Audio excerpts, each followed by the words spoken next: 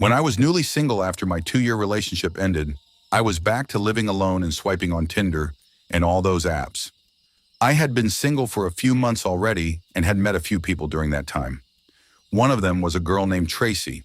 She gave me her Snapchat, but it quickly fizzled out, with her just watching my stories and not really communicating. That kind of thing used to happen all the time when I was in college, but now in my late 20s, using Tinder just reminds me of how immature all this online dating stuff is. It feels a lot different at this age. I own a corner townhome in a small community, and if you're wondering, I'm an accountant. Good money, but miserably boring.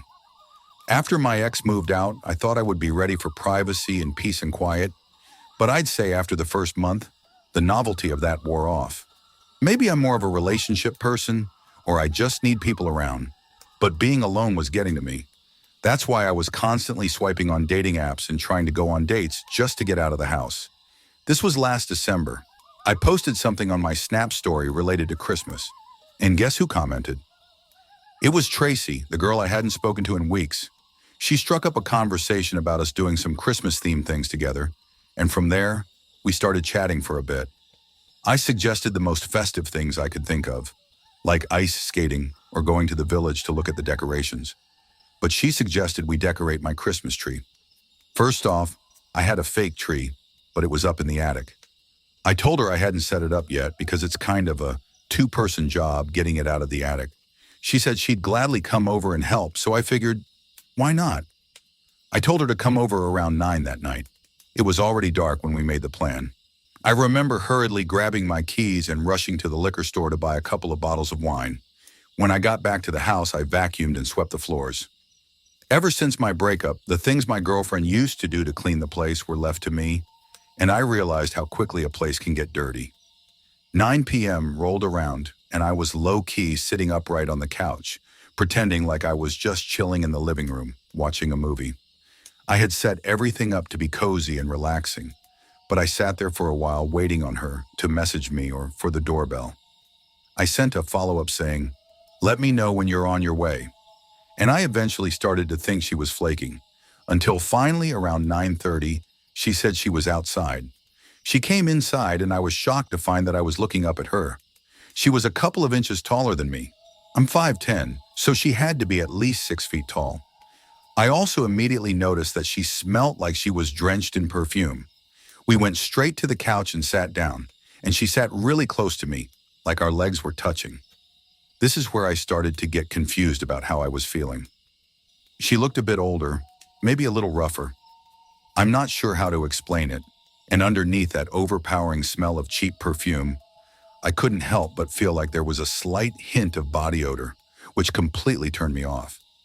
I asked her if she wanted wine, and she said, "Yes, please." So I went and poured a couple of glasses as we talked.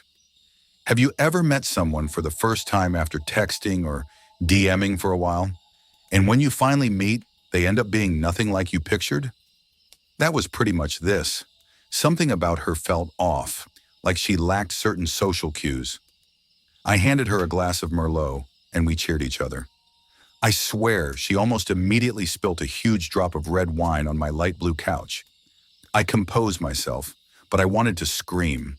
I said, "It's okay," as I ran to the kitchen to get a damp paper towel and sponge. I ran back to the couch and blotted it as quickly as I could before it could settle. She kept apologizing, and I kept saying it was okay. After this, things got a little more tense, and to break the tension, I suggested I get the tree out of the attic.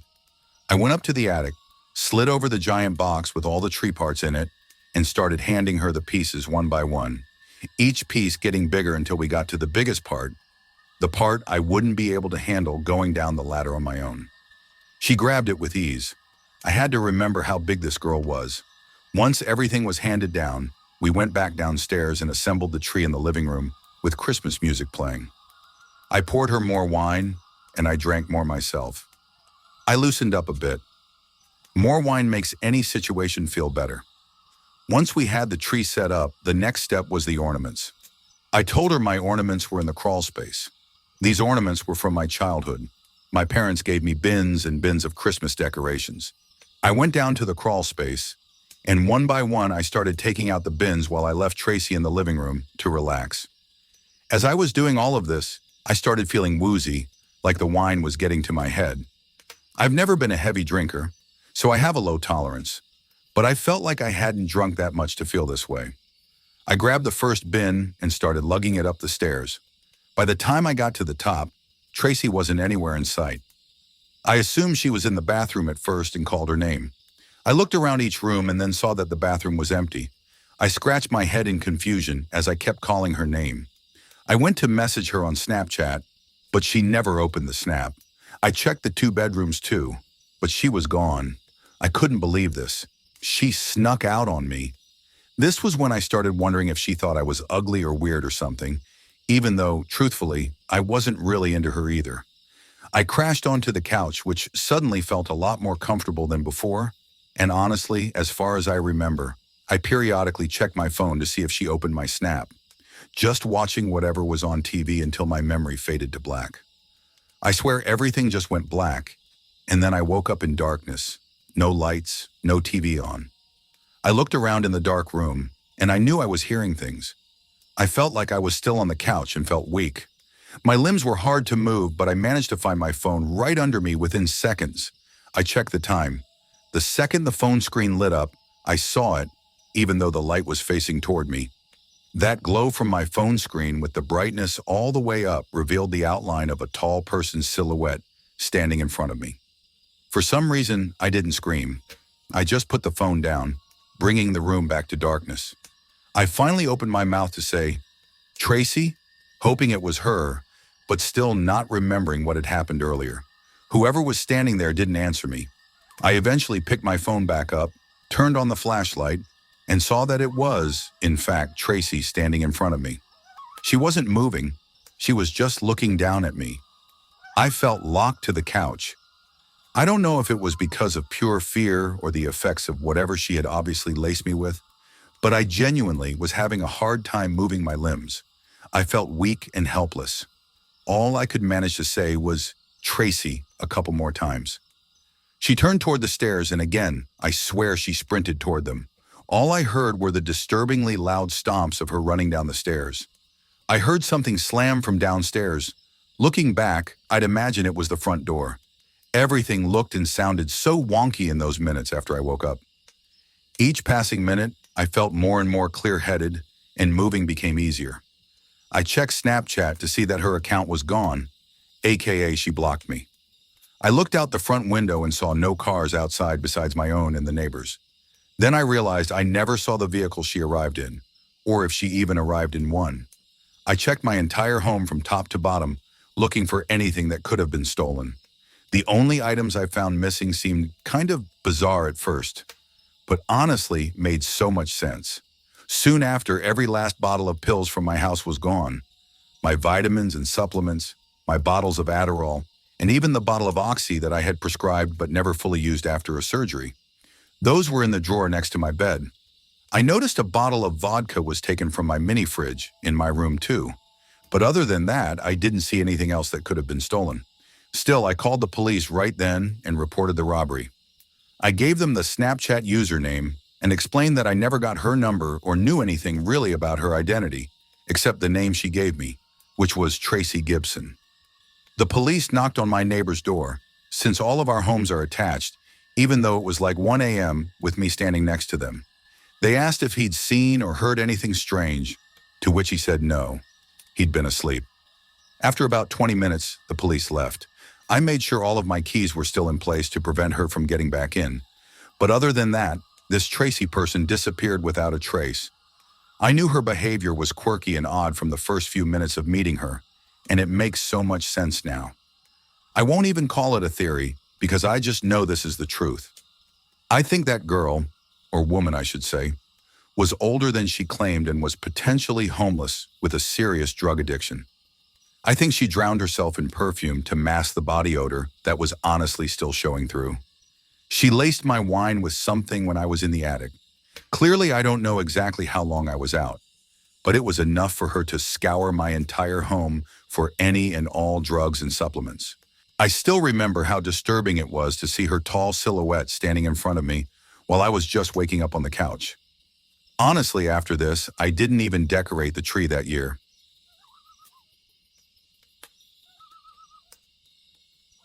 This happened on Christmas Eve back in 1997 when I was 7 years old.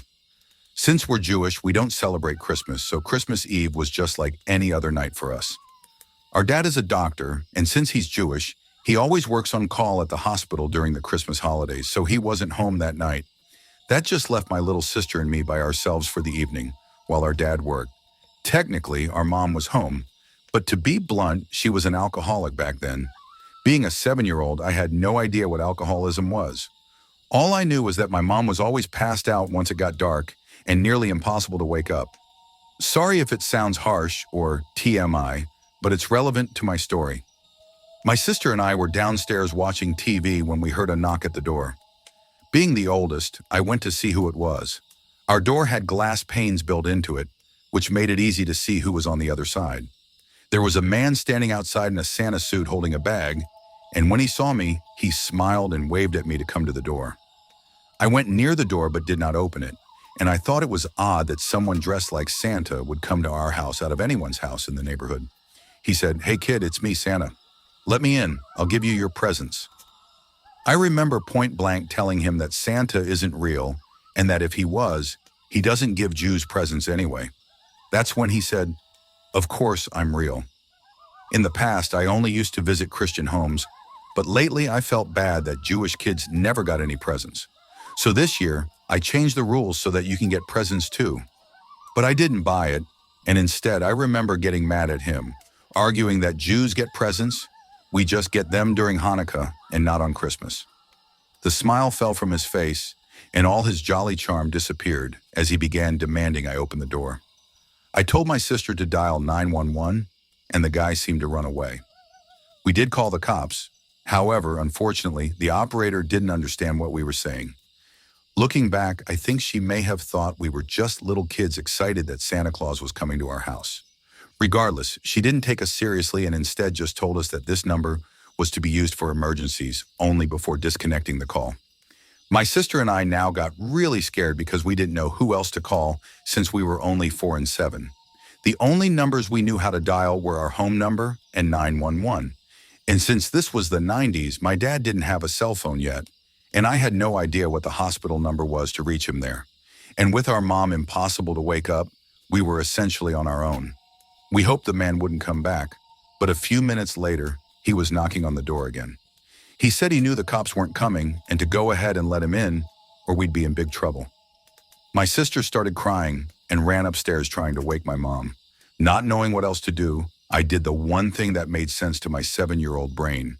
I grabbed a bunch of candles we keep for our menorah and lit them all, then ran below where the smoke detector was.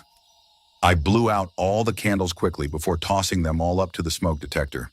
Thankfully, they gave off enough smoke to set off the smoke alarm. As an adult, I realized how stupid this was, and fortunately, I didn't accidentally set the house on fire. But at that time, all I knew was that the smoke alarm would instantly call 911 for me and send help to our home. There was a fire department not even 2 minutes from our house, so they got here pretty fast. My sister came downstairs scared of the fire alarm, but I told her there was no fire and to not go outside, but instead wait inside with me. To my amazement, the guy still did not leave. Instead, the bastard ran to the firefighters, presumably telling them that he was glad they showed up.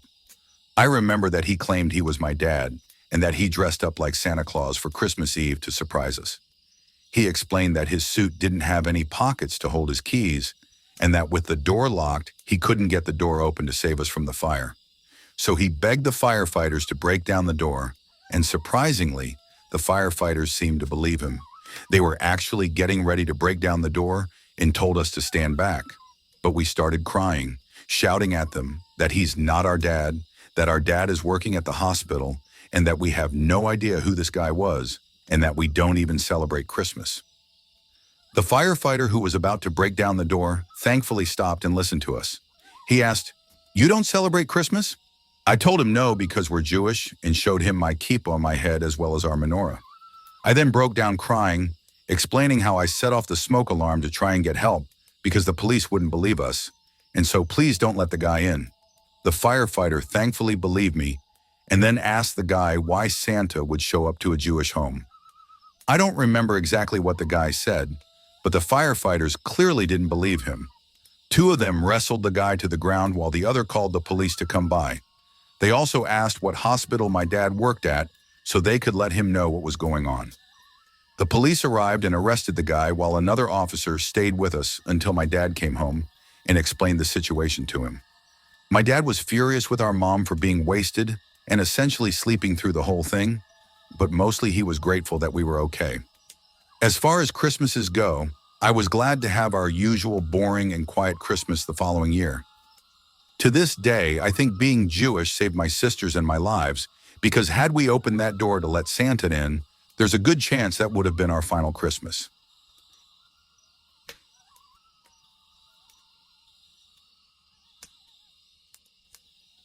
It was December 2022.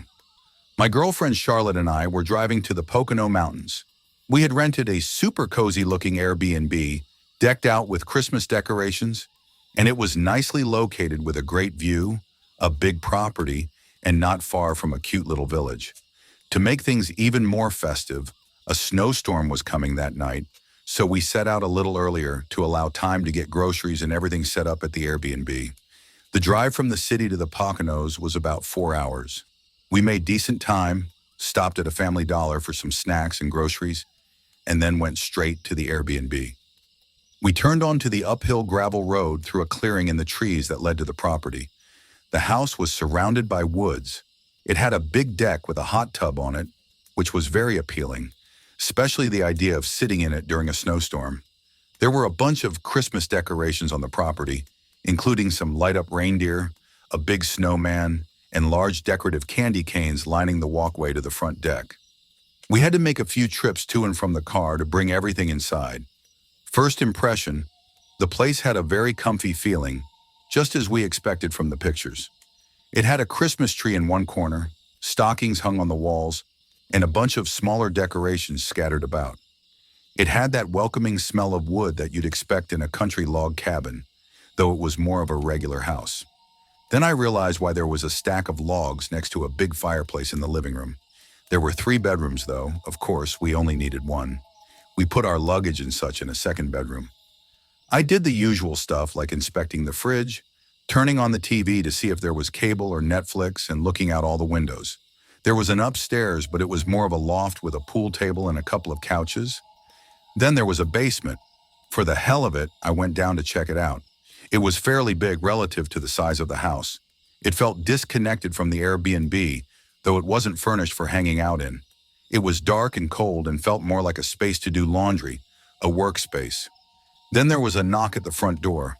I hurried to answer it, and there was a guy who looked to be in his late 40s. He was wearing gray sweatpants and a ripped-up yellowish-brown jacket. He smiled at me and said, "How are you folks doing?" I replied, "Good," and asked him if he was the Airbnb host. He replied that he runs the place with his brother. I asked for his name, and he said Tom. Tom said he lives just up the road next door if my girlfriend and I need anything. I thanked him, and then he walked away. I found it interesting that he knew I was with my girlfriend. Charlotte didn't come to the door, but maybe his brother told him about us. I had had a conversation with Mike, the host, about it being my girlfriend's, and my wanting to do something festive.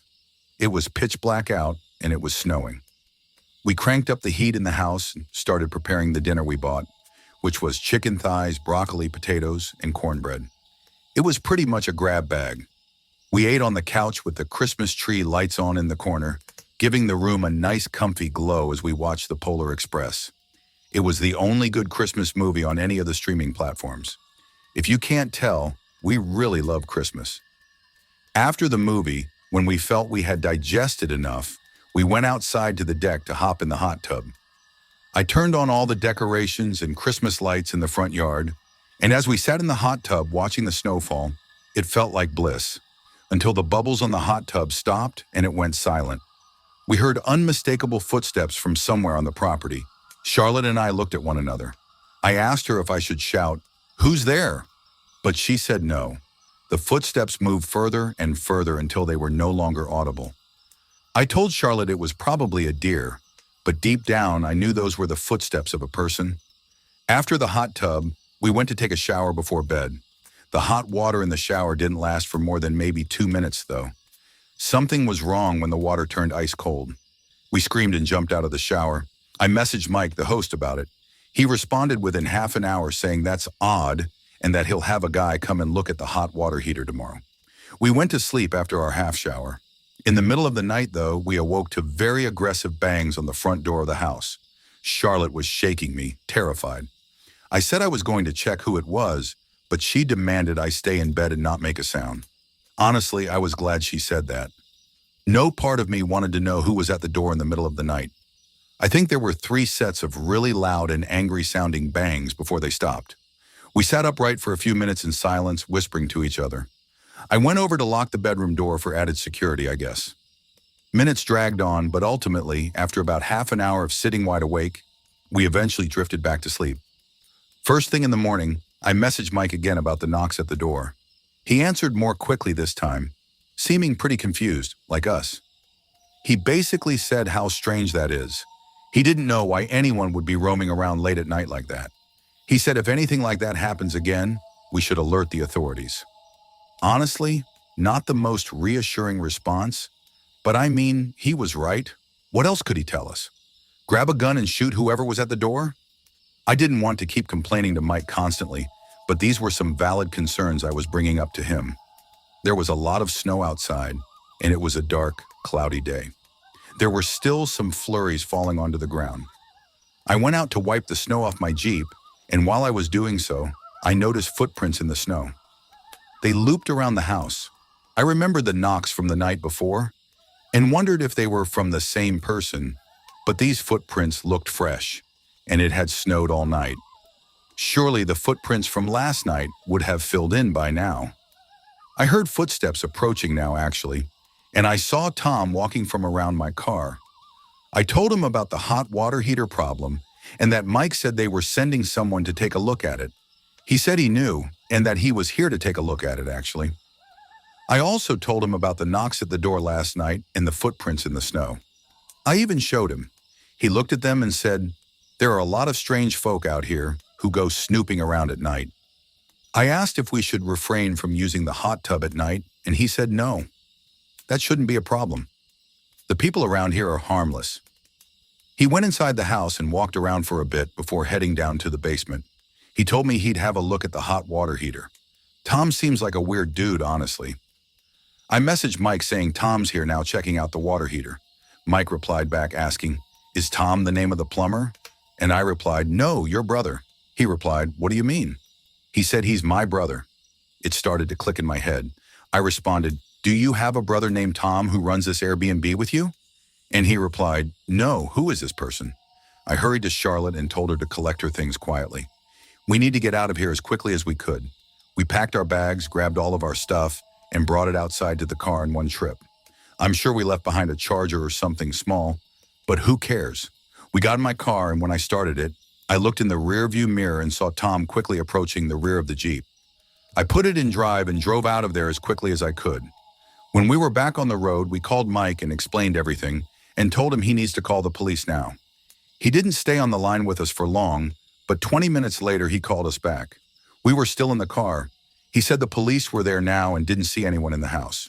Mike was on his way to the house as well, but he was mostly calling to get more details from us.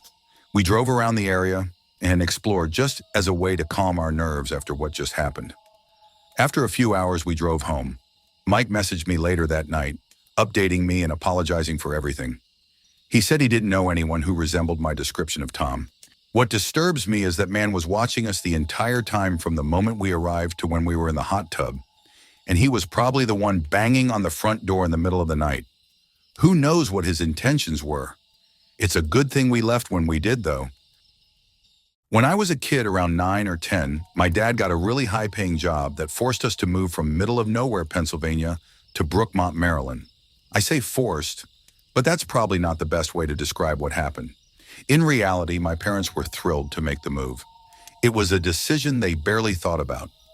In the span of about a month, we went from this tiny rundown house in a relatively low-income area to a massive property in one of Maryland's nicest suburbs. You might be wondering how I felt about the whole thing. At that age, I was a pretty antisocial kid and mostly kept to myself, so it's not like I was leaving any lifelong friends behind. I didn't really have any to begin with. Years later, my parents would tell me that the prospect of giving me a fresh start was one of the reasons they were so willing to uproot our entire lives. But that's neither here nor there. The move didn't bother me much, and I was able to adjust pretty quickly. It's not like adjusting was very difficult given the circumstances, though. Like I said, the house was huge, and even my 10-year-old self could pick up on the fact that we wouldn't be struggling to make ends meet anymore. I'm not going to bore you with the pointless details about the inside of the house. I'll only tell you what you need to know. I had two older brothers, Sean and Harold.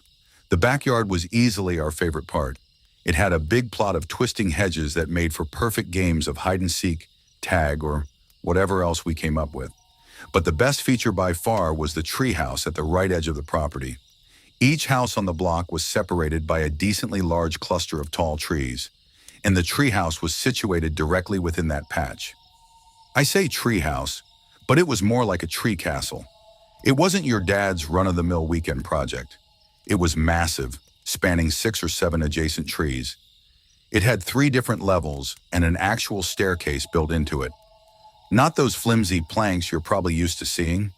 It was obvious a professional had built it.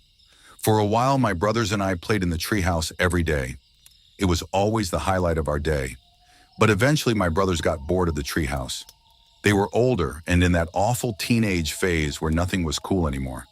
Eventually, I was the only one who played up there, which kinda sucked. I was really torn up about basically being abandoned up there, but my brothers refused to come back no matter what I said. One day I climbed up into the treehouse and found a folded piece of paper sitting in the corner. To this day, I still remember the exact words written on that first note.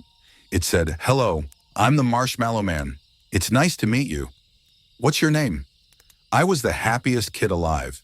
I assumed it was one of my brothers playing a game with me, so I played along, hoping to re-interest them in the treehouse. There was a stack of paper in the treehouse that hadn't been there before, so I eagerly picked up one of the markers we had in there and wrote back, leaving a little note with my name. I placed it where I'd found the first one, excited to play this new game. That night I wanted to ask my brothers which of them was the Marshmallow Man, but I was afraid they'd stop playing if I said anything, so I kept quiet. For the next few days, I'd come home from school and run straight to the treehouse. Each time, there'd be another note waiting for me. At first, the notes were innocent and sounded exactly like stuff my brothers would say. I was having a lot of fun with it, but as the days went on, the notes got stranger. The Marshmallow Man started asking me increasingly personal questions that I didn't fully understand. Things that didn't make sense for my brothers to ask, like, "What's your favorite time of day to play outside?" Or, "What do you usually eat for breakfast?" I don't remember every question he asked, but one of them that will always stick with me was, "Which window in the house is your bedroom?" I look back at that exact question and literally feel sick to my stomach. At the time, I still didn't think too much of it. I assumed it was still one of my brothers, so I answered every question without hesitation. But the next note was so unsettling that I couldn't keep quiet anymore. It was something like, "What do your pajamas smell like?"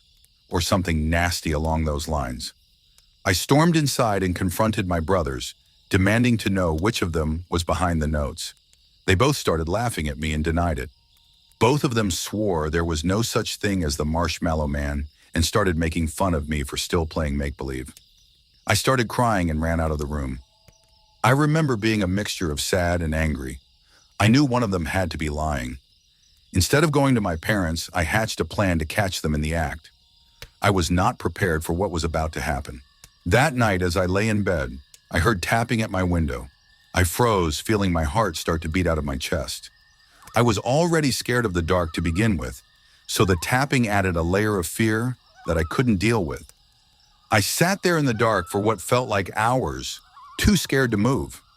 Eventually, I forced myself to sleep. The next morning, I pulled back the window curtains and almost screamed. Taped to the outside of my window were dozens of marshmallows. It had to be my brothers. I was so angry. This wasn't funny anymore. I decided I'd catch them red-handed the next night. I pretended like I hadn't noticed the marshmallows and didn't say a thing to either of them all day. Later that night, I was ready. When the clanging started again, I jumped out of bed and yanked the curtains open, ready to yell at them. But it wasn't my brothers. On the other side of the glass was a man. An old, disgusting man with yellow eyes and what looked like rotting teeth. He had patchy hair on his head and smiled at me when he noticed me looking.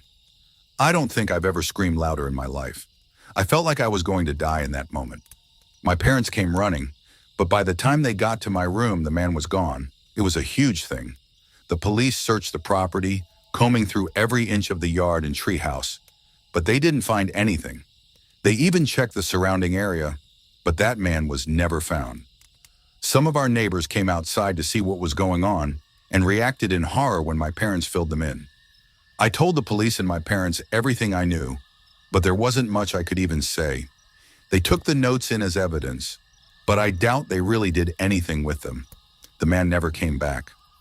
My parents told me to never play in the treehouse again, but it's not like I wanted to after that incident anyway. I moved out of that house a while ago, but my parents still live there, and I always take an extra long look at the treehouse whenever I'm back. This remains one of the scariest things that has ever happened to me.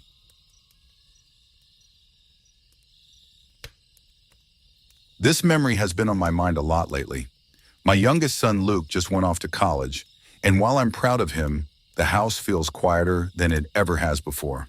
Too quiet, if I'm being honest. It's funny when the kids are young, you dream of peace and quiet, but when it finally comes, it's not as comforting as you thought it would be. I don't know why, but his going away unlocked a part of my brain that honestly forgot about what I'm about to tell you. People have told my wife and I that it's normal to be thinking a little extra about memories from my kids' childhood at a time like this, so I guess it's not too surprising. I still remember when he was just a little kid, full of energy and curiosity, always getting into something. There's one memory I have of that time that is definitely not all sunshine and rainbows, though. Luke was 8 years old when this happens. Even now, I can't fully make sense of it. I'm a carpenter by trade, so I'm pretty good with my hands. Always have been. I will admit that I was much more lively back then, willing to undertake all sorts of makeshift projects and such. One of my favorite projects was the tree house I built for Luke in the backyard, which is still standing to this day. It wasn't just a simple platform nailed to a tree. I poured my heart into it. Walls, a roof, proper wooden steps leading up to the entrance. It was sturdy too. I wanted it to feel like an extension of our house to him, and I definitely succeeded in that regard. My wife Christy wasn't thrilled about it at first. She worried it was too high off the ground and unsafe. But Luke was the kind of kid who was always climbing trees anyway, and I figured it would be safer to give him a proper ladder rather than let him scramble up branches that could snap. Christy eventually came around, and Luke absolutely loved it. I should probably tell you a little bit about our property so that the story makes more sense. Our house was at the very end of a dead-end street in a relatively woodsy area. The backyard actually bordered the woods, which was part of why Christy and I fell in love with the house in the first place.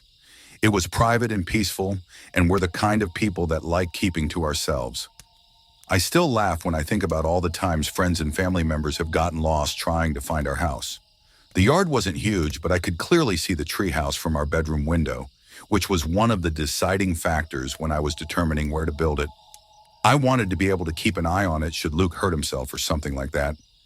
I couldn't actually see inside of it because of the walls, but I had a perfect view of the steps leading up to it. From what I remember, everything was relatively normal for a pretty long time.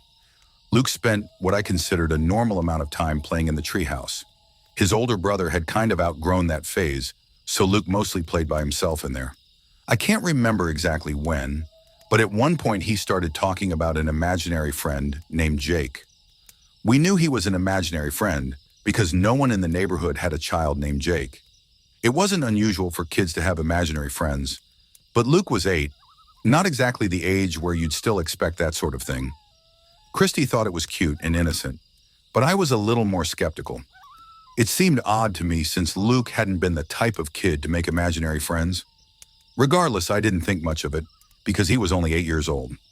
It started to get a little more concerning when Christy and I realized that Luke was starting to spend more and more time up there, which struck me as strange. What was even stranger was that he wasn't bringing toys up there. As far as I could tell, he only had his imagination to play with. It's not like he had a game console or anything to keep him entertained, and I had been very clear about not carrying anything up there alone as it was dangerous, and I didn't want him to fall. At one point, my curiosity got the better of me, and I decided to ask him about it. Luke acted extremely weird when I asked him about his friend and said that Jake was shy and didn't like being talked about. When I asked him why he was spending so much time up there, he told me that Jake only liked to play in the treehouse and that he didn't like coming inside. I honestly didn't know what to say. It seemed like a pretty bizarre condition. Weren't imaginary friends supposed to be available wherever and whenever you needed them? I did some research later that day and found out that some kids only play with their imaginary friends in certain rooms of their house. So as weird as it was, I accepted it. Christy was pretty uneasy though. She thought Luke was taking this imaginary friend thing too far, and I honestly agreed. We weren't helicopter parents though when it came to our kids. We let them spend their free time however they wanted to, as long as they were doing well in school and completing their chores. Most weekends, we'd let Luke play with the neighborhood kids until the sun went down. They'd ride bikes, play tag, and usual stuff.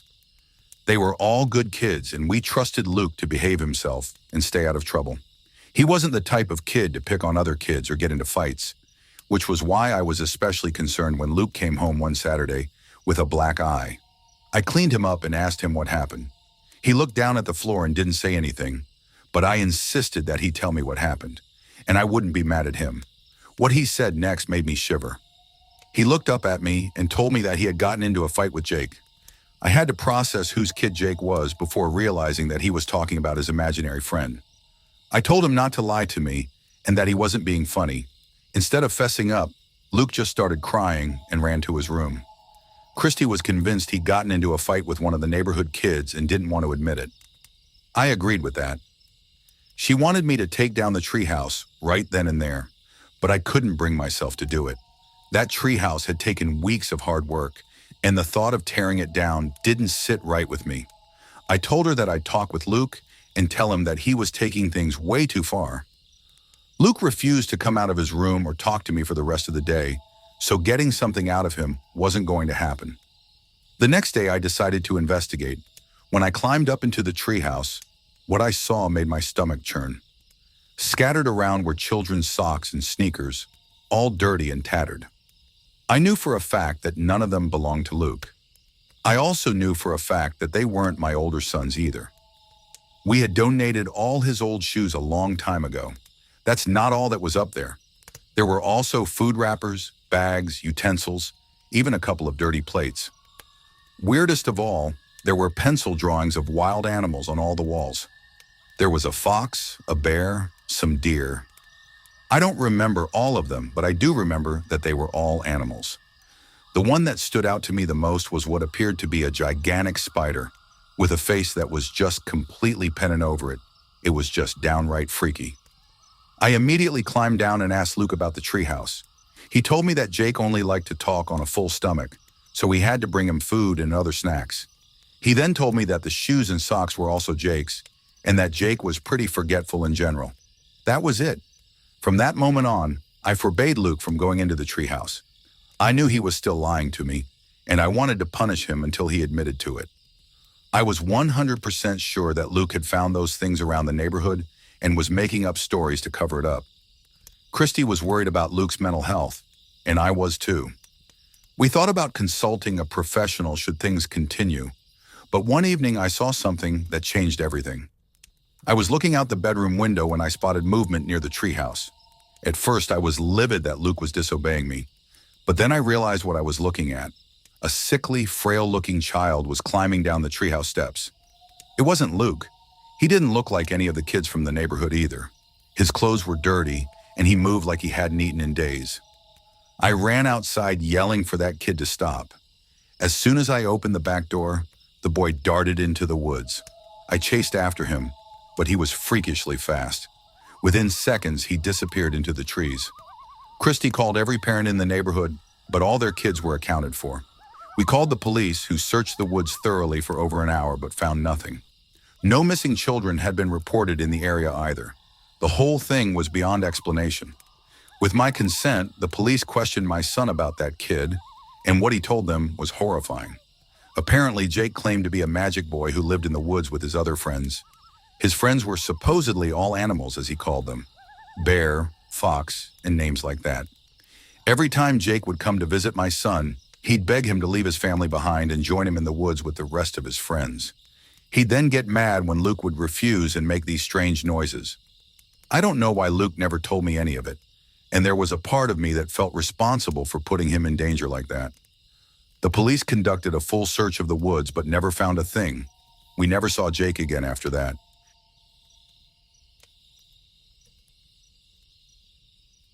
This happened a few weeks ago, so it's still fresh in my mind. I live in a quiet suburb in Delaware, but I'm a sophomore in college out in California. This happened during fall break in October when I was back home for a few days.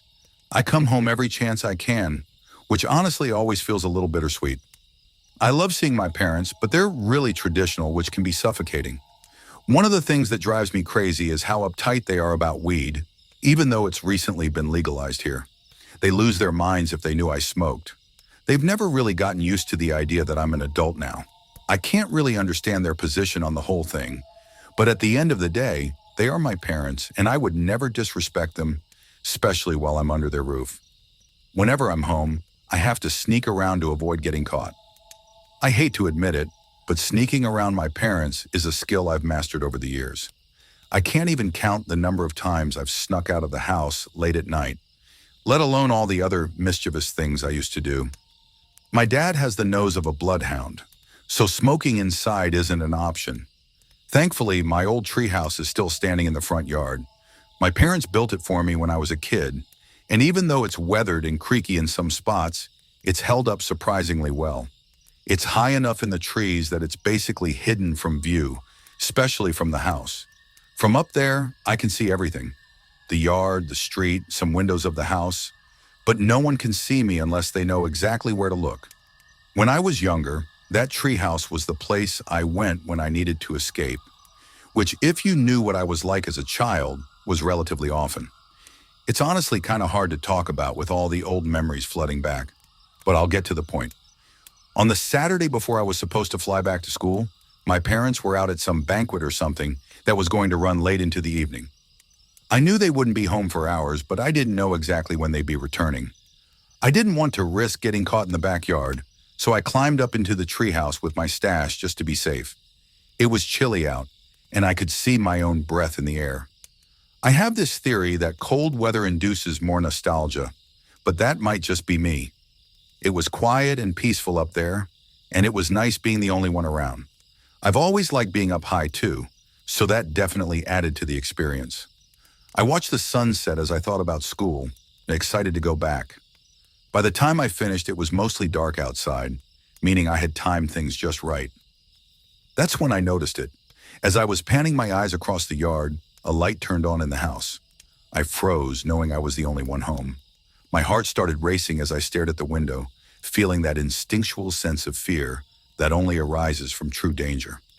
My vision began closing in around that single source of light as if it were drawing me in. A few moments later, movement in the backyard snapped me out of my dissociative state. 3 hooded figures were circling the property, clearly trying to move quickly. My stomach dropped as I realized what was happening. I watched as the 3 figures moved to the front steps. That's when a 4th figure opened the door and let them in. My chest tightened as it hit me. My house was being robbed. I didn't know what to do, but I couldn't look away. Part of me was still frozen, and another part of me was still trying to convince myself that what I was seeing was real. That's the best way I can explain what I was feeling in that moment. One of the figures stayed outside pacing the yard. I think some subconscious part of me clicked because I looked down and my phone was in my hand, open to the keypad on my phone app.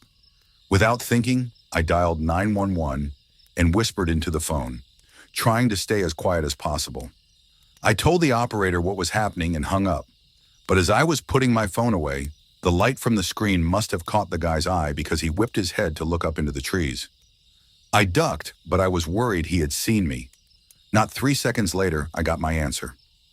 I heard a voice yell out, "Hey!" clearly directed at me. I peeked around one of the wooden floor pieces and saw a dark figure walking towards the base of the tree. He knew where I was. I was sure of it. He got to the base of the tree and started climbing the wooden planks that led up to the treehouse. I screamed that police were on their way, hoping to scare him off, but he didn't stop. He just kept climbing, his hands gripping the planks like he was determined to get to me. Without thinking, I grabbed my bong, the only thing within reach, and threw it as hard as I could. It hit him in the head and shattered into a million pieces, and he let out a loud curse before falling to the ground.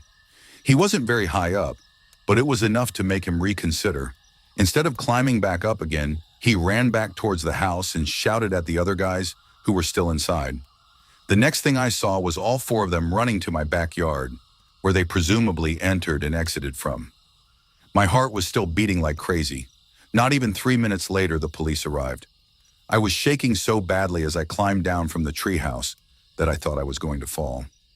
I tried to tell them what had happened, but my words were a mess. I told them that I hadn't seen a getaway car and that I didn't get a good look at any of their faces. My parents pulled in not long after that. They were really sympathetic about the whole thing, which I was grateful for. The police told us that the robbers must have known my parents would be out that night. It seemed like a planned job, but what they didn't plan for was me being there. I still don't know how to feel about it.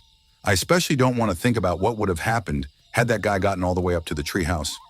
I'm back at school now, but if I'm being honest, I haven't had a good night's sleep since this incident. I'm terrified those people might come back, and I'm even more terrified that my parents are there all alone. I'm worried sick about their safety, and I just hope that's the last we ever hear of them. I hope I never have to give an update, but I will if God forbid something comes.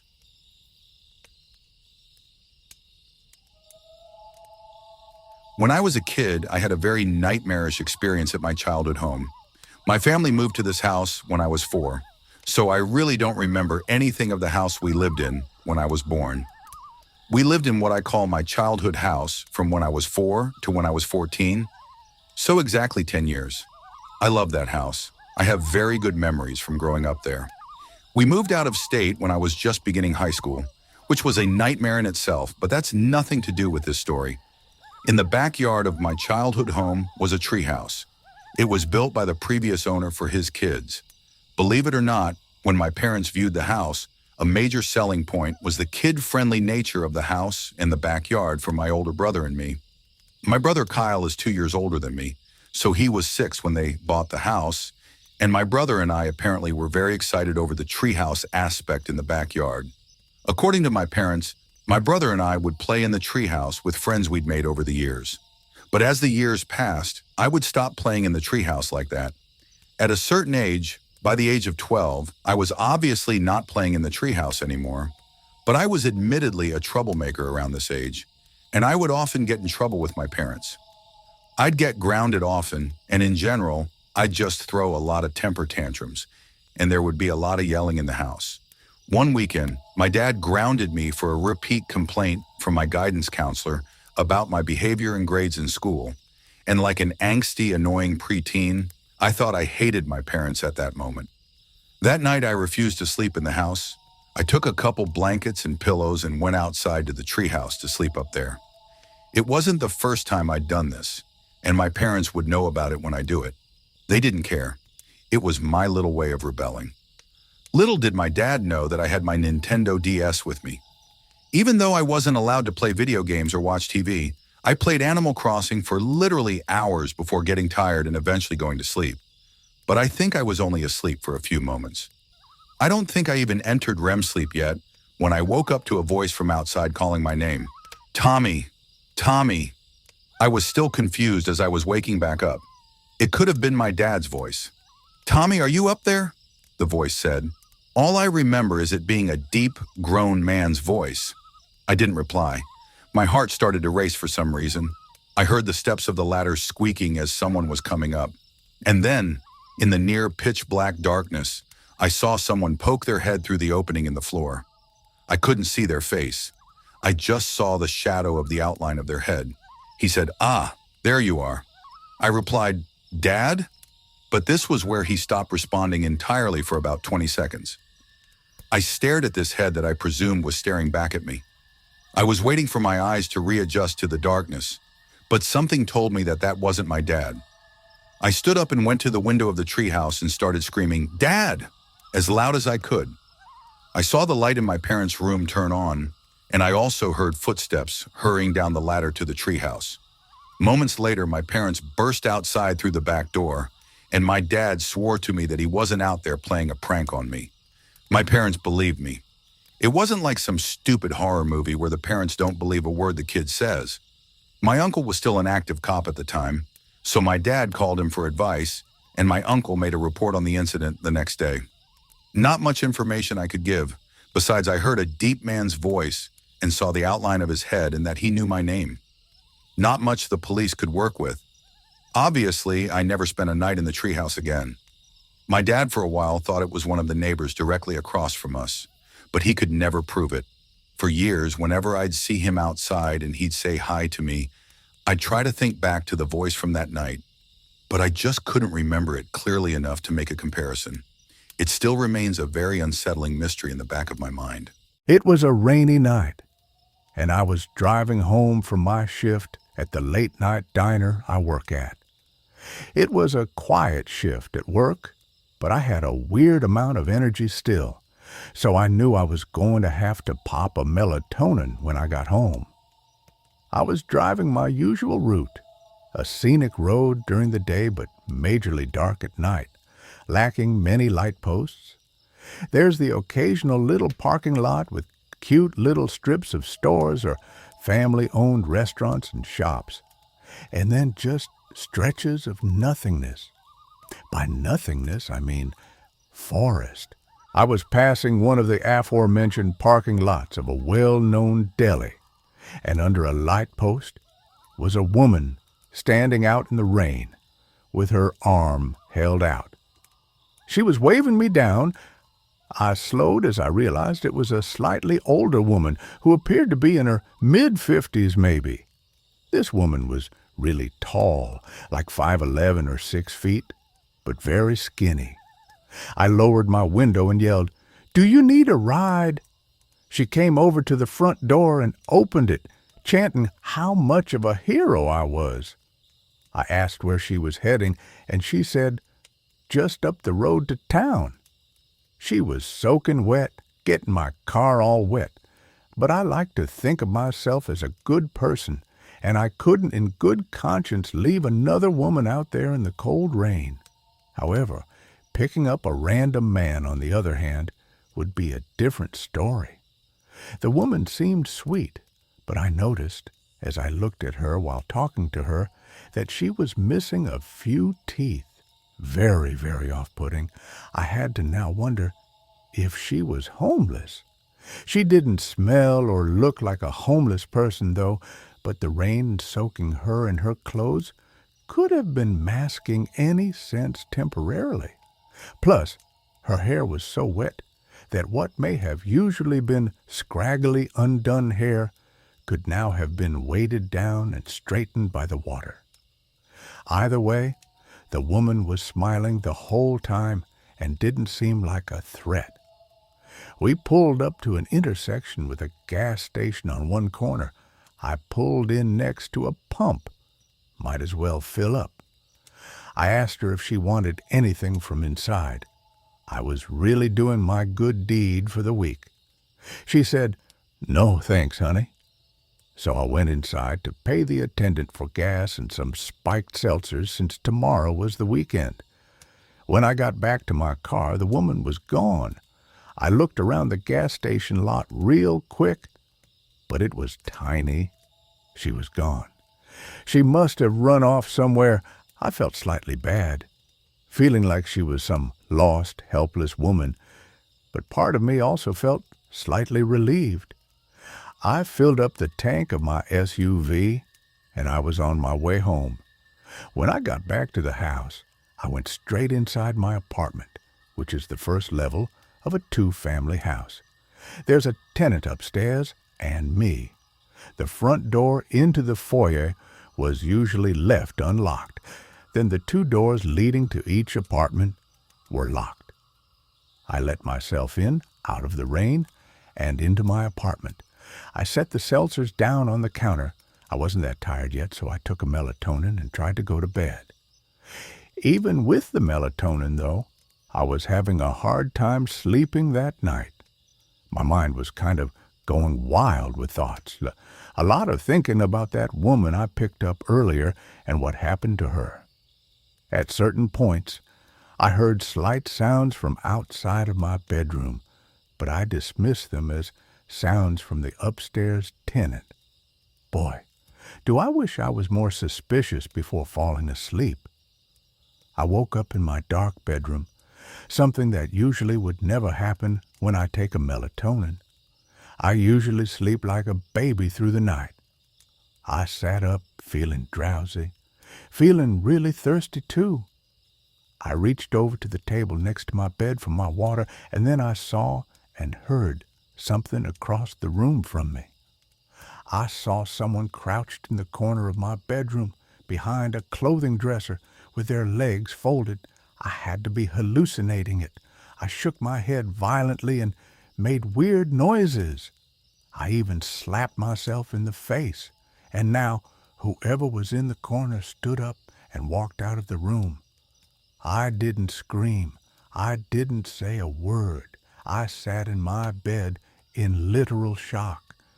The part that had me questioning my sanity for a bit after the figure was gone was that there wasn't a single sound from outside the room after this. No footsteps, not the sound of a door closing. I grabbed my phone and called my dad. He picked up, confused why I was calling so late. I told him what I just saw, and he said, "Trish, you probably just had a night terror." I stayed on the phone with him as I was continuing to become more awake, and I left my room and turned on the lights to the living room outside. It was a small space. There was no one in there. I looked around the entire space and could confirm no one was there. I started to believe that maybe I did just hallucinate it. But still, I slept with the bedroom door locked that night. When I woke up in the morning, I drank some coffee and got dressed for the gym. I went to open the door to the foyer and realized it was already unlocked. My heart sank. Last night, what I saw, was it real? I did another look around the apartment. Confirming no one was inside, I went out to my car and opened the back door to put my gym bag in the back seat, and that's when I noticed the damp, yellow-brownish stains all over the floor in the back, and my blanket that I always had back there was gone. I wanted to cry or scream. I figured it out. That woman snuck into the back seat last night when I was in the gas station. She either somehow unlocked the door to my apartment or I mistakenly left it unlocked. I called my dad again, frantically asking him what to do. He said, "Check and make sure nothing was stolen, and if nothing was, then calling the police really wouldn't do anything." I checked the house and didn't find anything to be missing, just my blanket from the car. I skipped the gym that day. In fact, I stayed bottled up in my apartment for a while after that. I was just genuinely disturbed. I didn't want to live there for much longer after that. And so, after that month, I found a new place to live.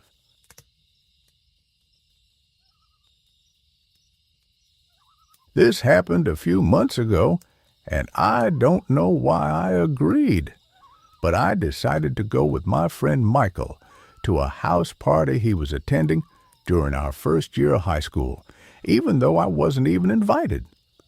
Michael was able to pull some strings, and I accepted the invitation. Knowing that I wouldn't be able to drive, I made the choice to go with Michael. When we arrived at the home late at night, Michael told me to leave my phone in the car. He explained that maybe I could lose it, or someone I didn't know could try and take it from me while I wasn't looking. At first I was confused, but I simply nodded, and we got out of the car. I went with Michael into the home or backyard where the party was taking place. I glanced around the backyard and saw people engaging in various activities such as smoking, drinking, and possibly even doing drugs in small groups. Michael had encouraged me to go mingle and say hello to a few people. After a few hours, I realized I had way too much to drink because my vision was completely foggy.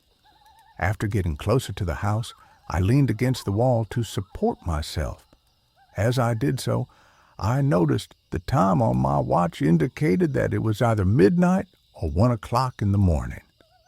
I knew it was time to leave, so I set out to find Michael. Despite my overwhelming need to collapse, I scanned the yard for him, but I was unable to locate him. When I asked a few others if they'd seen Michael, they all said they had not. I decided to call Michael to find out where he was, so I reached inside my pocket to feel for my phone, but it wasn't there. I cursed myself in the back of my mind because I realized that I had left my phone in Michael's car, which had disappeared with him.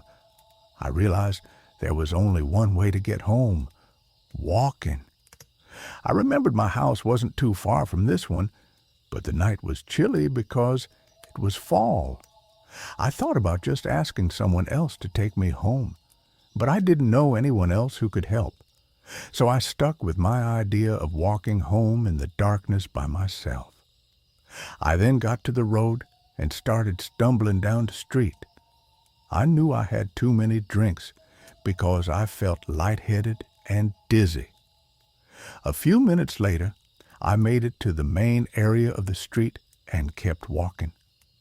I lazily started thinking about a bunch of different things, like why Michael decided to leave me alone at the party, or why I decided to listen to Michael's idiotic idea of leaving my phone in his car so I couldn't call him or anyone else. I started cursing myself for being so careless with my drinking and even getting drunk, knowing I shouldn't have done that. I stopped walking on the side of the road because I was getting tired. I crossed my arms over my chest tightly to keep myself warm. Then I remembered something I could do, which was hitchhiking.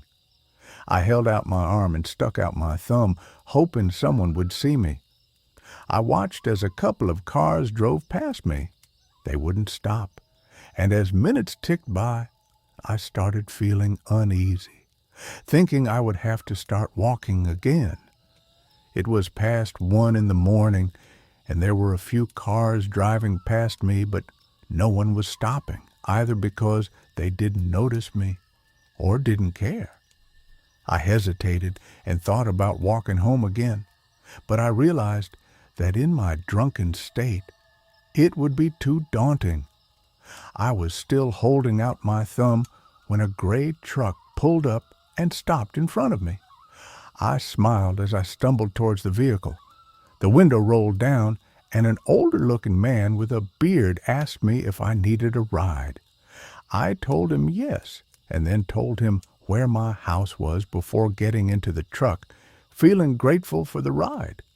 As we started driving down the road, the man started trying to make small talk with me, asking what happened to me. However, I was too disoriented to have an actual conversation with him, and the only things I could manage to say were low mumbles or just murmurs and groans. As we turned the corner to my street, away from the party, I started feeling uneasy. For some reason, I couldn't shake the feeling that something was strange about this man. Suddenly, we drove past my house. I told the man that we had just driven past it, and I felt my gut telling me to get out. But I couldn't because I was too drunk to move. I was about to tell the man to let me out before we got too far away from my house when suddenly the man turned to me, and I noticed he had a sinister look on his face. "You know you shouldn't be drunk while you're hitchhiking because you'd make a very easy target," the man said, smirking darkly. The man reached over and started rubbing my leg. I didn't know what he was trying to do, but I knew it probably wasn't anything good. Before he could do anything else to me, We both heard a loud siren behind the car, and then a flashing red and blue light flooded the night. I realized it was the police, and I jumped for joy inside. The man panicked and stopped, unlocking the doors, which allowed me to jump out of the car. I ran as fast as I could, and the police officer rushed over to me. I told him the entire story about what happened to me. Unfortunately, nothing illegal had happened per se at that point. The police officer told me that he was looking for someone in a gray truck who had apparently stolen something from a store. I'm not sure if it was the man who picked me up or someone else, but I was just glad the police officer stopped the car. The cop gave me a ride home, and I decided from there on I wouldn't get so drunk that I couldn't think straight. I now know the importance of being responsible and staying aware of my surroundings, even when having a good time.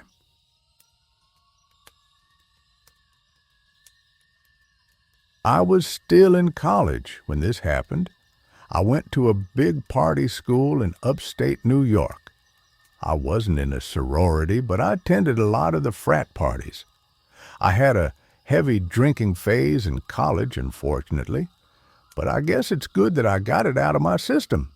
There was an upcoming frat party that my friends Deanna and Kayla wanted to go to. I was not one to ever say no to a party unless I was already deathly hungover, and even then, I'd sometimes still go out. I was living in a house off campus with 3 other girls. We were not a sorority house or team house or anything like that. Just 4 friends renting a house together. I believe it was a Kappa Sigma party that we were going to. The house was about 20 minutes away from campus. We pre-gamed pretty heavily at our house and then called an Uber, which we all split. On the Uber ride there, we pre-gamed some more, which was a recipe for disaster. By the time we showed up to the party, I was borderline blacked out. I just barely remember the layout of that house. I'd never been to a Kappa Sigma party besides that night. It's weird. I have short spans of memory from that night. I vaguely remember the outside, that there were a bunch of frat guys standing out front of the house. Then I remember the DJ in the living room and the 2 beer pong tables in the kitchen. I was later told that I played beer pong with some random frat guy and ended up talking to him in a corner for a big chunk of the night. But after that, nobody knows where I went. I couldn't even tell you the last thing I remember before waking up sleeping on the grass on the side of the road in a daze. My head was throbbing. I had to still be somewhat intoxicated. It was pitch black outside. I was laying by a bunch of trees in a wooded area. Apart from the university, there wasn't much up there besides woods and the occasional little town. There were a couple of light posts further down the road, so I wasn't just laying in complete darkness. I patted down my pockets looking for my phone and had a meltdown when I realized my pockets were empty. I was also missing my cross-body bag. I had absolutely nothing on me. I started to freak out. I couldn't even call for help, let alone check the time or where I was. I looked around the immediate area by where I was sleeping. Nothing. My white shirt was stained with dirt, but that was the least of my worries. I started walking down the road closer to the light posts. I was starting to realize there were no buildings in sight. I was on some completely random back road. I leaned on the light pole for a few minutes, wondering what to do. I decided I'd wait for someone to pass by and ask for help. It took a long time, though, at least 15 minutes before I noticed headlights down the road. I stepped out onto the road, waving my arms and jumping, trying to ensure I got their attention. The car slowed to a stop on the side of the road. I approached the car and the guy inside rolled down the window. Once he asked me if I was all right. I told him I was stranded without a phone and needed a ride home. He told me to get in, and I did, making sure to let him know how much I appreciated it. He, of course, asked me about my predicament, how I found myself stranded on the side of the road. I told him I was at a party, and the next thing I remembered was waking up on the side of the road. In hindsight, I should not have said any of that. I should have been as vague as possible, not let this guy know that I got completely trashed and was vulnerable. He asked why I didn't call for help, and I told him I lost my cell phone too. The guy looked at me like I was stupid. I looked back at him for a second, and this was the first time I really analyzed his features. He was like 35. He wasn't the best-looking guy. He had a thin goatee and a big nose. I gave him my address to put into his GPS. As he drove, he put the address in and then said under his breath, "Okay, here we go." I asked how far away we were, and he said about 20 minutes. That sounded about right since the frat house was about 20 minutes from our house. I thought things would go smoothly. I'd get dropped off at the house where Kayla and Deanna would be waiting for me with my belongings. But nothing can ever go that smoothly. The man spoke in a gentle voice basically the entire time, asking basic questions at first. His soft voice was, in a weird way, off-putting. Like, why was he talking in an almost whisper? In the car, we drove on and on for what seemed like over 20 minutes on the same road. I started to get concerned, so I asked him how much further we had. He didn't respond right away, so I said, "Sir?" He went, "Hmm?" And I repeated my question. He said in his soft voice, "Not far." This wasn't right. Our house is in town, yet we were still on the same back road, with nothing but trees everywhere. I started noticing in my peripheral vision that he would look at me multiple times, like he'd move his whole head to stare at me for a few seconds and then look back at the road. I was starting to feel sick. I asked him if he put the right address in, and he said yes. Then he said, "What color underwear are you wearing?" As he put his hand on my knee and started rubbing my knee. I moved it away and told him in a desperate voice to please not hurt me. I just wanted to get home safe. He said, "Why would I hurt you?" After saying this, he pulled onto the grass on the side of the road and put the car in park. He was about to lean over toward me and do something, like put his arms around me, but I didn't let him. I opened the door and ran into the woods. Luckily, I was wearing my Air Forces, so I didn't have a hard time running in the woods. I ran only just enough to be out of sight from the car. When I could no longer see its headlights, I heard the man, for the first time, raising his voice, and he yelled into the woods, "Where you at?" I just want to explicit. I put my hands over my mouth, not only to muffle my breathing, but because of pure fear. I waited and waited until I heard a car door slam shut and the sound of a car speeding off. I waited a few more moments before walking back to the road, confirming he was gone. I felt truly helpless. I didn't want to run into that man again, but I also needed someone else to help me. I waited just at the edge of the woods for another car to come, and eventually one did. I saw the headlights approaching from afar, but I waited until I was sure it was a different car before jumping out, waving my arms and yelling. The car came to a stop. It was another man, this guy a little older. I sat in the back seat this time. I was so shaken up that I hardly spoke, apart from answering whatever questions about my predicament he asked. Thankfully, this man dropped me off at the house. It was like 4 a.m. at this point. My friends were still awake waiting for me. They had my phone and my bag. They were contemplating calling the police if I didn't come back by morning. No one had any clue who I left with or how I ended up on the side of the road. The boy who I was with claimed he wasn't the one to leave with me.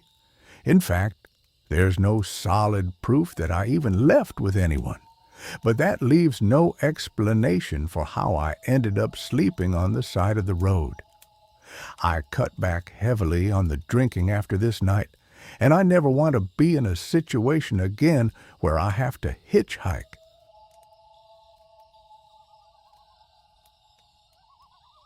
Out of the dark forest, I was hitchhiking from Germany to Paris. He was a Frenchman, a somewhat dirty and unshaven driver, small and shabby. He agreed to give me a ride in his car to Paris, where I needed to pick up my paintings from an exhibition. It was October. I was 29 years old, and he seemed about the same age. He spoke broken English. I spoke no French at all. I really didn't have a clue who this guy was. The day was mild, sunny, and blue, a warm and comfortable French day, a great day to hitchhike. It was around 4:30 p.m. when I met him at a gas station somewhere in France. I hopped into his little old car, happy to have scored a ride. We drove off to Paris on the main highway. After some small talk, mainly about where I'm from, he reached over my lap and opened the glove compartment. He pulled out what looked like a bunch of passports. They were passports. He handed me all four. The first, he said, belonged to his girlfriend, who had died falling off the back of his motorcycle. The second, his girlfriend, who died in a car crash. The third, a girlfriend who died from a brain tumor. And the fourth, she fell off a horse. "I'm such an unlucky man," he said. I agreed he was unlucky. The uneasiness started then and only grew as the miles rolled on. He was in possession of 4 young women's passports. Soon after showing me the passports, the man said he wanted to take a shortcut to Paris. It wasn't really a question. Excellent, I thought. Get me out of here ASAP. I assumed we would cut through some charming French villages on secondary roads, past houses and farms. But no. Instead, we turned off onto an implausible dirt road off the main highway. Uh-oh, I thought. Not good. But I kept silent. Why we keep quiet is a mystery. Perhaps because of our dumb manners. At first, the road was out in the open through a field. We rolled over the typically vivid green French hillside until we finally reached the oncoming heavy woods. The road narrowed. It grew instantly darker as we entered the forest road. The interior of the forest was creepy. The woods looked like the perfect place to hide something. I still found the woods beautiful, beautiful and dreadful. It was at this point that my French driver shouted in broken English, "I don't want to speak English anymore." This was definitely not a request. Then silence, uncomfortable silence in the darkening forest. I started to feel a small trickle of adrenaline in my body. My fight-or-flight instinct was warming up. Communication had now officially ended. Just silence. I pondered this because I knew I would surely have questions as we got deeper and deeper into the thickening woods. I knew, though, that I wouldn't ask anything. Nothing. It was now 5 p.m., and the sun was fading fast. The woods grew darker. The driver seemed tense, and I could tell he was in deep thought. I noticed his lips moving almost imperceptibly, rigid, snake-like. I myself had moved my hand to the car door handle, a movement I'm sure could not have been missed. The car was slowing down. He did not say a word. Was I going to die now? Did he have a gun? All these questions ran through my head. My life was now surreal. This was not my plan. Maybe I communicated with my captor in some secret way. Maybe I gave off some kind of male threat, perceptible only to men facing off. I possessed my own rage issues, and I was not going down without a fight. That I knew. There would be no begging or cries for mercy from me, not to this guy. I also had my own secret storeroom of crazy. I was big and strong at that time, road tough through my travels. And there's no substitute for my nothing-to-lose stare. That's all I gave him. Something very primitive transpired between us then, I think rather quickly, in a matter of seconds. It's a sort of inner calculus as to whether one can overcome, stop, or kill the other guy or not, and all its peripheral considerations, not the least blood, gore, strength, and, alas, dying. I don't think these calculations are the same when the victim is small and scared, begging, and weak. I think between those two uneven people, it just becomes bloodlust, power, panic, scratching, and doom. The car was now moving really, really slow. I entered a very strange and new place in myself. I was transformed with very little preparation into a potential killer myself. Maybe my chauffeur could read my mind or my body language or sense my intent or see my hand on his dirty door handle. It was the moment of truth. And then we suddenly started to speed up. Thank God. Out of those woods. The road began to widen, and we emerged out of the dark forest into the setting sun, dark red and orange in the sky. I could hear and then see the highway now. I saw tiny houses across the highway. I had no idea where exactly I was. The Frenchman asked me if I wanted to spend the night at his house. We could eat dinner together, he said. A quick film of his filthy torture chamber basement ran through my head. I politely said, no. My first word spoken since the order not to speak English. I sincerely think that if I had broken that command and blabbered something in the woods, my story might have had a different ending. It all came down to silence. I can be silent. Sometimes one needs to be to contemplate the next move. Maybe one of the faces in the passports may not have been able to spring over her nature and started to talk or beg with fear. Would that have fed the killer's darkness as evil? Who really knows? I got out at the side of the highway and, with night settling in, watched him drive away. I never went to the police because I didn't speak French and thought maybe my imagination was just too damn active. I yelled something into the night sky, just wondering what the hell had just happened. It was fully dark now. I was exhausted after that little adventure and soon fell asleep on the side of the highway. The next morning, I was worried what the new day would bring. I looked at my hands. Am I still alive? Jump ahead 20 years. I'm teaching a German business student English in a cafe in Leipzig, Germany. For whatever reason, we discuss this topic, hitchhiking, and I tell him my story. My student promptly whips out his smartphone and Googles French serial killers. Then he shows me pictures. There he was. I was shown a photo of serial killer Patrice Allegre. It was him, all those years ago. Me and him on that strange ride. I had never forgotten his face. At that time, in 1990, there was a reported serial killer leaving bodies of girls on French roadsides and highways. He was in the midst of his killing hobby back then. I had heard about a killer on the loose. My French girlfriend told me to be careful hitchhiking back then. I've often wondered if the murdered women and other men may have been buried in those woods we passed through slowly. I now wish I had gone to the police and have since subsequently tried. He's in jail, and they're not interested. Maybe I could have helped stop more murders back then. That's heavy on my soul.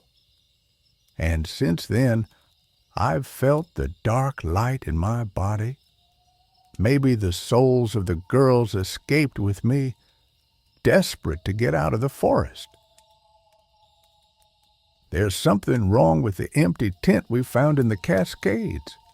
The silence inside isn't natural. I've been camping my whole life, but I've never heard silence like that before. Not the peaceful quiet of nature or the dead of night.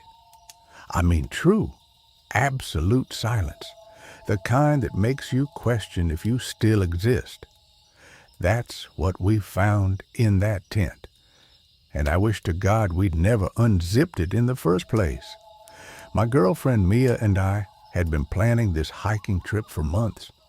She's the adventurous one, always pushing me to try new trails and explore off the beaten path. I prefer sticking to marked routes, but she has this way of making everything sound exciting. "Come on, James," she'd say, her green eyes lighting up. "Where's your sense of adventure?" That was before we found the tent. Now, I never want to see another campsite again. We were 3 days into our trek through the Cascade Mountains when we spotted it. The weather had turned nasty, with a heavy mist clinging to the trees and making everything look slightly wrong, like a photo that's just a little out of focus. Mia spotted the blue tent first, pitched perfectly in a small clearing about 50 yards off the trail. "Hey, check that out," she called, already veering off the path. "Maybe they have some extra coffee we can beg for. I'm dying for a cup that isn't instant." I followed reluctantly, noting how the tent looked almost too perfect. No sagging fabric, no mud splatter despite the wet weather. Just pristine blue nylon gleaming through the mist. "I don't see anyone around," I said, scanning the clearing. No backpacks, no cooking equipment, no signs of life at all. Mia reached the tent first and called out a hello. No response. She unzipped the entrance and poked her head inside. "Hello? Hello? Anyone home?" The words came out strange, or rather, they didn't come out at all. Her mouth moved, but the sound just vanished. She pulled back, startled. "Did you hear that?" Or, "Not hear that, I guess?" I stepped forward and stuck my hand through the tent entrance, snapping my fingers. Nothing. Not even the muffled sound you get when snapping underwater. Just complete, absolute silence. Against my better judgment, we both crawled inside. The interior was ordinary enough. Sleeping bag, pillow, even a paperback book lying open face down. But every movement we made was swallowed by that impossible silence. I could feel my heart pounding, but couldn't hear it.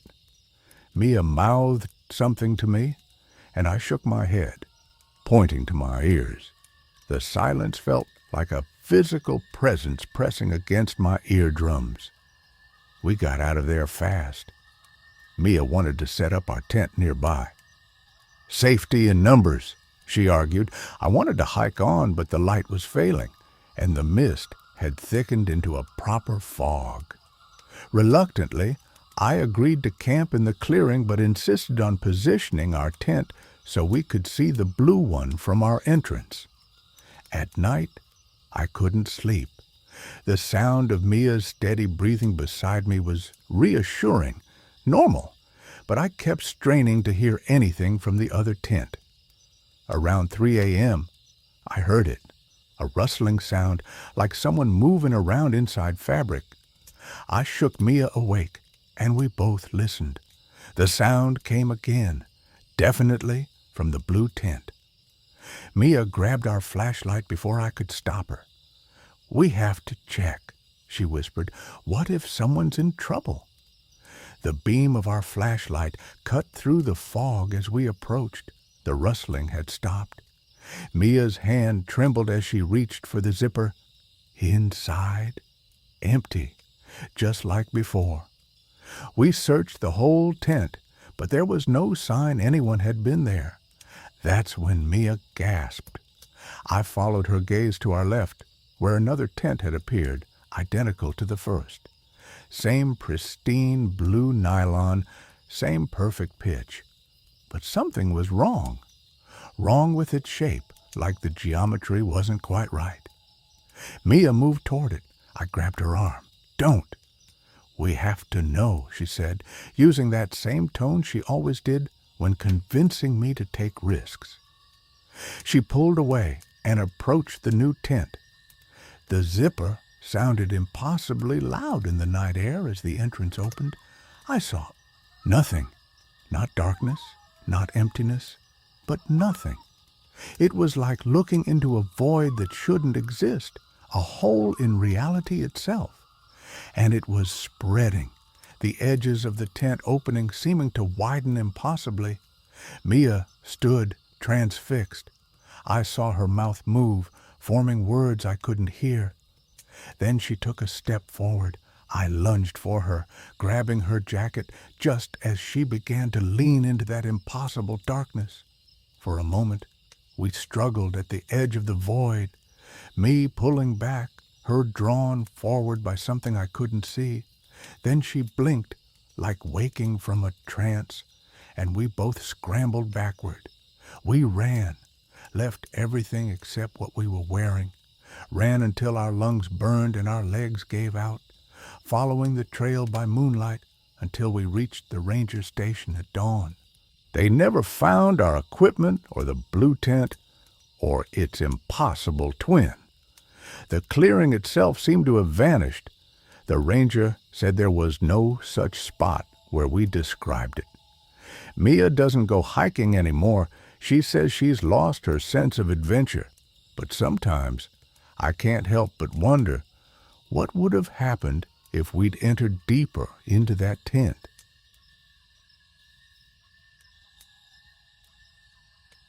If you're camping and smell something like rotting fruit mixed with candy, do not investigate.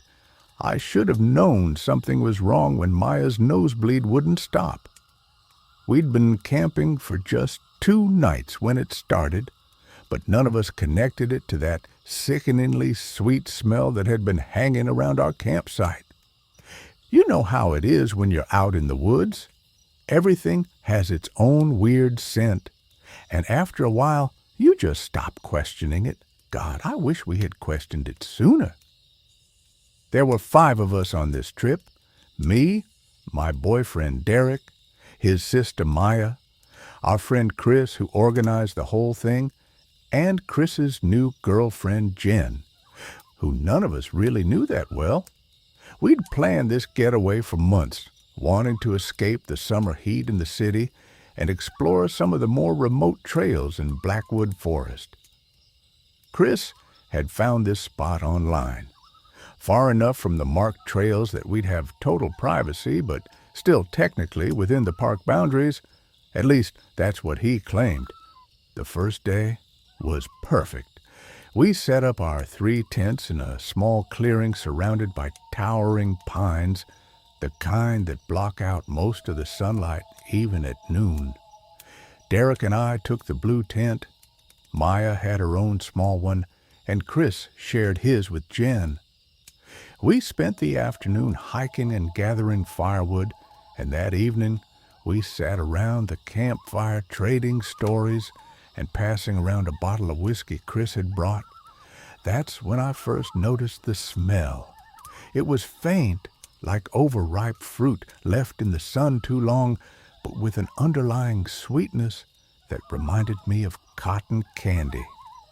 Maya mentioned it too, but Chris brushed it off, saying it was probably just some wild berry bushes nearby. Jen agreed, though something in her expression made me wonder if she was just trying to impress Chris. The second day, the smell was stronger, And that's when the weird stuff started happening. Maya woke up with dried blood crusted around her nostrils, and Derek complained about an itchy rash on his arms. I noticed similar red patches starting to form on my neck. We blamed it on mosquitoes, on allergies, on anything that made sense. Normal explanations for normal problems, right? But then Jen started acting strange. She kept wandering off from the group, always in the same direction toward a dense patch of undergrowth about 50 yards from our campsite. When she'd come back, she'd have dirt under her fingernails and this vacant look in her eyes. Chris tried to joke about it, saying she was probably just looking for a private spot to pee, but I caught him watching her with growing concern. On the third night, the smell became unbearable. It was like someone had dumped a gallon of perfume mixed with rotting meat all over our campsite. None of us could sleep. Around midnight, we heard Jen leave her tent. Through the mesh window of ours, Derek and I watched her walk into the woods with jerky, puppet-like movements. Chris followed her this time. They came running back 20 minutes later, Chris shouting for us to pack up now. But it was too late. We could all hear them now, footsteps circling our campsite, twigs snapping in patterns too deliberate to be animals. And that smell, it was everywhere, filling our lungs, making us gag. Maya was the one who finally spotted it, a patch of disturbed earth where Jen had been digging. Her hands trembling, she pointed her flashlight at the ground, and we saw pale fingers poking through the soil. Chris started digging frantically, and soon we uncovered what was causing the smell. A body. It couldn't have been dead more than a week, wrapped in plastic that had split open in the summer heat. That's when we heard the laugh. High-pitched, delighted, coming from right behind us. We spun around to find Jen standing there, her face split in a wide grin that didn't reach her eyes. "I knew you'd find her eventually," she said, her voice eerily calm. "They always do. The smell makes sure of that." Derek grabbed my arm and whispered, "Run." But as we turned to flee, we saw them. Shadowy figures emerging from between the trees, all wearing the same twisted smile as Jen. The smell was overwhelming now, and I realized with horror that it wasn't coming from the body at all. It was coming from them. I'm writing this from a hospital bed. They found us 2 days later, all except Chris. The doctors can't explain the chemical burns in our nasal passages or the strange patterns the rash left on our skin. They ask me questions about what happened, but I can't tell them the truth. How do you explain that your friend's new girlfriend was part of some cult that uses corpses as bait?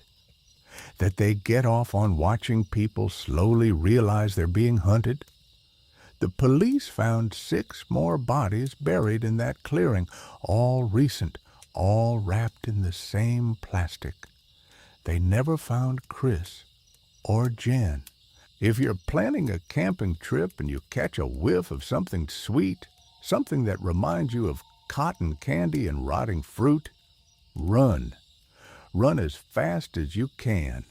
And whatever you do, don't look back to see who's smiling at you from between the trees.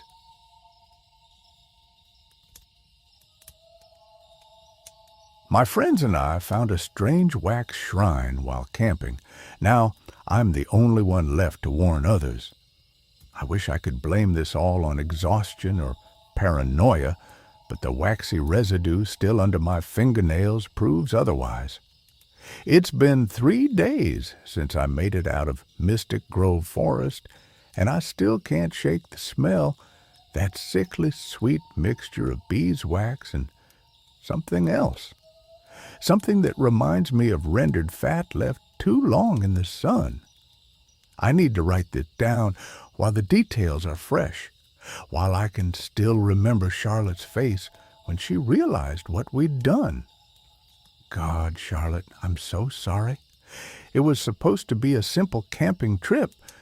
4 friends trying to reconnect after college had pulled us in different directions. Charlotte, my best friend since middle school, had suggested Mystic Grove Forest. She'd always been our group's adventure seeker, the one who pushed us out of our comfort zones. Ben, ever the skeptic, had Googled the location immediately and found all those missing persons reports. He laughed them off as local folklore, but something in those stories caught my attention. They all mentioned a sweet smell, like candles burning in an enclosed space. "Come on, Emma," Charlotte had said, her eyes bright with that familiar spark of mischief. "When's the last time we all did something spontaneous?" She had a point. Between my accounting job, Ben's medical residency, Charlotte's freelance photography, and Jake's startup, we barely had time for group texts anymore. The first day was perfect, almost suspiciously so. We found an ideal camping spot near a small clearing, the kind you see in outdoor magazines. Jake, always the Boy Scout, got our tents up while Ben collected firewood. Charlotte wandered off with her camera, hunting for what she called golden hour magic. I remember feeling so at peace, watching the sunlight filter through the leaves. That should have been my first warning. In horror movies, it's always the perfect days that turn ugly. We found the shrine just before sunset. Charlotte spotted it first, a crude structure about waist high, made entirely of what looked like yellowed wax and hardened fat. The thing was grotesque, with odd lumps and protrusions that almost resembled faces if you looked too long. Around its base, small animal bones had been arranged in patterns that made my eyes hurt if I tried to follow them. That's when the hiker showed up. He was a thin man with weathered skin and eyes that seemed too wide for his face. He didn't introduce himself, just stood at the edge of our camp and stared at the shrine. "You shouldn't be here," he said, his voice surprisingly soft. "Not near their offering place." Ben, always ready with a smart comment, asked, "On whose offering place?" "The tallow men," the hiker replied, still not looking at us. "They protect the forest. Take what they're owed from those who don't show respect." He told us about them. Waxy figures that moved like stop-motion animation come to life, leaving greasy trails wherever they touched. According to him, they'd been here since before the first settlers, spirits of the forest that had taken on forms mimicking human bodies but made from rendered fat and beeswax. We laughed it off, of course. Jake even took a selfie next to the shrine, making a face. The hiker just shook his head and walked away. Looking back, I wish we'd paid attention to which direction he went. Later that night, when we tried to find the main trail, we realized no one could remember seeing him actually leave. The handprints showed up that first night. I spotted them on my tent while getting ready for bed. Perfect impressions of human hands, but made from something that looked like melted candle wax. They were still warm to the touch. Charlotte wanted to pack up right then, but Ben convinced us it was just some local kids playing pranks. Jake backed him up, suggesting we were letting the hiker's story get to us. Then our supplies started disappearing. First, it was small things. Ben's phone charger, Jake's flashlight, my granola bars. But on the second night, we woke up to find Charlotte's entire backpack gone, along with all our maps. The waxy handprints had multiplied, now forming trails that led into the darker parts of the forest. When we tried to follow them, we kept getting turned around, ending up back at our camp no matter which direction we took. That's when we started seeing them. just glimpses at first. Tall, humanoid figures standing between distant trees. They looked like rough approximations of people, as if someone had tried to mold human shapes out of melted wax, but got all the proportions slightly wrong. Their movements were jerky, unnatural, like watching frame-by-frame footage played just a bit too slowly. Jake cracked first. He tried to run for it in the middle of the night, screaming about how they were getting closer. We heard him for about 5 minutes, his voice getting fainter and fainter until it just stopped. Charlotte wanted to look for him, but Ben held her back. "They're hurting us," he said, his voice shaking. I'm not proud of what happened next. We fought about what to do, each of us blaming the others for getting us into this mess. That's when Charlotte noticed the shrine had changed. The wax faces in it were clearer now, and one of them, oh God, one of them looked exactly like Jake. Ben tried to destroy the shrine. Charlotte and I begged him not to, but he wouldn't listen. He kept saying it was just wax, just some sick joke. The moment his boot connected with it, the air filled with that sickly sweet smell, so strong it made us gag.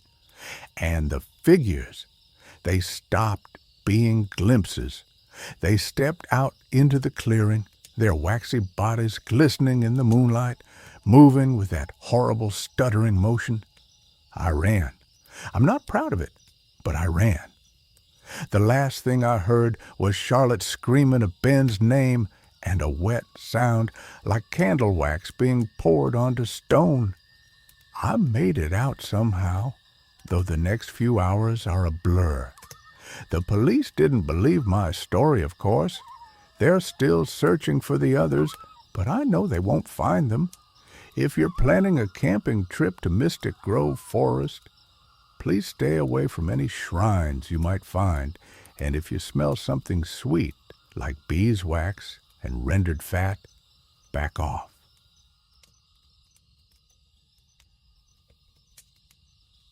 My sister died in a climbing accident 6 months ago. Last week, I found her skin hanging from a tree. I've been trying to write this down for days, but my hands won't stop shaking. The doctors say writing about it might help, but they don't understand. Every time I close my eyes, I see those empty shells hanging from the branches, gently swaying in the breeze like grotesque wind chimes. The worst part?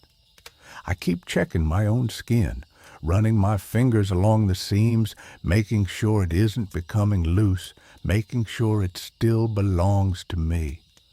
It started 3 weeks ago when I decided to take that solo camping trip to Red Bark State Forest. My therapist had suggested it. Reconnect with nature to process your grief, she said. It had been 6 months since Sheila's accident, and I hadn't been handling it well. My sister was always the adventurous one, always dragging me on hiking trips and outdoor excursions. The irony that a climbing accident took her still haunts me. Maybe that's why I chose to go camping alone.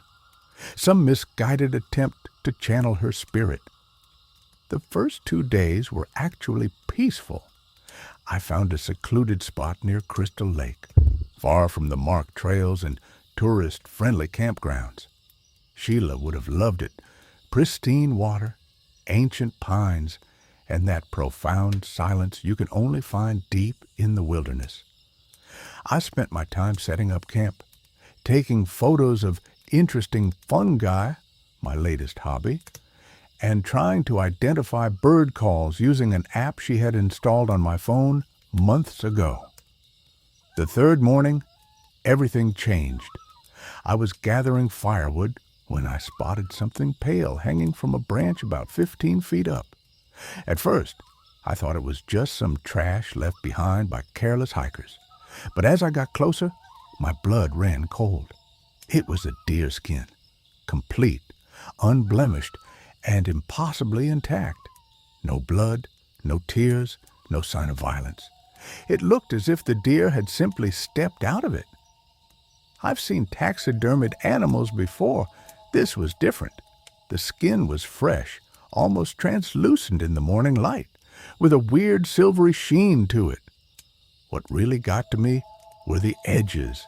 They weren't cut or torn. They looked more like openings, like the seams of a costume. I should have left right then.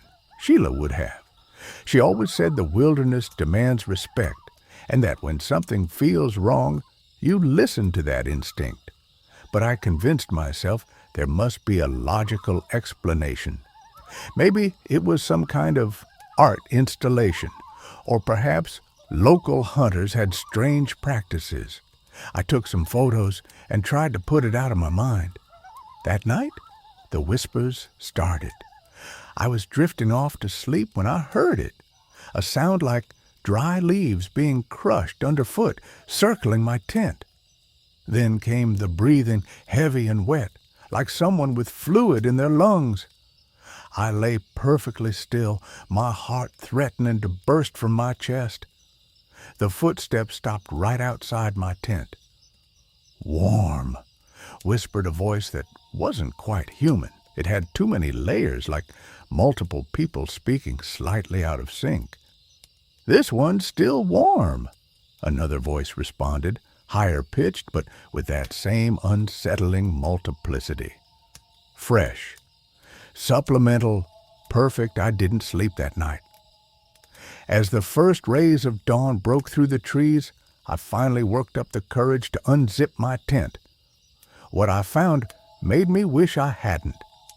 They were everywhere. Human skins, dozens of them, hanging from the branches like macabre decorations.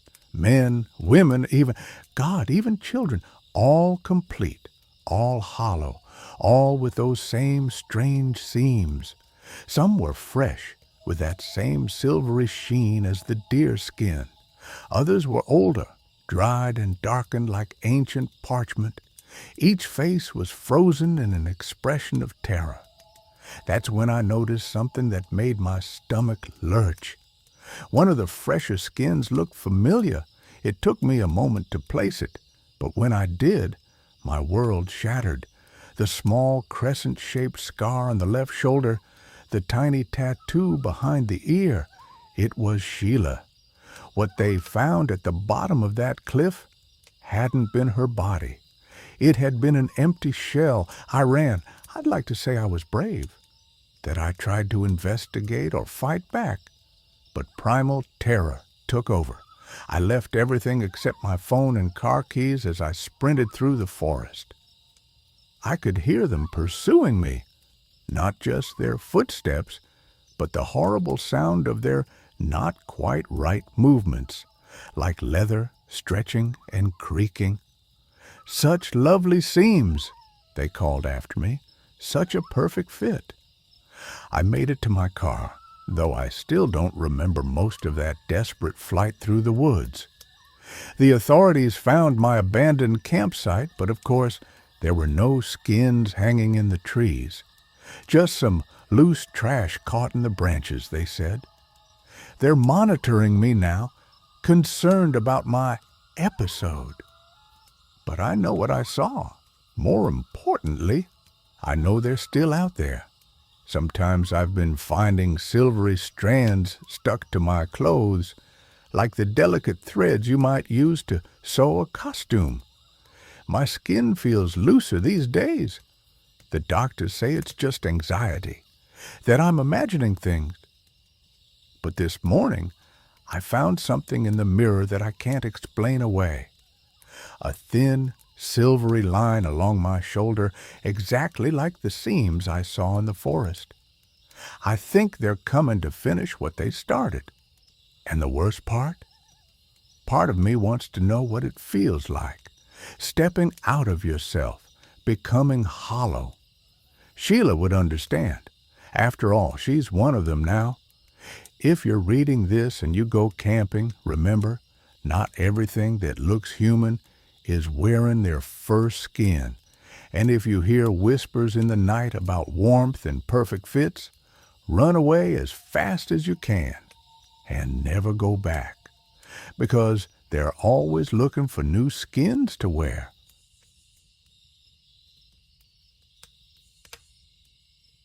The trees in Elderwood Grove don't just sway in the wind, they breathe. I learned this the hard way. I've always found comfort in solitude, especially among ancient trees. That was before I learned that some forms of solitude aren't meant to be disturbed, and some forests prefer to keep their secrets buried. Now, when I hear the wind whisper through leaves, I can't help but wonder if it's really the wind at all. My name is Ava Villa, and I'm a wildlife photographer specializing in old-growth forests. I've spent countless nights alone in the wilderness, documenting the subtle changes that occur when human eyes aren't watching. That's what brought me to the Elderwood Grove, a remote stretch of forest that hadn't been properly surveyed since the 1970s. Local hiking forums mention unusual wind patterns and inexplicable equipment malfunctions, but I dealt with worse. Besides, I needed this shoot for my upcoming exhibition on threatened ecosystems. The trouble started on my second night. I'd set up camp in a small clearing surrounded by towering hemlocks, their trunks wider than my car. The first day had been productive. I captured some stunning shots of rare fungi and what I believed to be an undocumented species of moss. Nothing seemed out of the ordinary except perhaps how quiet it was. No bird song, no scurrying creatures. I chalked it up to the density of the canopy and my own presence disturbing the wildlife. That night, I woke to what sounded like someone with pneumonia struggling to breathe. The sound was distant but distinct. A wet, rattling inhale followed by a long, wheezing exhale. My first thought was that another hiker might be in distress. I grabbed my flashlight and poked my head out of the tent, but the beam revealed only still trees and ground fog. "Hello," I called out. "Is anyone there?" The breathing stopped immediately. The silence that followed was absolute, pressing against my ears like cotton. I waited for several minutes, straining to hear anything, but there was nothing, not even the usual nighttime forest sounds. Just as I was about to go back inside, a gust of wind rushed through the clearing, making the trees sway and creak. Of course, I thought it was just the wind playing tricks. But when I laid back down, I noticed something odd. The wind was moving through the trees in a pattern. Inhale, exhale, inhale, exhale. Each breath seemed to draw closer, and with it, the trees appeared to lean inward, their shadows stretching across my tent like grasping fingers. I told myself I was being ridiculous. Trees don't breathe. Trees don't move on their own. I'm a scientist, for God's sake. I know better than to let my imagination run wild. Still, I found myself taking photos of the trees' positions, marking their alignment against my tent's frame, just to prove to myself nothing was changing. When I checked the photos an hour later, my hand started shaking. The trees had moved, not by much, maybe a few degrees, but they were definitely closer to my tent than before. The breathing had grown louder, too, no longer just from one direction, but seemingly from all around me. The sound had a presence to it now, a weight that pressed down on my chest and made my own breathing shallow. I decided to pack up and leave. I'd gotten enough photos anyway, and something about this place felt deeply wrong. But as I started breaking down my tent, my headlamp caught something strange in the undergrowth. Thin, pale tendrils that looked like roots, but moved slightly like seaweed in a current. They weren't there when I set up camp. The breathing suddenly grew louder, and I felt the ground shift beneath my feet. Those tendrils were everywhere now, forming a web-like pattern that all led to a central point about 20 feet from my campsite. As I watched, horrified, the earth there began to bulge upward. I abandoned my tent and gear, grabbing only my camera and phone. But when I turned to run, I found my path blocked by trees that I swear weren't that close before. I tried another direction, but it was the same. The forest had closed in around me, forming a tight circle. The breathing was deafening now, and it didn't sound like wind anymore. It sounded hungry. That's when I remembered something I'd read about carnivorous plants and their hunting strategies. Some use chemical lures, others use tripwires, but the most successful ones mimic their prey's natural environment, making them feel safe until it's too late. The ground erupted behind me. I spun around and barely managed to take one photo before running blindly into the forest. Whatever emerged from that hole, I caught only glimpses of pale, fibrous flesh somewhere between fungus and root, pulsing with a sickly bioluminescence. The photo on my camera shows even less, just a blur of white against the darkness. Through sheer force and will, I was able to escape, though the memory is blurry. The next clear memory I have is stumbling onto a hiking trail at dawn, miles from where I'd set up camp. When I reported what happened, the park rangers found my campsite exactly as I'd left it, except there was no sign of any hole, no pale tendrils, and the trees were spaced normally. They suggested I might have gotten turned around in the dark, maybe eaten some bad mushrooms.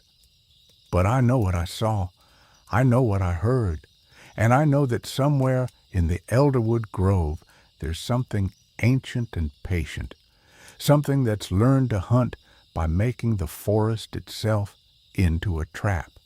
It's still there, breathing, waiting for the next person who thinks they're alone in the woods.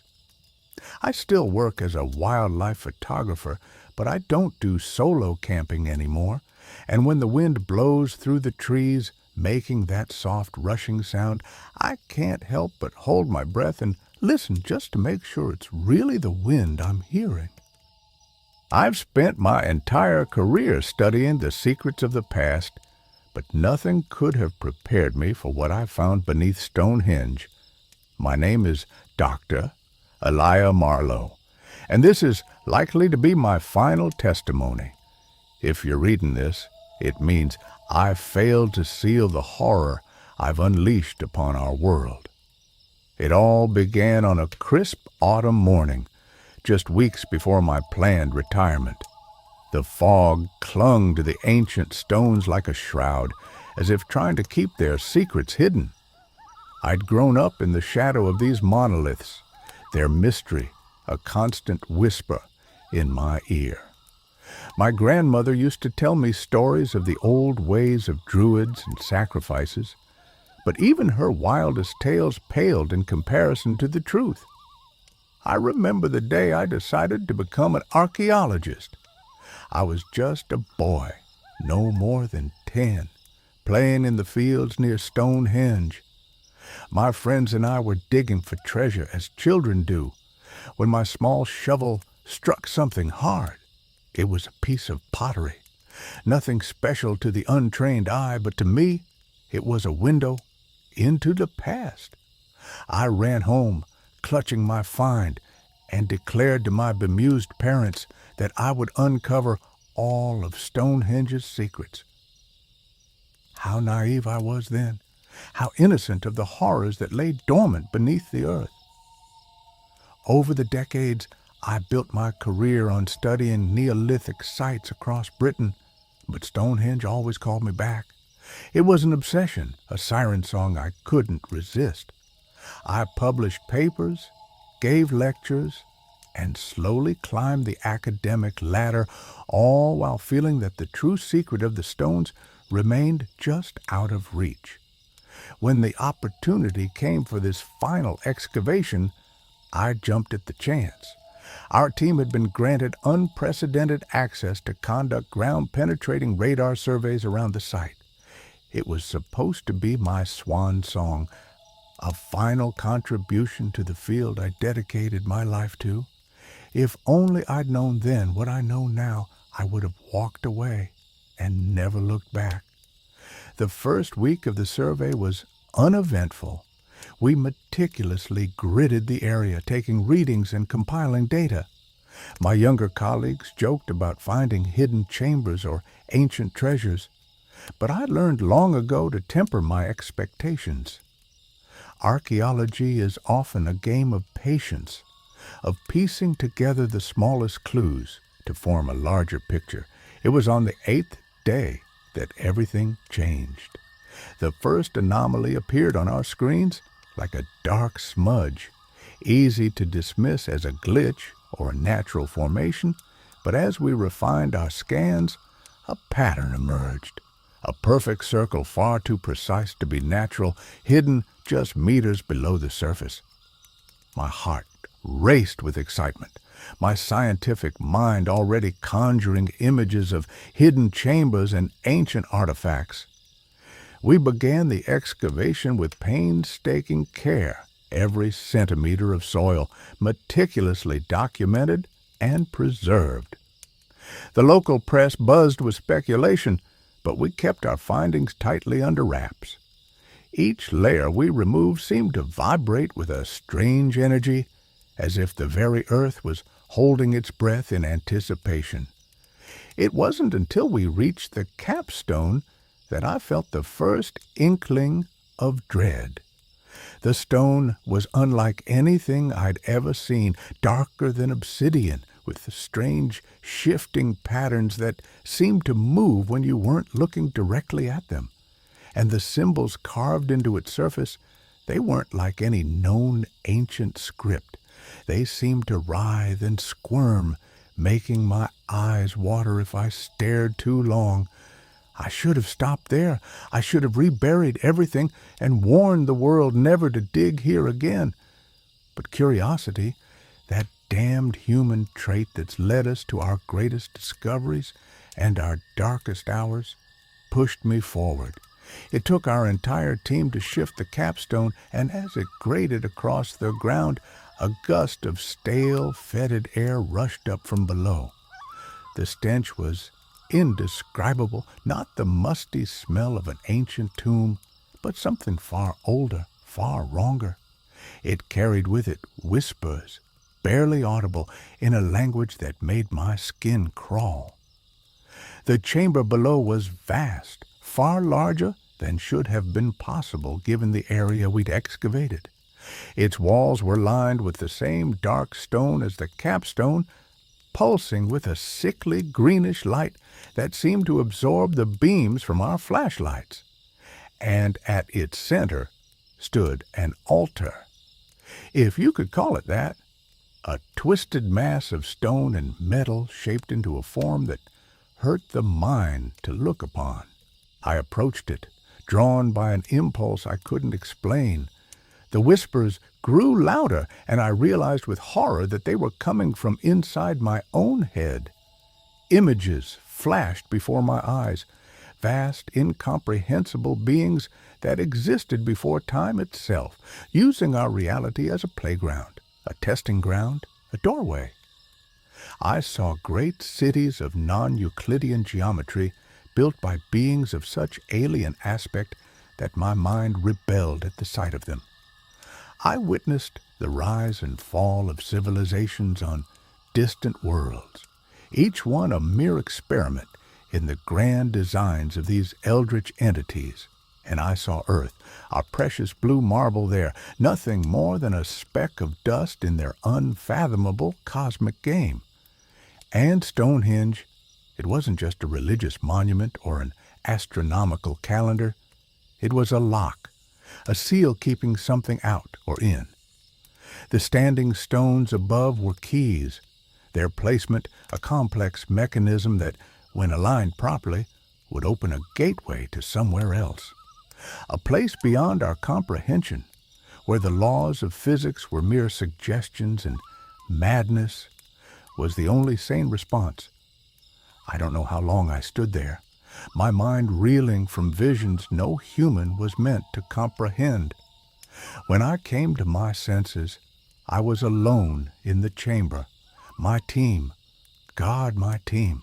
I found what was left of them, scattered around the site, their bodies twisted into impossible shapes, their faces frozen in expressions of absolute terror.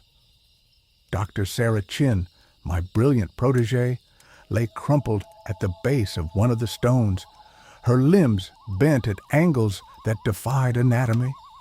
Jack Pearson, our geophysicist, was found fused into the very stone he'd spent years studying, his flesh seamlessly melding with the ancient rock. And poor Tom Davis, barely more than an intern, his eyes were gone, replaced by swirling vortexes of that same sickly green light that pulsed within the chamber. I stumbled away from the carnage, my mind teetering on the brink of sanity. The weight of what I'd uncovered pressed down on me, threatening to crush my very soul, but I knew I couldn't succumb. Not yet. Someone had to warn the world, had to try to contain this madness before it spread. I've sealed the entrance as best I could, using a mixture of modern concrete and ancient rituals I half remembered from my grandmother's stories, but I fear it's only a temporary measure. The alignment is coming. I can feel it in my bones, in the thrumming of the air itself. Whatever lies on the other side of that gateway is awakening, stretching, preparing to step through. Each night since that fateful discovery, my dreams have been plagued by visions of what's to come. I see the stones of Stonehenge vibrating with otherworldly energy, the very fabric of reality tearing apart as the gateway opens. Tentacles of impossible size and geometry slide through the breach, followed by entities so vast and alien that the mere sight of them drives people mad. I've tried to warn my colleagues, the authorities, anyone who will listen, but who would believe the ravings of an old man, especially one who can't produce any evidence? The chamber remains sealed, and I dare not open it again, even to prove my story. The risk is too great. So, I'm writing this account in the hope that someone will find it, will understand the danger. Stonehenge must be destroyed, the ground beneath it sown with salt and iron. But even as I write these words, I can feel my resolve weakening. The whispers are getting louder, more insistent.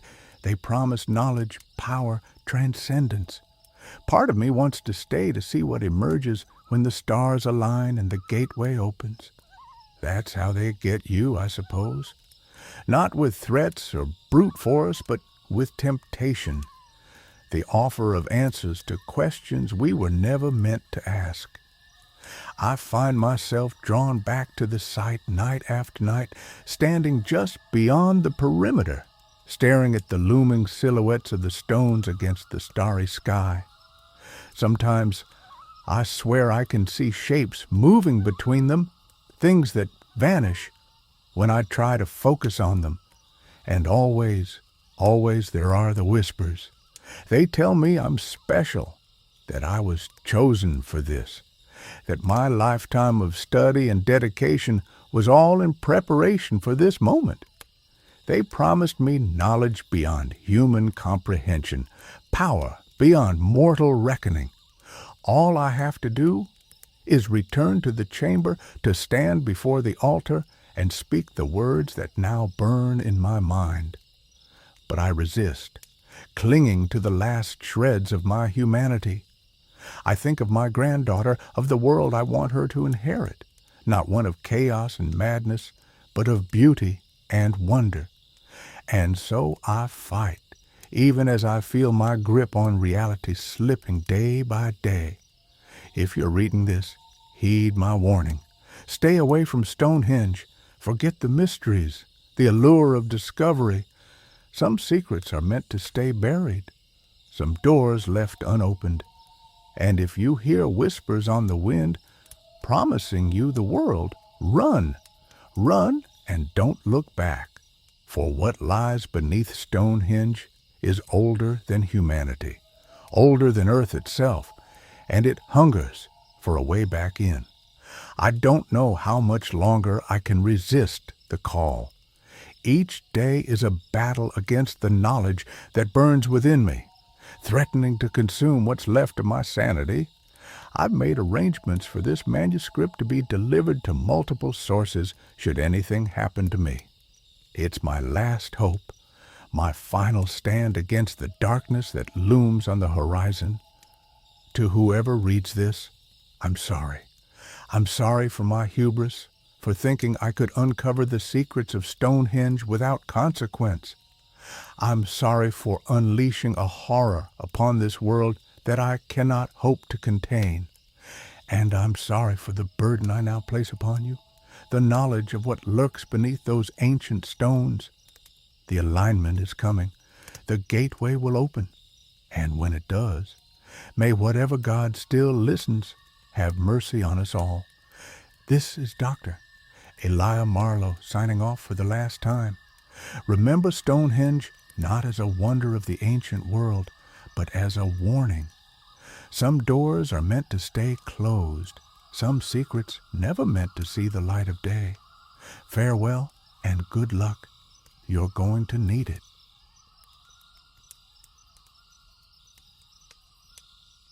I never should have opened that chest. The worn, leather-bound journal sat in my lap, its pages yellowed with age, the scent of musty parchment filling my nostrils. My hands trembled as I traced the faded script on the cover, the true account of Rowan O, as witnessed by Eleanor Dare, my ancestors' words, my legacy, my curse. For years, I'd searched for answers about my family's connection to the lost colony of Roanoke. As a historian specializing in early American settlements, I'd always felt a pull toward that mysterious chapter in our nation's past. But I never imagined the horror that awaited me. It started with the dreams. Visions of dense, mist-shrouded forests. Whispers in a language I couldn't understand. The sensation of being watched by countless unseen eyes. I chalked it up to stress from my obsession with my research. But then I found the chest hidden in the attic of my grandmother's old Virginia home. The ancient oak box had been passed down through generations, its contents a closely guarded secret. When the lock finally gave way beneath my trembling fingers, I knew I'd stumbled upon something momentous. But I had no idea how it would shatter everything I thought I knew about history and about myself. The first few entries in Eleanor's journal were unremarkable. She wrote of the journey across the Atlantic, the hope for a new life in the new world. But as I turned the brittle pages, the tone shifted. Eleanor's neat script grew frantic, the ink blotched with what looked unsettlingly like dried blood. August 18th, 1587. We have been here but a month, and already something is terribly wrong. The forest watches us. It hungers. God help us all. I rid on, my heart pounding. Eleanor told a tale far more terrifying than any disappearance. The colonists hadn't vanished. They'd been claimed. An ancient entity dwelling in the primordial forests of the New World had awakened, hungry for flesh and devotion. It spoke to them in their dreams, promising power and immortality in exchange for sacrifice. Some resisted, Eleanor among them, but as crops failed and children sickened, desperation set in. One by one, the settlers succumbed to the entity's whispers. They ventured into the woods, never to return as humans. September 3rd, 1587. Thomas ventured into the trees at dawn. We heard his screams until nightfall. What emerged, wearing his skin, was not my husband. Those who remained were transformed, their bodies twisted into something inhuman, their minds warped by eldritch knowledge. Eleanor's descriptions made my stomach churn, limbs elongating into branch-like appendages, skin hardening into bark, eyes multiplying across torsos, faces contorting into inhuman masks. The disappearance of the colony was a cover-up, a ritual enacted by the last few unchanged survivors to contain the entity and its transformed acolytes. They erased all trace of Roanoke, sealing away the horror they'd unleashed. We are the last. The entity sleeps, but it is not defeated. We have bound it with blood and sacrifice, but the seal will not hold forever. To those of my blood who may read this in years to come, beware, the forest remembers, and it will call to you. But rituals fade, seals weaken, and bloodlines remember. As I read Eleanor's frantic warnings, I felt a stirring in my blood, an awakening. The entity had slumbered these long centuries, but now it called to me, its last remaining descendant, the one who could complete the circle. I tried to resist. I burned the journal, fled across the country, sought help from experts in fields both scientific and occult. But the dreams grew stronger. The whispers became a cacophony, and slowly I began to change. It started with my skin. Patches grew mottled and rough like tree bark. My hair fell out in clumps, replaced by twisting vines. My bones ached as they elongated and warped. I caught glimpses of myself in mirrors and no longer recognized the thing staring back. The entity's voice grew clearer with each passing day. It showed me visions of power beyond imagining, of secrets hidden since the dawn of time. All I had to do was return to Roanoke, to take my place among my transformed kin, to complete the ritual and usher in a new age of terror. I resisted for as long as I could. I barricaded myself in my apartment, covered all the mirrors, tried to drown out the whispers with endless loops of white noise. But the call of the forest was relentless. It seeped into my dreams, my thoughts, the very marrow of my changing bones. One night, driven to the brink of madness, I found myself standing at the edge of a dense forest. I had no memory of how I'd gotten there, but I knew with terrible certainty where I was. Roanoke Island, home. The trees seemed to part before me, creating a path into the depths of the woods. As I stepped forward, my feet sinking into the loamy soil, I felt a sense of homecoming, of rightness. The whispers in my mind crescendoed into a triumphant roar. Deep in the heart of the forest, I found them, my kin, the lost colonists of Roanoke, transformed beyond recognition into creatures of bark, vine, and hungering shadow. They welcomed me with open arms, dozens of arms twisting and grasping. I should have been terrified. I should have run screaming. But as the entity's presence washed over me, filling me with ancient, terrible knowledge, I felt only peace. This was where I belonged, where we all belonged now. As I write these final words, I can feel the last vestiges of my humanity slipping away. My fingers are elongating, bark creeping up my arms. Soon I will join my brethren in the deep woods, guardians of a slumbering horror. I'm writing this now as a warning, as a confession. My mind is still my own, but I don't know for how much longer. I can feel the pull of the forest, the call of something ancient and hungry stirring beneath the soil of Roanoke Island. If you're reading this, it may already be too late. The entity is awakening. The lost colonists are stirring in their ageless slumber, and I am going home. To those who come seeking answers about Roanoke, I beg you, stay away. Some mysteries are better left unsolved. Some truths are too horrible to face. The wind outside my window sounds like whispers now. Branches scrape against glass with fingernail-like precision. I have to go. It's calling me. Remember Roanoke. Remember and beware. For the forest is patient. The forest is hungry. And the forest never forgets its own.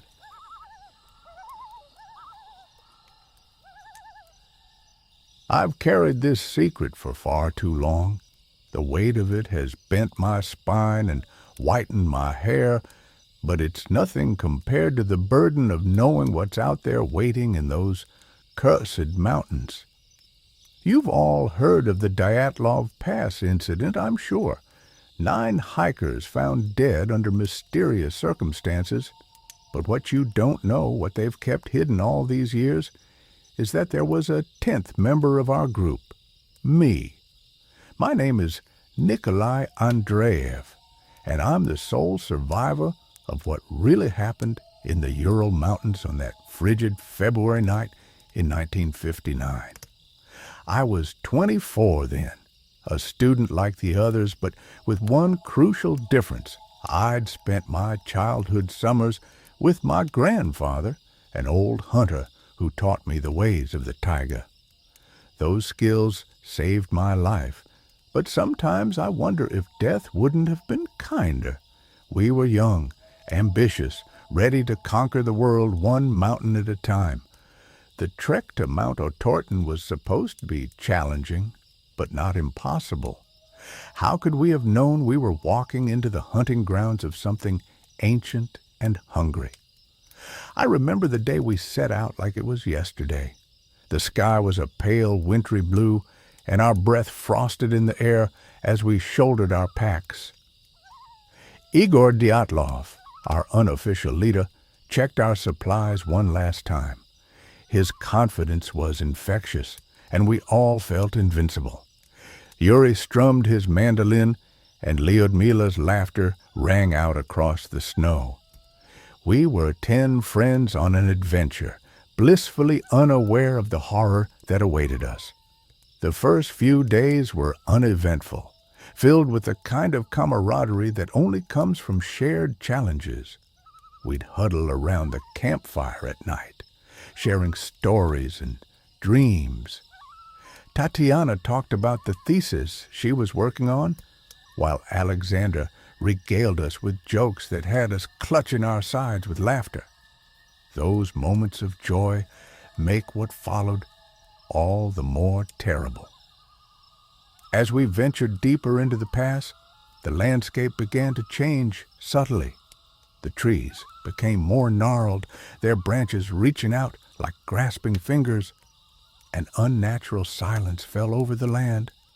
The wind stopped whispering through the pines, and even our breath seemed muffled in the still air. It was Igor who first sensed something was wrong. "We're being watched," he said, his eyes darting nervously across the snowy slopes. We laughed it off, but a seed of unease had been planted. That night, as I took my turn on watch, I couldn't shake the feeling that eyes were boring into me from the darkness beyond our camp. The next day, we found strange tracks in the snow, too large for any animal we knew, with an odd shuffling gait that made no sense. Rustem, our resident expert on local wildlife, was baffled. "I've never seen anything like this," he muttered, a worried crease between his brows. That night, huddled in our tents, we heard it, a low, pulsating hum that seemed to come from everywhere and nowhere. It taunted us, burrowing into our minds, setting our teeth on edge. Yuri suggested it was just the wind, but we all knew better. There was something out there, circling our camp. None of us slept well. In the morning, Lyudmila reported having vivid, terrifying nightmares. "I saw something in the mountains," she said, her voice shaking. "Something old, something waiting." We tried to comfort her, but her words had struck a chord of primal fear in all of us. As we continued our trek, the feeling of wrongness grew stronger. The landscape seemed to shift when we weren't looking directly at it. More than once, I could have sworn I saw shadows moving against the white of the snow, only for them to vanish when I turned my head. On our final night, though we didn't know it then, we made camp on the slopes of YAKLICH, a name which translates to Dead Mountain in the local Mansi language. That should have been warning enough, but we were tired, cold, and eager to make progress. I woke to screams. The night was alive with chaos, tent fabric ripping, people shouting in terror. I burst out into the frigid air and saw. I still struggle to describe it. It wasn't a creature, not in any sense we understand. It was like a tear in reality, a writhing mass of darkness that hurt to look at directly. Tentacles of shadow whipped through the air, and where they touched, the very fabric of the world seemed to warp and twist. My friends were running, scattering in all directions. I saw Lyudmila stumble, her body contorting unnaturally as the thing's influence took hold. Zina and Semyon were clawing at their own faces, driven mad by what they'd seen. Igor was shouting orders, trying to rally us, but his words were swallowed by the otherworldly hum that now filled the air. I ran. God help me, I ran. My grandfather's training took over. Find cover, stay low, control your breathing. I wedged myself into a crevice between two boulders, praying to whatever might listen that the thing wouldn't find me. For hours, I listened to the screams of my friends echoing across the mountain. One by one, they fell silent. The hum grew louder, filling my head until I thought my skull would split. I bit down on my glove to keep from crying out, tasting blood and wool and fear. When dawn finally broke, I emerged to a scene of impossible horror. Bodies strewn across the snow, broken in ways that defied explanation. Some looked as though they'd been crushed by an immense weight, while others bore no visible marks at all. Their faces were frozen in expressions of utmost terror, and always that lingering sense of wrongness in the air. I searched desperately for survivors, but found none. The entity, whatever it was, had vanished with the night, but I could feel its presence lingering like oil on water. This was its territory, and we had been nothing but prey. Gathering what supplies I could, I began the long, harrowing journey down the mountain. Every shadow, every unexplained sound set my heart racing. I felt certain that at any moment that tear, in reality, would reappear, and I would join my friends in whatever lay beyond. I made my way down the mountain in a day, my mind struggling to process what I'd witnessed. When I finally reached civilization, I tried to tell them, the police, the search parties, anyone who would listen. But they didn't believe me. How could they? It was easier to blame the cold, or an avalanche, or even Soviet military tests. A week after I'd given my statement, 2 men in dark suits came to see me. They knew everything about the entity, about similar incidents stretching back centuries. They showed me files, photographs of other expeditions that had vanished in the same region. Some dated back to the Tsarist era, yellowed pages filled with accounts of shadows that walk and the watcher in the mountains. They made it clear I was to never speak of what I'd seen. The world wasn't ready for the truth. They offered me a choice: keep silent and live, or persist in telling my story and face consequences. The threat was clear in their eyes. For decades, I've kept my silence, watching from afar as theories and documentaries tried to explain what happened to my friends. I've seen the photos of the search parties, the confused reports trying to make sense of the senseless. Every time I see those familiar faces in old photographs, Igor's confident smile, Lyudmila's bright eyes, my heart breaks anew. I've tried to move on, to build a life. I married, had children, pursued a quiet career far from the mountains. But the memories never faded. On cold nights, I still wake up in a cold sweat, the echo of that otherworldly hum ringing in my ears. Over the years, I've done my own research, quietly and carefully. I found whispers of similar incidents across the world, expeditions that vanished without a trace, lone travelers found in impossible circumstances, always in remote places, always with the same sense of wrongness surrounding them. The thing in Dyatlov Pass is still there. I feel it sometimes in my dreams. The otherworldly hum, the sense of being watched. It's waiting, as it has for millennia, for more unsuspecting souls to wander into its domain. I thought about going back, of trying to find proof, or maybe even confront it. But the fear is too great. I know that if I return to those mountains, I won't come back.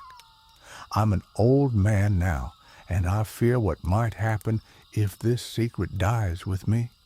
The world has changed. Maybe people are ready to hear the truth, to understand that there are things out there beyond our comprehension. Or maybe I'm just a coward, finally trying to unburden myself of this terrible knowledge. I don't expect you to believe me. Sometimes I'm not sure I believe it myself. But the next time you're in the wilderness and feel that prickle on the back of your neck, that certainty that something's watching you from just beyond the tree line, remember my warning. Not all predators in this world are ones we can understand, and some hungers can never be satisfied. The Dyatlov Pass incident remains officially unsolved, but I know the truth. I've lived with it for over 60 years, and as I write these words, I can't shake the feeling that somewhere in the cold peaks of the Ural, something ancient and patient is stirring once more. God help us all if it ever decides to leave its mountain home.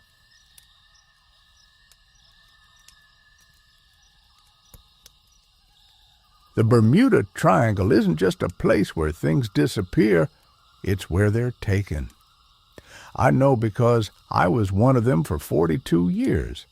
I was trapped in a nightmare beyond imagination. Now that I'm back, I almost wish I'd stayed lost.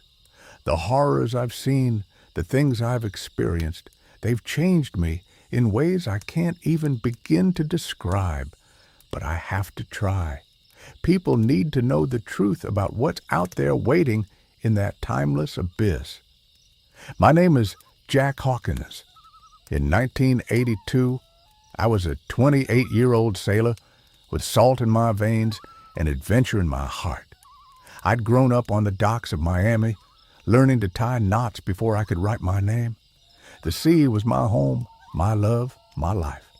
Little did I know it would become my prison. It was supposed to be a routine cargo run to Bermuda. Clear skies, calm seas, perfect sailing weather.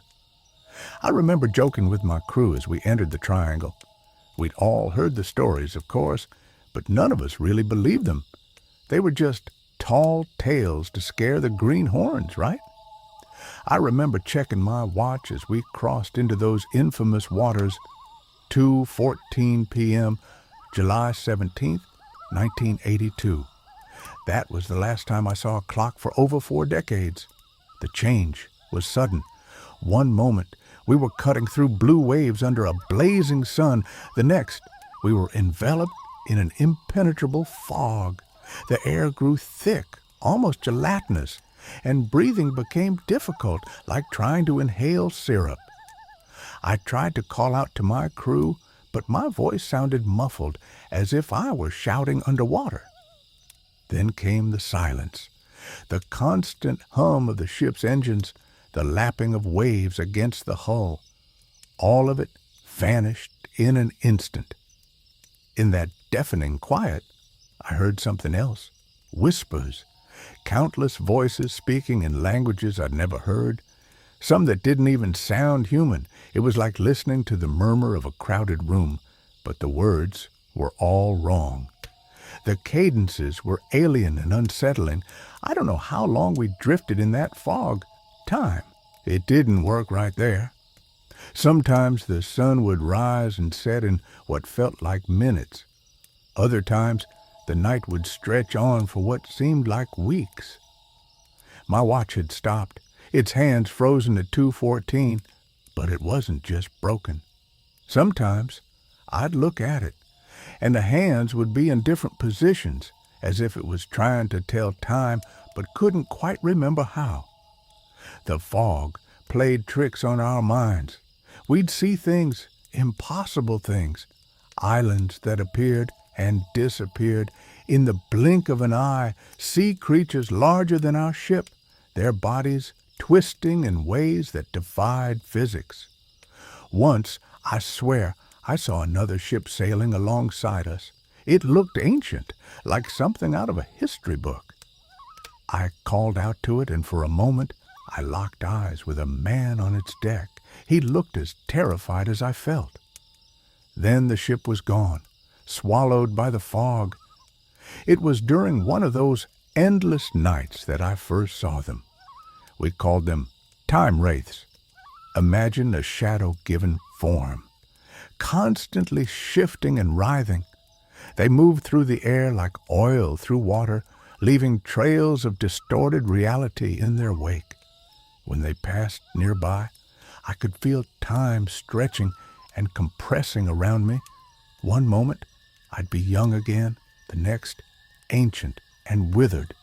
The pain was excruciating, like my very atoms were being pulled apart and slammed back together. The wraiths took my crew one by one. I'd hear a scream cut short, and another sailor would be gone. I don't know if they were killed or something else. All I know is that eventually I was alone on a ghost ship, drifting through an endless foggy void. I learned to hide from the wraiths. I discovered that they couldn't see me if I held my breath and remained perfectly still. So I'd spend hours, maybe days, crouched in dark corners, not daring to move a muscle as they glided by. The hunger and thirst were maddening, but fear kept me motionless. Sometimes I'd emerge from hiding to find that weeks had passed in what felt like hours to me. Other times, I'd hide for what seemed like months, only to come out and find that mere minutes had elapsed. But the true horror wasn't the wraiths. It was the visions. Every time I closed my eyes, I saw glimpses of other worlds, other times, ancient cities made of crystal, vast deserts of purple sand, oceans of liquid fire, and always I saw my home, Miami, changing, growing, evolving as the years passed me by. I watched my family age, saw my parents die, witnessed my little sister get married and have children of her own.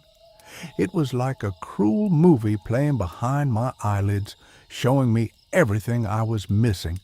There were others trapped in the triangle with me, not just from my time, but from all throughout history.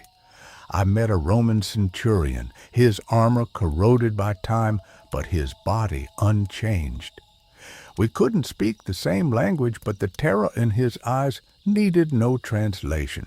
I encountered a pilot from World War II, still frantically searching for her squadron, and once, in what seemed like a fever dream, I spoke with a woman in strange futuristic clothing who claimed to be from the year 2157. We were all trapped in the same timeless prison, our stories frozen while the world moved on without us.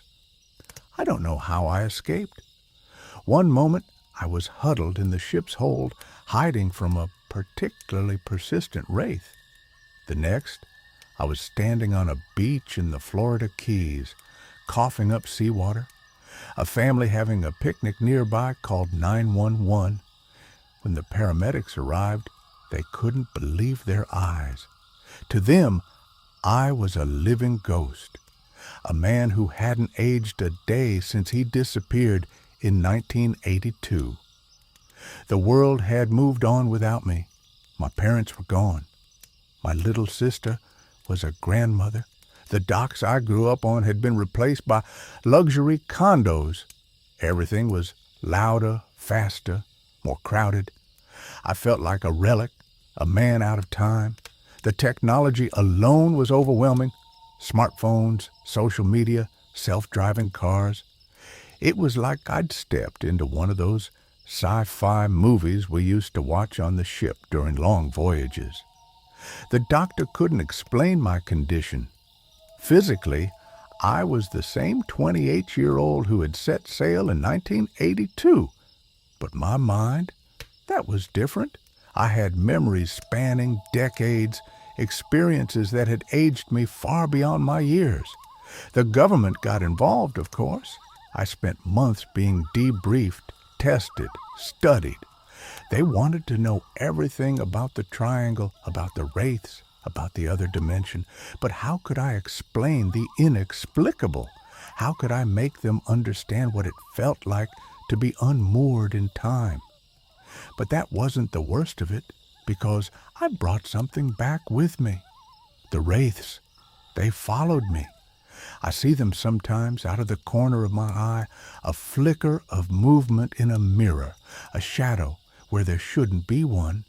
They're hunting me, and they're learning. At first, they could only manifest for split seconds in our world, but they're getting stronger. Last week, I saw one fully materialize in my backyard. It hovered there for almost a minute before dissipating. They're figuring out how to exist in our reality, and I'm terrified of what will happen when they master it. I've tried to warn people, but who would believe me? A man who claims he was trapped in another dimension for 40 years. They chalk it up to trauma, to PTSD. They don't understand the danger we're all in. The nightmares are the worst. Every night, I'm back in that fog, running from the wraiths. But now, the fog is spreading, engulfing cities, countries, the whole world. I wake up screaming, drenched in sweat, convinced that this time it wasn't just a dream. I started noticing things, subtle changes in the world around me. Sometimes, just for a moment, time seems to slow down or speed up. I'll see people freeze in mid-motion or move at impossible speeds. Once, I swear I saw a car on the highway vanish into thin air, only to reappear a few seconds later, its driver oblivious to what had happened. The Bermuda Triangle isn't just a place where things disappear. It's a breach, a weak point between dimensions. And now, thanks to me, that breach is widening. The wraiths are coming, and they're hungry for time. Our time. They feed on it, distort it, destroy it. And with each passing day, their influence grows stronger. I'm telling you, this is a warning. If you see a shadow move in a way it shouldn't, if you feel time slow down or speed up around you, run. Run as fast and as far as you can. Because the wraiths are here, and they're looking for new victims to drag into their timeless abyss. I've tried to find others like me, other survivors of the triangle. I've reached out to conspiracy theorists, paranormal researchers, anyone who might believe my story. A few have listened. Some have even shared their own experiences, tales of lost time, impossible visions of brushes with entities that defy explanation. We're forming a network, trying to track the wraith's movements, to understand their patterns. But it feels like we're always one step behind. As for me, I'm going back to the triangle. Maybe if I offer myself up, they'll leave this world alone. Or maybe I'll find a way to close the breach for good. I spent months preparing, studying oceanography, meteorology, even quantum physics. I've chartered a boat, gathered supplies. Tomorrow, I set sail for the coordinates where I disappeared all those years ago. I don't know what I'll find there. Maybe the fog will be waiting for me, ready to swallow me up again. Maybe I'll find nothing but empty ocean. Or maybe, just maybe, I'll find answers. A way to stop the wraiths, to seal the breach, to save our world from the horrors lurking in that timeless dimension. By the time you hear this, I'll be gone, one way or another. This is my last message to the world. Remember my story. Stay away from the triangle. And if you ever find yourself lost in that foggy void, do what I did. Hold your breath, stay still, and pray that the wraiths don't find you. Because once they do, you'll be trapped in a nightmare that lasts for eternity, just like I was. And if you ever feel time slip around you, if you ever catch a glimpse of a writhing shadow in the corner of your eye, remember, they're here. The wraiths have found our world, and they're hungry. Stay safe, stay vigilant, and whatever you do, don't let them catch you.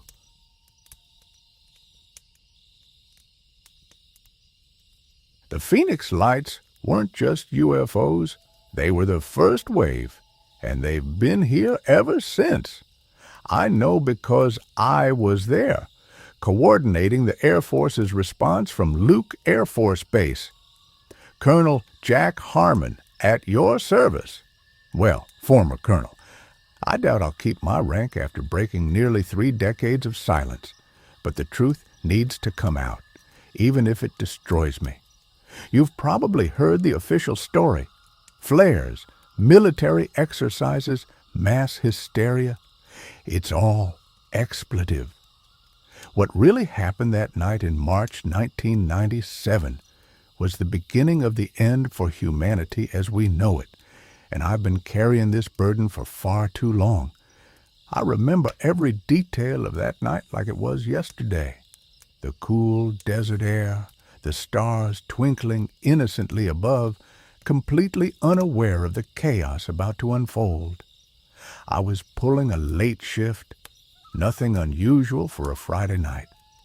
We'd been tracking some anomalous radar signals for the past week, but Brass told us it was probably just some glitch in the system. If only it had been that simple. At 2017, the first call started coming in.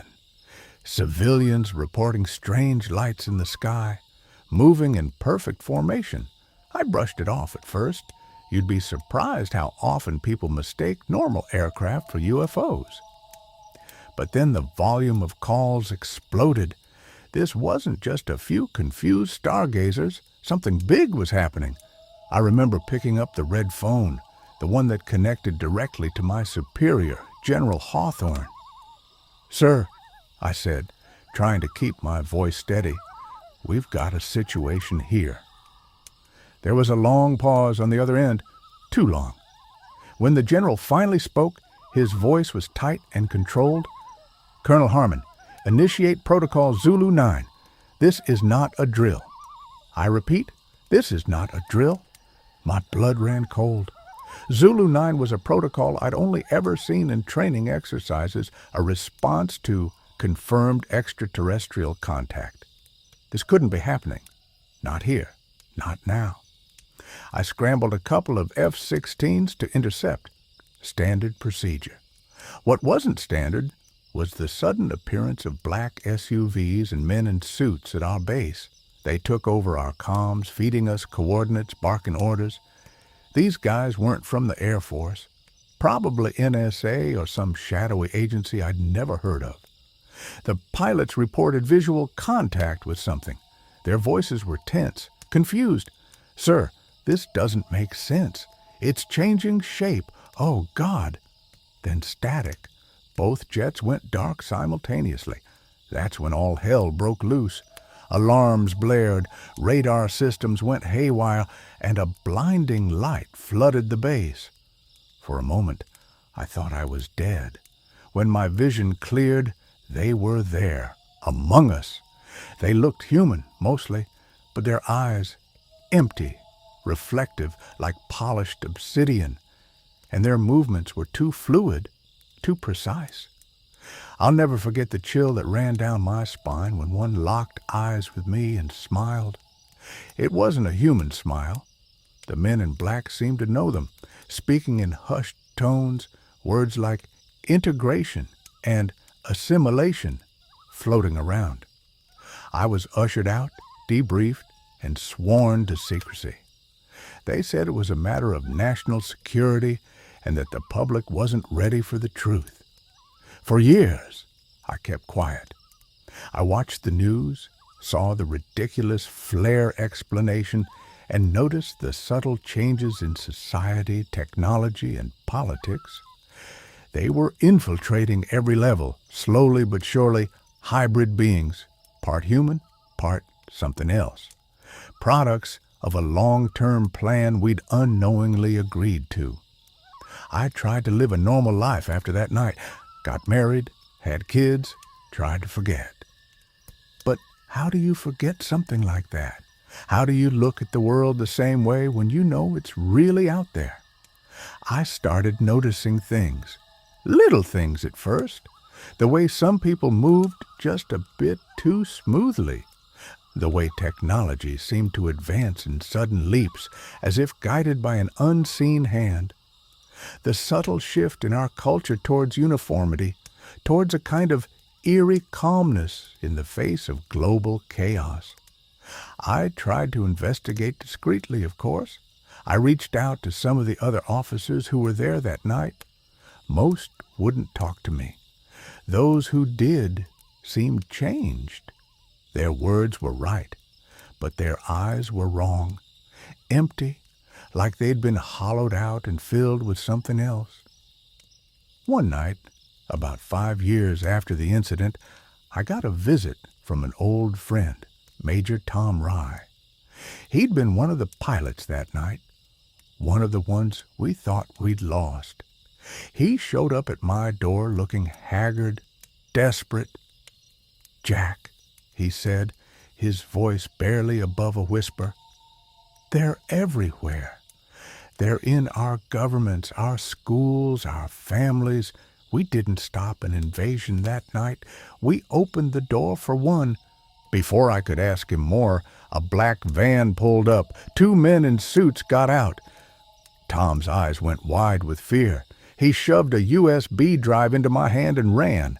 I never saw him again. The drive contained files, hundreds of them, satellite images, medical reports, classified memos. It painted a picture of a world already lost, humanity being slowly but surely replaced by something other. Why am I speaking out now? Because it's gone too far. Last month, my granddaughter was born. When I held her and looked into her eyes, I saw that same obsidian gleam. My son and daughter-in-law act like nothing's wrong, but their behavior has changed. They're too calm, too accepting. I think they've been replaced. The Phoenix Lights weren't a first contact scenario. They were a coming out party, a signal that the final stage was beginning. We're not being invaded. We're being phased out, replaced by something that looks like us but isn't. I'm breaking my silence because someone needs to know to fight back. But I'm not naive. By the time you hear this, I'll probably be gone, disappeared, replaced, or worse. Look around you. Look closely at your friends, your family, your coworkers. Do you really know who they are anymore? They're among us, and they're patient. The lights in the sky were just the beginning. The real horror is the shadows walking beside us every day, wearing familiar faces, waiting for the right moment to shed their human disguise. You might be wondering why they don't just take over all at once, why the slow, methodical replacement. I've thought about this a lot. I think they need us, at least for now. They need our world, our infrastructure, our knowledge. They're learning from us, becoming us until one day they won't need us anymore. And the scariest part, most people will never notice. The change is too gradual, too subtle. By the time it's obvious, it'll be too late. If you're listening to this, you're one of the few who know the truth. Be careful. Trust no one, and whatever you do, don't look too long into anyone's eyes. You might not like what you see staring back at you. This is Colonel Jack Harmon, signing off. If I don't make it, remember, the truth is out there, hiding in plain sight. God help us all. Yes, if you're hearing this, it means my worst fears have come true. I've set up this recording to be released automatically if I don't check in regularly. So if you're listening, I'm already gone. But don't let my sacrifice be in vain. The truth is out there now. Use it. Fight back. It might already be too late for me, but maybe, just maybe, it's not too late for humanity. Remember, they're watching. They're always watching. Good luck. You're going to need it. The windows became my worst fear because my reflection was no longer mine. My name is Joseph, and I've been the overnight janitor at Blackstone Tower for 15 years. I used to find comfort in the solitude of empty halls and the hum of fluorescent lights. Now I can barely look at my own shadow without my heart racing. This is my story, and I swear every word of it is true. It all started on a Tuesday night, or rather Wednesday morning, at 2 a.m. I was on the 42nd floor, the one that always gave me the creeps. The layout was different there, wider corridors, higher ceilings, and more mirrors than any other floor. The company that leased it dealt with some high-tech stuff I never understood, but that night I understood one thing crystal clear. Something was very, very wrong. I've always been a night owl, which is why this job suited me perfectly. After my divorce 5 years ago, these quiet hours became my solace. The empty offices, the sleeping computers, the view of the city lights from 50 stories up. It all became a kind of sanctuary. I knew every inch of this building from the basement storage rooms to the executive suites on the top floor. But the 42nd floor, that was different. Even before that night, there was something off about it. The air felt thicker somehow, and sounds echoed strangely in its halls. The few times I'd run into the day crew who worked there, they always seemed on edge, their smiles a little too forced. But a job's a job, and I wasn't about to let some heebie-jeebies keep me from doing mine. I was mopping near the east-facing windows, half listening to a podcast about unsolved mysteries. The irony of that choice still haunts me. As I dragged the mop across the polished floor, I caught a glimpse of movement in the window's reflection. Nothing unusual, just me working, or so I thought. I paused to adjust my earbuds, and that's when I saw it. My reflection's hand moved to its ear a full second after I did. I blinked hard, convinced my tired eyes were playing tricks on me. But when I looked again, my reflection was staring right at me, even though I was looking down at the mop. A chill ran down my spine, but I brushed it off. I'd been working these night shifts for years. Lack of sleep was bound to catch up with me someday. I decided to finish the floor quickly and head to the break room for some coffee. As I worked my way around the floor, I couldn't shake the feeling of being watched. Every window I passed seemed to hold a version of me that was slightly off. A tilt of the head when I was looking straight ahead. A smile when my face was dead serious. I tried to rationalize it. Weird lighting, stress. Maybe that leftover pizza I had for dinner was bad. But then I reached the conference room with its wall-to-wall windows overlooking the city. I saw myself there, mop in hand, but this reflection was smiling. Not just a small grin, but a wide, toothy smile that stretched unnaturally across its face. I dropped the mop and stumbled backward, my heart pounding in my chest. The reflection didn't move. It stood there, still smiling, as if enjoying my fear. I rubbed my eyes, pinched myself, did everything I could think of to wake myself up from what had to be a nightmare. But when I looked again, it was worse. The reflection had moved closer to the glass, its nose almost touching it, eyes wide and unblinking. I ran. I didn't care about looking crazy or leaving my job unfinished. I just needed to get away from those windows, away from that thing that was wearing my face. I sprinted to the elevator, jabbing the button repeatedly until the doors finally opened. As the elevator descended, I tried to calm myself. I had a history of anxiety stemming from a car accident years ago that left me wary of reflective surfaces for months. Maybe this was just an extreme relapse brought on by stress and isolation. But deep down, I knew this was different. This was real. The elevator seemed to take an eternity with each floor it passed. I felt my panic rising. What if the doors opened and I saw that twisted version of myself waiting for me? I pressed myself into the corner, avoiding the mirrored walls as much as I could. For a moment, I could have sworn I saw movement in them, a flicker of something that wasn't me. But I squeezed my eyes shut, refusing to look. When I reached the lobby, I hesitated. The glass doors leading outside suddenly looked like a trap. What if my reflection was waiting for me out there, in every car window and storefront? I was trapped between my fear of staying in the building and my terror of leaving it. That's when I heard it, a soft tapping sound coming from the security desk. I turned slowly, dreading what I might see. There, on the computer monitor, was my reflection again.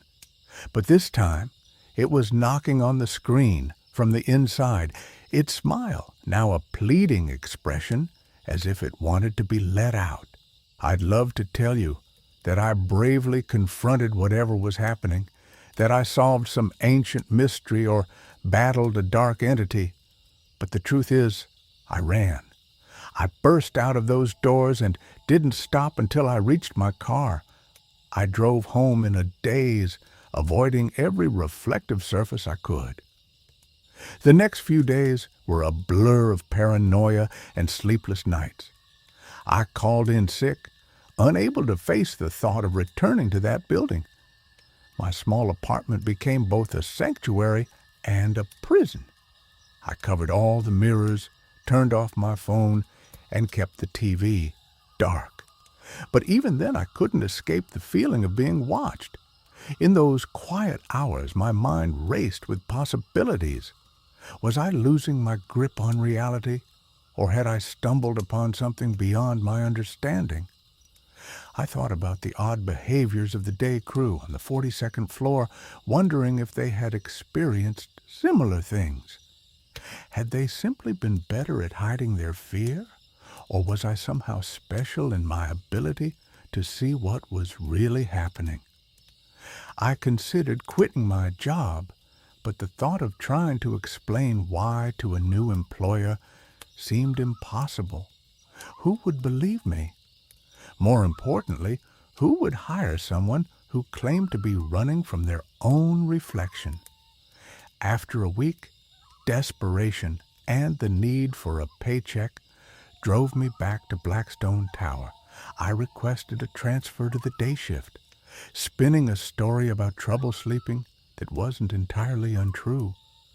My supervisor was surprisingly understanding, almost relieved, as if he'd been expecting something like this.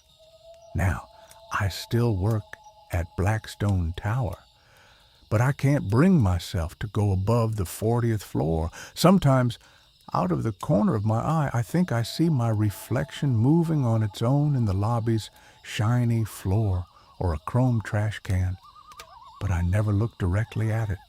I'm too afraid of what I might see. Looking back, the day shift is different. The bustle of people, the constant noise, it all helps to keep the memories at bay. But in quiet moments, when I'm alone in a restroom or passing by a darkened office, I feel it again. That sensation of being watched, of something just waiting for me to let my guard down. I've tried to research the building's history, looking for any clues about what might be happening on the 42nd floor. I've found whispers of strange occurrences, of employees requesting transfers or quitting suddenly, but nothing concrete. It's as if the truth is always just out of reach, like a reflection that moves when you're not looking directly at it. I don't expect anyone to believe me. Hell, most days I'm not sure I believe it myself. But I know what I saw that night, and now, every time I pass a window or a mirror, I find myself wondering, is that really my reflection, or is it something else waiting for another chance to break free? Sometimes, late at night, when I can't sleep, I think about going back, about taking the elevator up to the 42nd floor and confronting whatever is there. But then I remember the smile on my reflection's face, the way it seemed to hunger for something I couldn't understand, and I know I never will. So I stay on the lower floors, clinging to the safety of daylight and crowds, but always watching the reflections around me, never quite sure if what I'm seeing is real or if somewhere in some mirror or window, the real Joseph is trapped, pounding silently for help that will never come.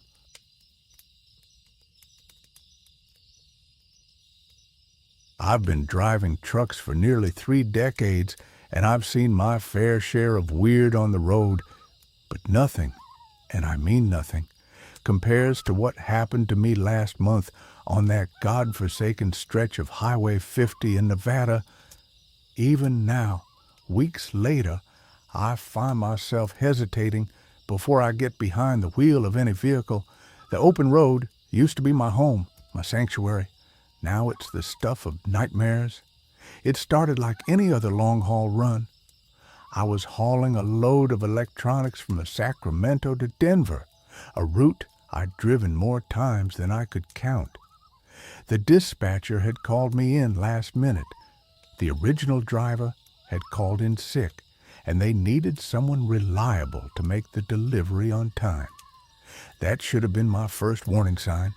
In all my years of trucking, I'd never known Jake to miss a shift, but hey, people get sick, right?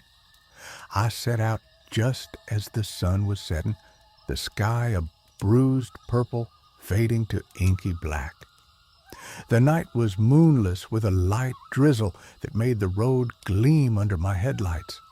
Perfect conditions for a quiet drive, or so I thought.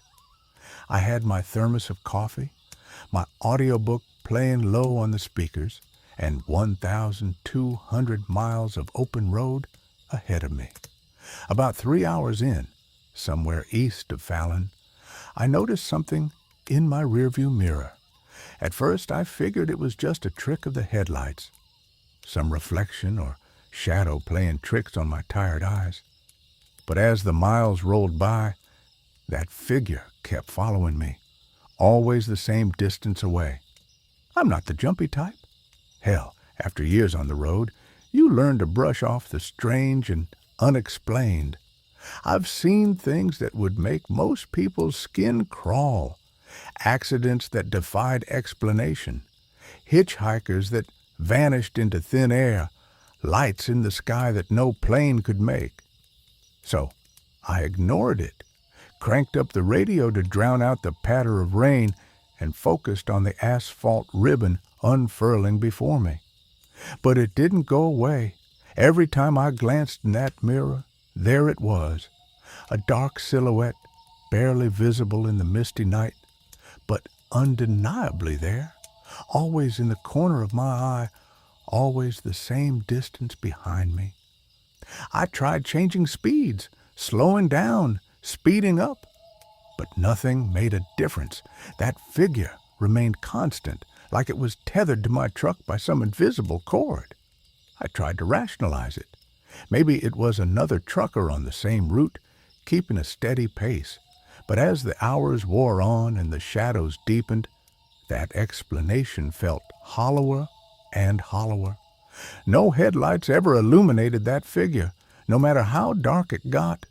And trust me, it got dark. The rain picked up as I crossed into Utah, drumming a nervous rhythm on the roof of my cab.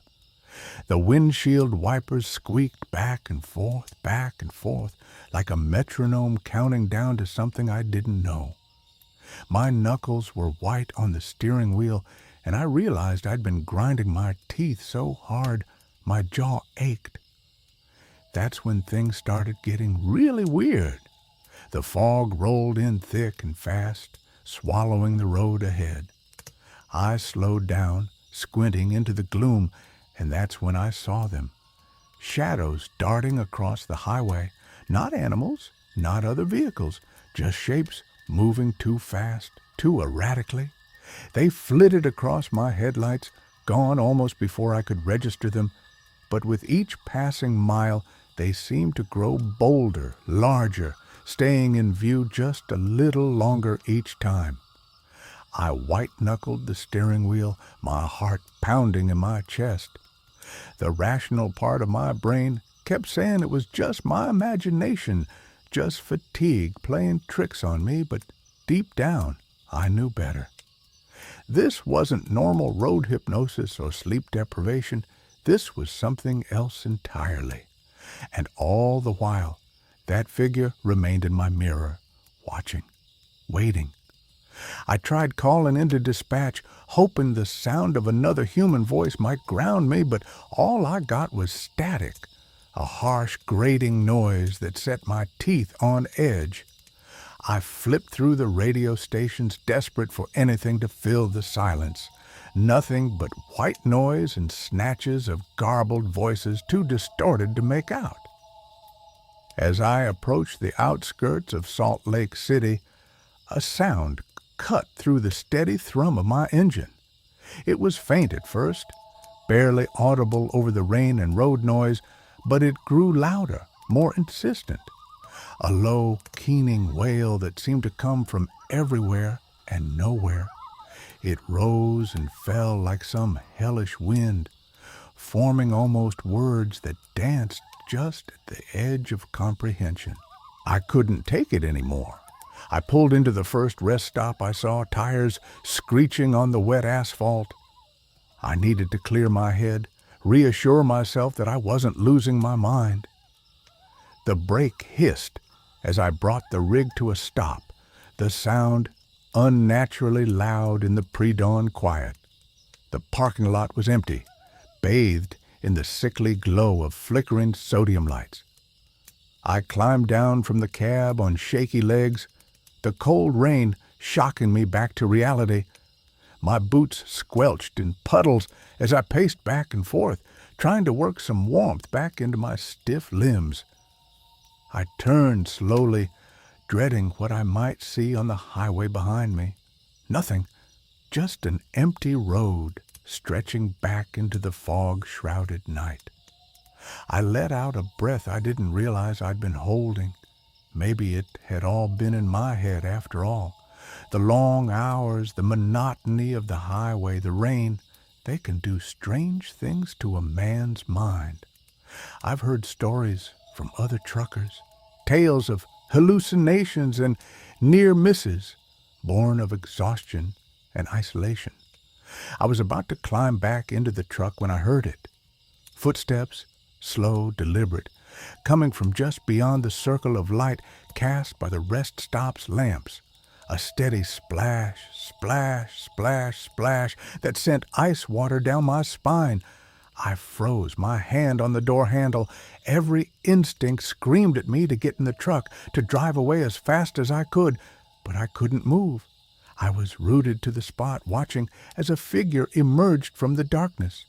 It was human-shaped, but wrong somehow. Too tall, too thin. Its movements jerky and unnatural.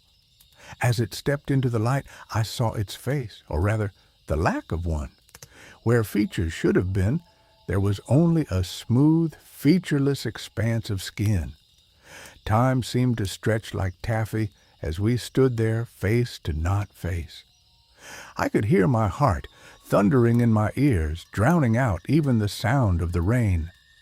The thing tilted its head, an almost quizzical gesture that sent fresh waves of terror through me.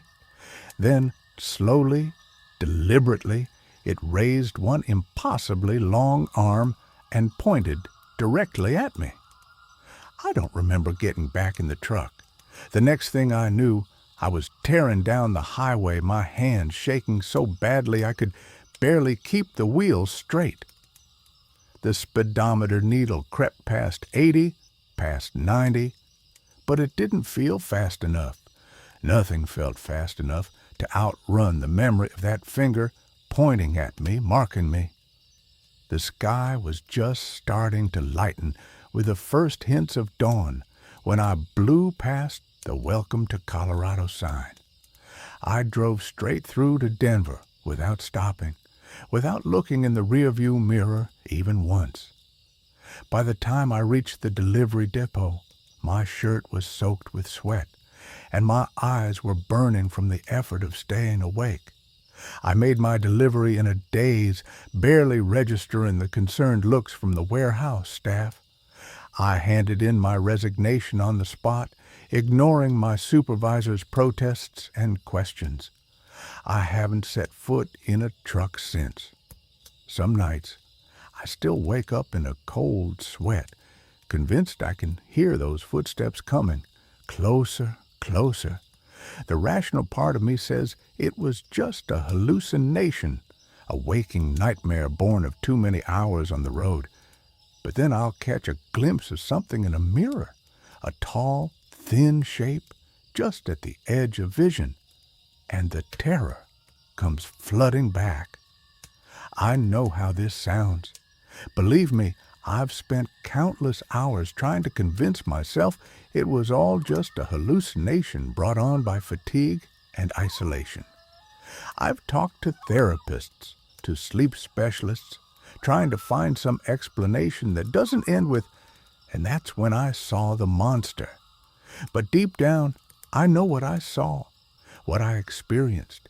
I don't drive much these days, not if I can help it, but sometimes when I'm on a lonely road at night, I can't help but glance in my rearview mirror, half expecting to see that figure once again, always the same distance away, always watching.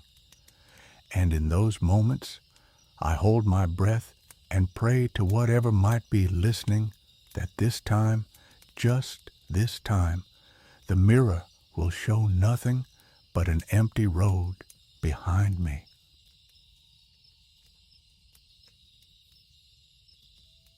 It's normal to feel a little off working late in a mortuary, but I didn't expect to hear them talk.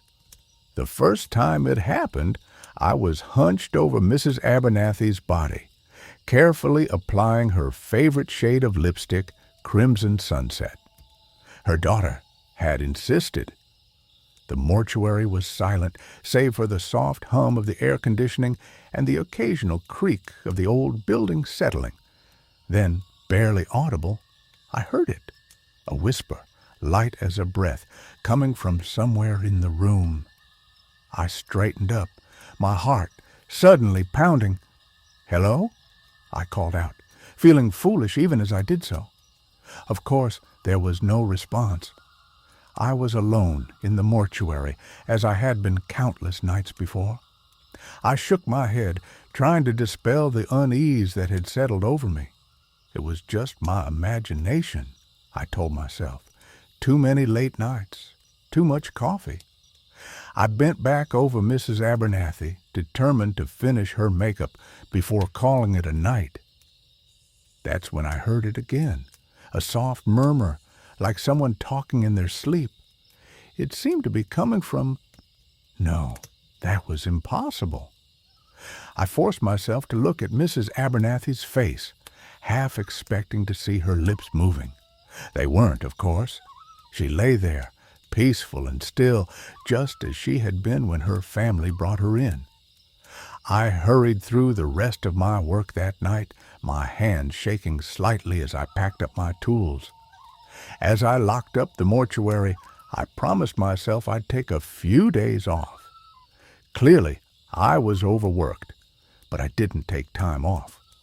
The Callahan mortuary had been in my family for generations, and I couldn't bear the thought of letting my parents down. They had entrusted me with the business when they retired, and I was determined to keep it running smoothly no matter what. So, I came back the next night and the night after that. For a while, everything was normal.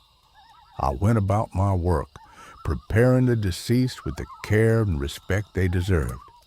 I even started to feel silly about that night with Mrs. Abernathy. Then, about a week later, it happened again. I was working on Mr. Peterson, a kindly old man who had passed away in his sleep. As I was sewing his lip shut, a necessary but always unsettling part of the job, I heard it, a whisper, clearer this time. "It doesn't hurt," the voice said, so close it could have been right next to my ear. I jerked back, the needle slipping from my fingers and clattering to the floor. My eyes darted around the room, searching for the source of the voice, but I was alone except for Mr. Peterson, on the table before me. "Who's there?" I called out, my voice shaky. No response. I tried to rationalize it. Maybe it was the radio in the office, left on by mistake, or a passerby on the street outside. But deep down, I knew the voice had been too close, too clear. From that night on, it became a regular occurrence. Whispers in the night, fragments of conversations I couldn't quite make out. Always when I was alone, always when I was working with the bodies. I started dreading the nights I had to work late, but I couldn't bring myself to tell anyone. Who would believe me? I threw myself into my hobby, spending hours working on complex jigsaw puzzles in my free time. The methodical process of fitting pieces together soothed me, gave me a sense of control I was losing in other aspects of my life. But even as I lost myself in the intricate patterns, I couldn't shake the memory of those whispers. Weeks passed, and the voices grew louder, more insistent. They weren't just background noise anymore. They were talking to me. "We know you can hear us," they'd say. "Don't be afraid." But I was afraid, terrified, in fact. I started making mistakes in my work, my hands trembling as I tried to ignore the constant murmur of voices around me. My parents noticed, asked if everything was all right. I lied, told them I was just tired. The breaking point came on a cold Tuesday night in November. I was preparing a young woman who died in a car accident.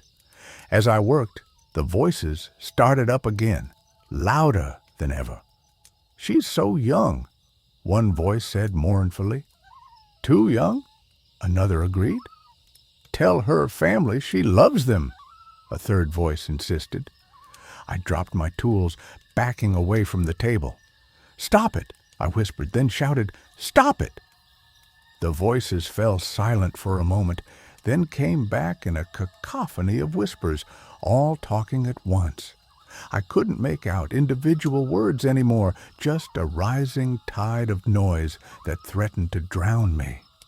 I ran from the mortuary, not even bothering to lock up behind me.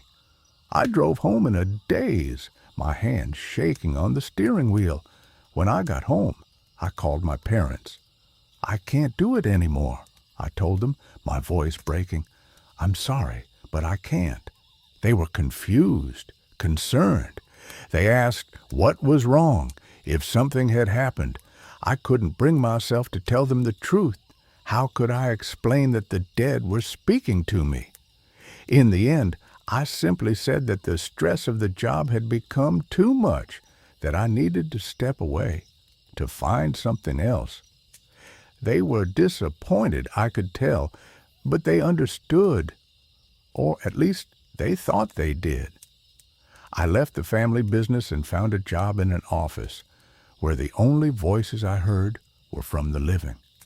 But even now, years later, I sometimes wake up in the middle of the night, my heart racing, sure that I can hear whispers in the darkness. And sometimes, in my weakest moments, I wonder if maybe I should have stayed, if maybe those voices had something important to say. But then I remember the fear, the creeping dread that filled my nights, and I know I made the right choice. After all, some conversations are better left unfinished.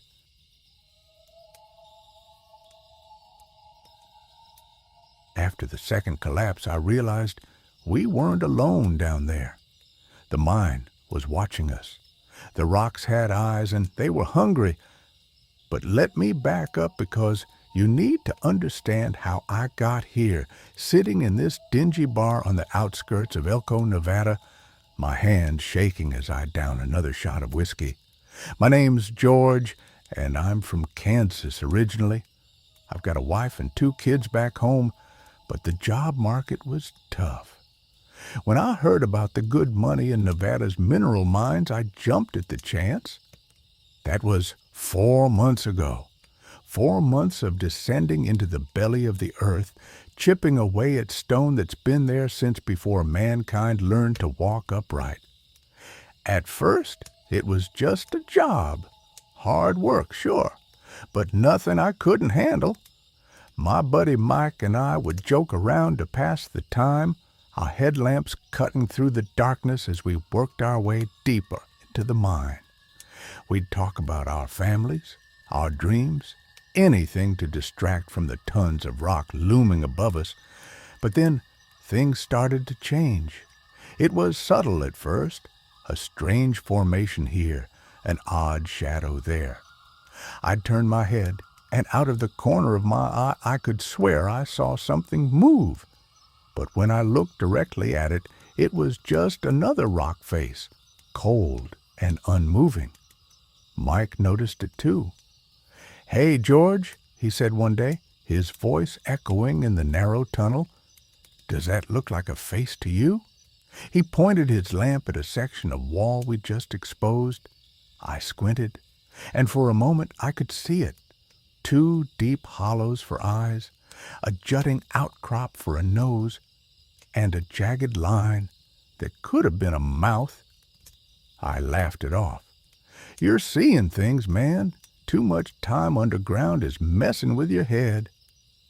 But as the days wore on, these faces seemed to multiply. They were everywhere, watching us from the ceiling, peering out from behind support beams, their rocky features twisted into expressions of what I can only describe as hunger. Then came the first collapse. We were working a new section when we heard it, a low rumble that quickly grew into a roar. Mike and I ran, the sound of falling rock chasing us through the tunnels. We made it out, but barely. As we stood there, covered in dust and gasping for air, I could have sworn I heard something that sounded like laughter echoing from deep within the mine. The company called it a natural accident, just one of those things that happen in this line of work. They shored up the collapsed section and sent us back in. But things were different after that. The air felt thicker, heavier. The silence was oppressive, broken only by the sound of our tools and the occasional groan of settling rock. I started having nightmares. In them I was lost in the mine, wandering endless tunnels as the faces in the rock leered at me. They whispered things, terrible things, in a language I couldn't understand but somehow knew was ancient and evil. Mike tried to keep our spirits up, but I could tell he was feeling it too. His jokes became forced, his laughter hollow. We'd catch each other jumping at shadows, flinching at every creak and groan of the mine around us. Then came the second collapse.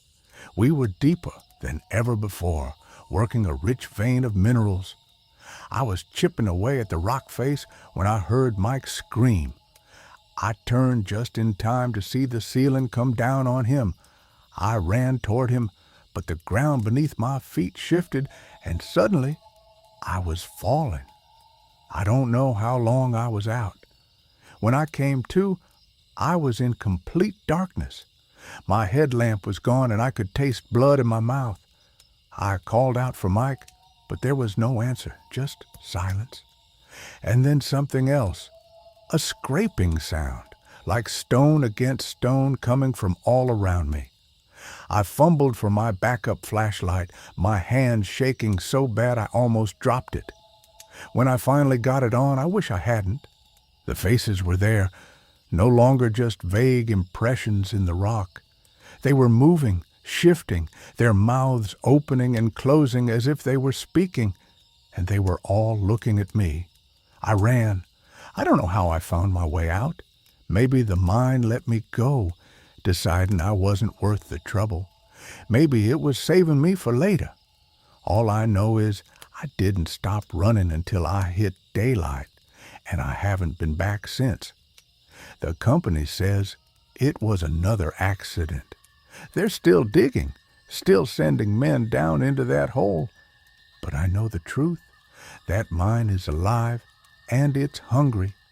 And sooner or later, it's going to want to feed again. I've tried telling people, but who's going to believe me? A miner who's had one too many close calls? They say stress and fear are playing tricks on my mind. But I know what I saw. I know what's down there. So I sit here in this bar night after night, drinking to forget and hoping that somehow, some way, I can warn others before it's too late. Because that mine is patient. It's been there for millions of years, and it'll be there for millions more. And it's always watching, always waiting for its next meal. If you're smart, you'll stay away from Elko. Find work somewhere else, anywhere else. Because once that mind gets a taste of you, it never lets go. And who knows, maybe one day, you'll be just another face in the rock, watching and waiting for the next poor soul to wander too deep into the earth.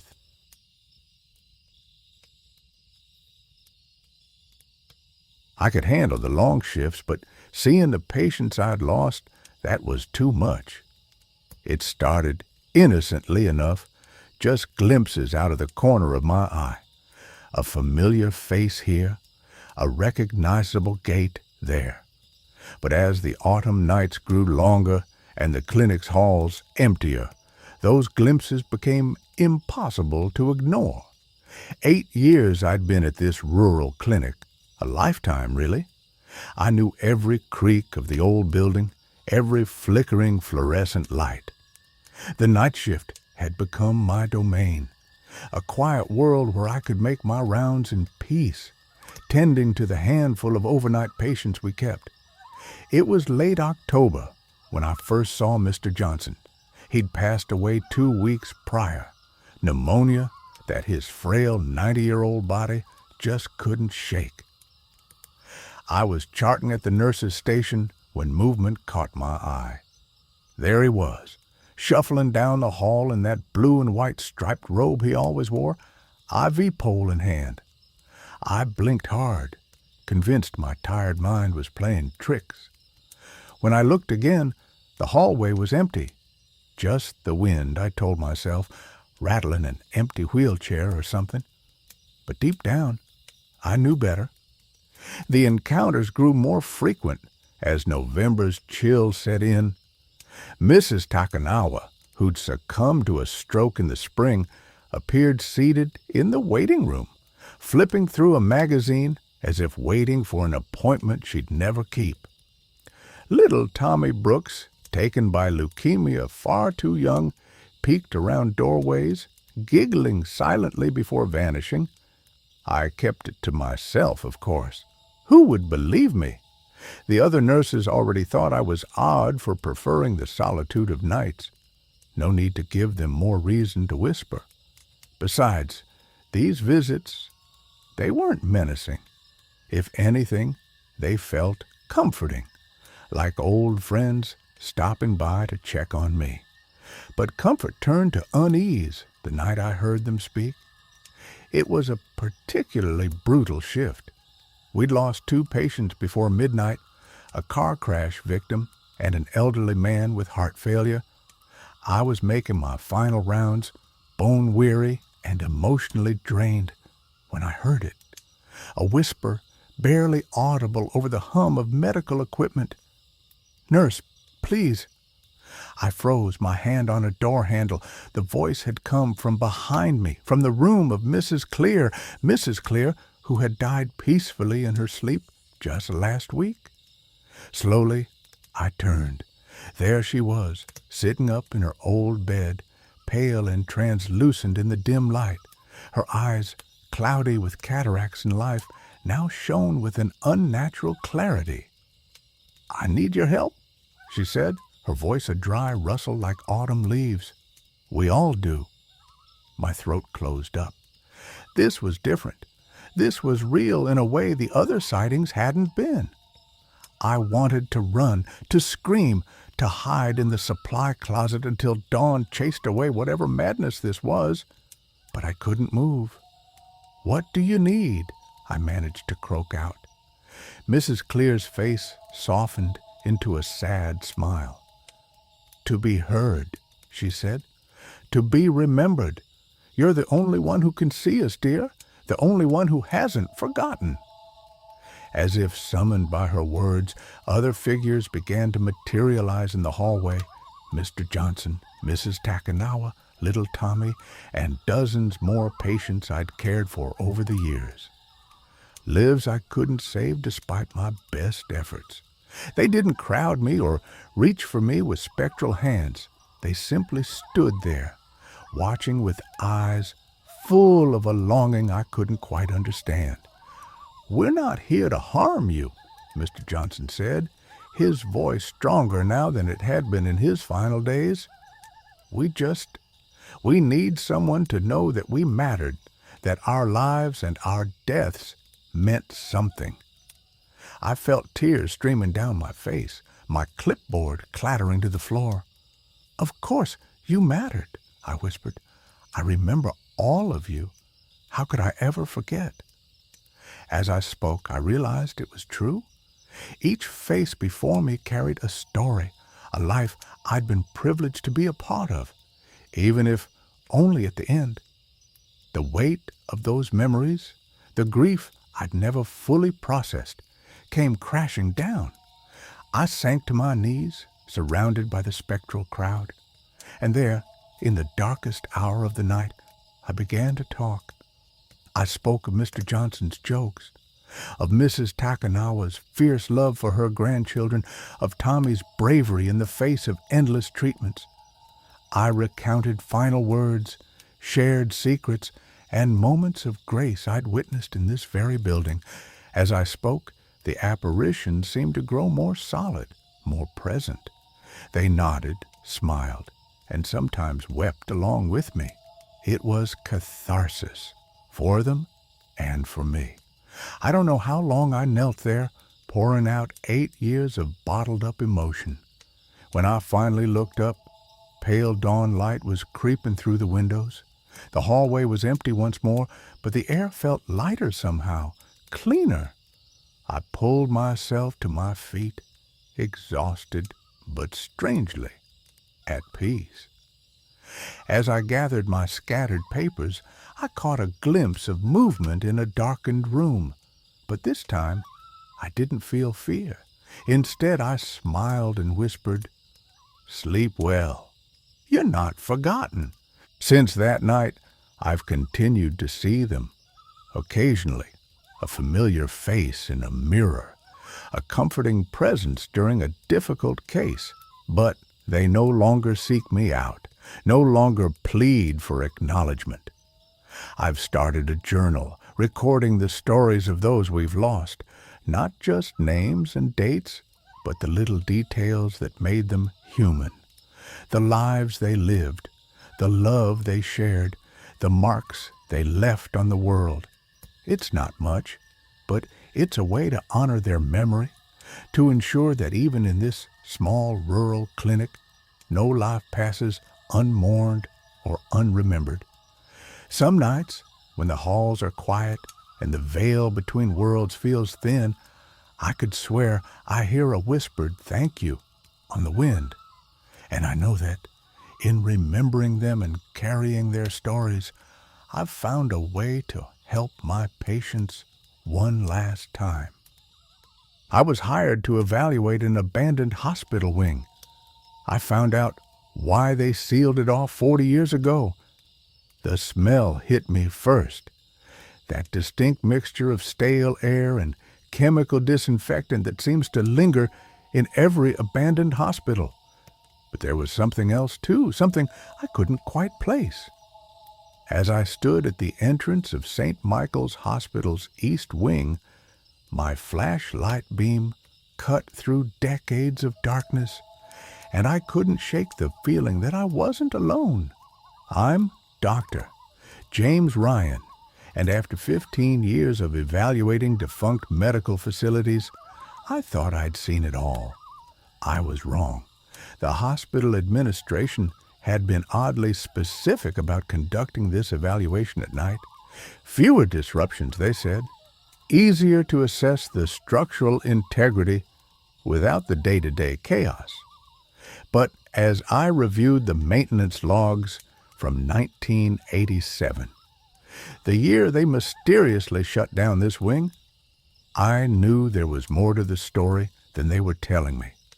I've always prided myself on being rational, methodical, the kind of person who believes in spreadsheets and structural surveys, not ghost stories and urban legends.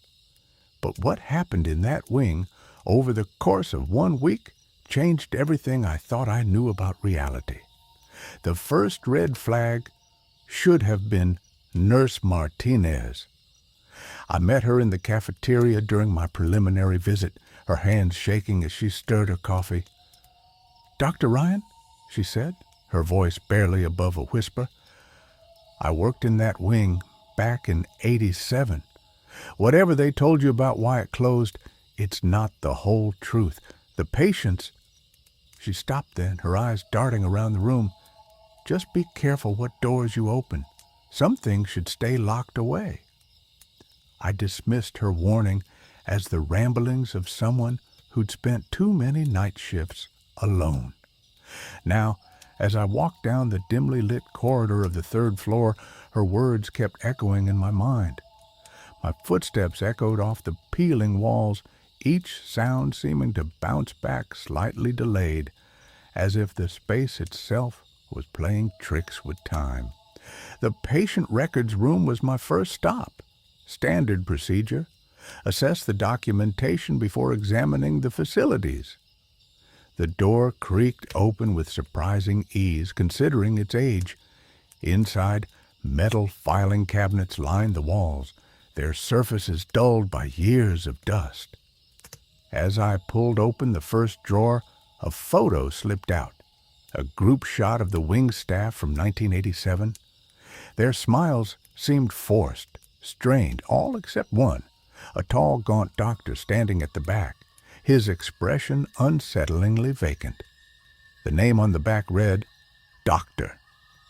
Sebastian Kane, head of psychiatric services.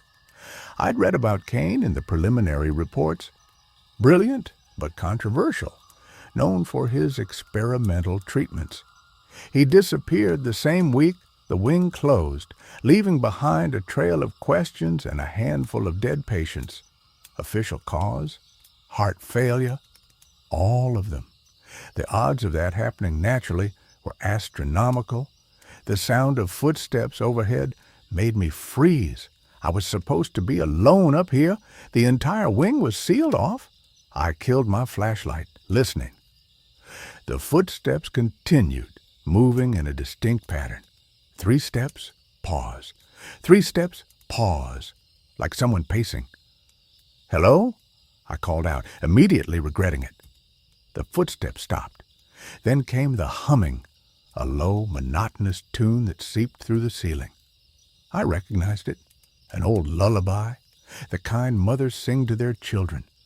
But there was something wrong about it, something off-key and distorted. My phone buzzed, making me jump. A text from Liv, my research assistant. Found something in the archives. Dr. K had a theory about collective patient consciousness. Started experiments in '86. Need to talk ASAP. I started typing a response when the temperature plummeted. My breath came out in visible puffs, and the screen of my phone flickered. That's when I saw it, in the reflection. A figure stood behind me wearing a white doctor's coat, its face a blur of features that seemed to shift and change. I spun around, but the room was empty. My heart was pounding so hard I could hear it in my ears. Or was that something else? A rhythmic beeping, like a heart monitor, seemed to be coming from somewhere down the hall. Against every instinct screaming at me to leave, I followed the sound. It led me to room 337, Kane's old office, according to the floor plan. The door was ajar, swaying slightly as if someone had just walked through it. Inside, the room was exactly as it had been left in 1987. Papers scattered across the desk. A half-empty coffee cup, now crusted with decades-old residue. But what caught my eye was the journal lying open on the desk, as if waiting for me. The pages were filled with Kane's handwriting, growing increasingly erratic as I flipped through them. His last entry made my blood run cold. The experiment works. The collective consciousness is real, but it's not what we thought. We didn't create a connection between patients. We created a door. And now something's coming through. They're in the walls, in the air. They whisper such terrible things. I have to end this, have to seal the ward. But it's too late for me. If you're reading this, run. They know you're here. They always know. A crash behind me made me drop the journal. When I turned, the coffee cup lay shattered on the floor. But it hadn't fallen. It had been thrown against the wall. Shadows were moving, coalescing into shapes that shouldn't exist. The humming started again, louder now, coming from everywhere and nowhere at once. Under it, I could hear voices, dozens of them overlapping, whispering words I couldn't quite make out. But one voice cut through clearly, speaking right next to my ear. "Welcome to my ward, doctor." Ryan. I ran, sprinting through the corridors as the lights flickered to life behind me, casting strange, shifting shadows on the walls. The exit door seemed to get further away with each step, the hallway stretching impossibly long. Behind me, the voices grew louder, and footsteps, so many footsteps, followed. Just before I reached the exit, I glanced back. What I saw in that moment will haunt me until the day I die. A crowd of figures in hospital gowns, their faces twisted in agony, led by a tall doctor with empty eyes and a smile that split his face too wide. I made it out, but only barely. The door slammed behind me with such force it cracked the frame. My phone had dozens of missed calls from Liv. When I finally called her back, her voice was trembling. "Doctor, Ryan, I found death certificates," she said. "Not just from '87. There were others going back decades, all with Kane's signature. But here's the thing, the dates on some of them. They're from after the wing closed. The last one was filed yesterday." I'm writing this now from my hotel room, my hands still shaking. Tomorrow, I have to submit my evaluation of the wing to the hospital board.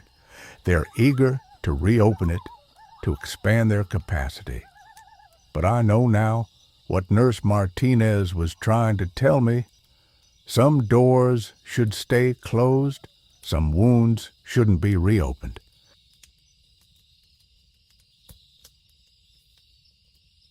I'm an urban explorer who found something in Old Town's tunnels. The walls are trying to make me. I never should have gone down there alone. That's what everyone keeps telling me now, as if I don't replay that decision in my head every single night. But they don't understand. None of them do. What I discovered beneath the streets of Old Town wasn't just some forgotten piece of history. It was alive. And now, a month after my escape, I feel compelled to share my story, if only to warn others who might be tempted by the same curiosity that almost cost me everything. My name is Sasha Lauren, and I run a somewhat successful urban exploration YouTube channel. Nothing huge. About 50,000 subscribers who enjoy watching me poke around in abandoned buildings and forgotten places. I've always been drawn to spaces with history, places where you can feel the weight of past lives pressing in around you. But nothing could have prepared me for what I found in those tunnels. I'd heard rumors about Old Town's underground network for years. Local history buffs claimed the tunnels dated back to the 1800s when the original town was built. Some said they were used for smuggling during Prohibition. Others swore they housed a secret society. The truth, as I would discover, was far worse. Getting access wasn't easy. I spent weeks building connections with the Historical Society, convincing them I was a serious documentarian interested in preserving local history. Clara, an elderly archivist with kind eyes and silver hair, finally took pity on me. "Just be careful down there, dear," she'd said, pressing the ancient brass key into my palm. "Some parts of history prefer to stay buried." I should have listened to the tremor in her voice. The entrance was hidden behind a rusted door in the basement of the old courthouse. The key struggled in the lock, but finally turned with a grinding sound that echoed through the empty building. Armed with my camera, LED lights, and what I thought was adequate preparation, I descended the narrow stone stairs into darkness. The first hour was exactly what I'd hoped for. The tunnels were a documentarian's dream. Old brickwork, mysterious doorways, and artifacts scattered about like breadcrumbs from the past. I filmed everything, providing commentary for my future video. "Check out these marks on the wall," I remember saying, running my fingers along deep grooves in the ancient brick. "Almost looks like someone was counting days or trying to leave a message." But then something changed. I'd marked my path with chalk arrows, a habit from previous explorations.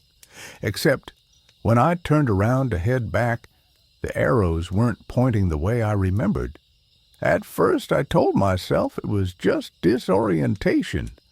Caves and tunnels can play tricks on your sense of direction.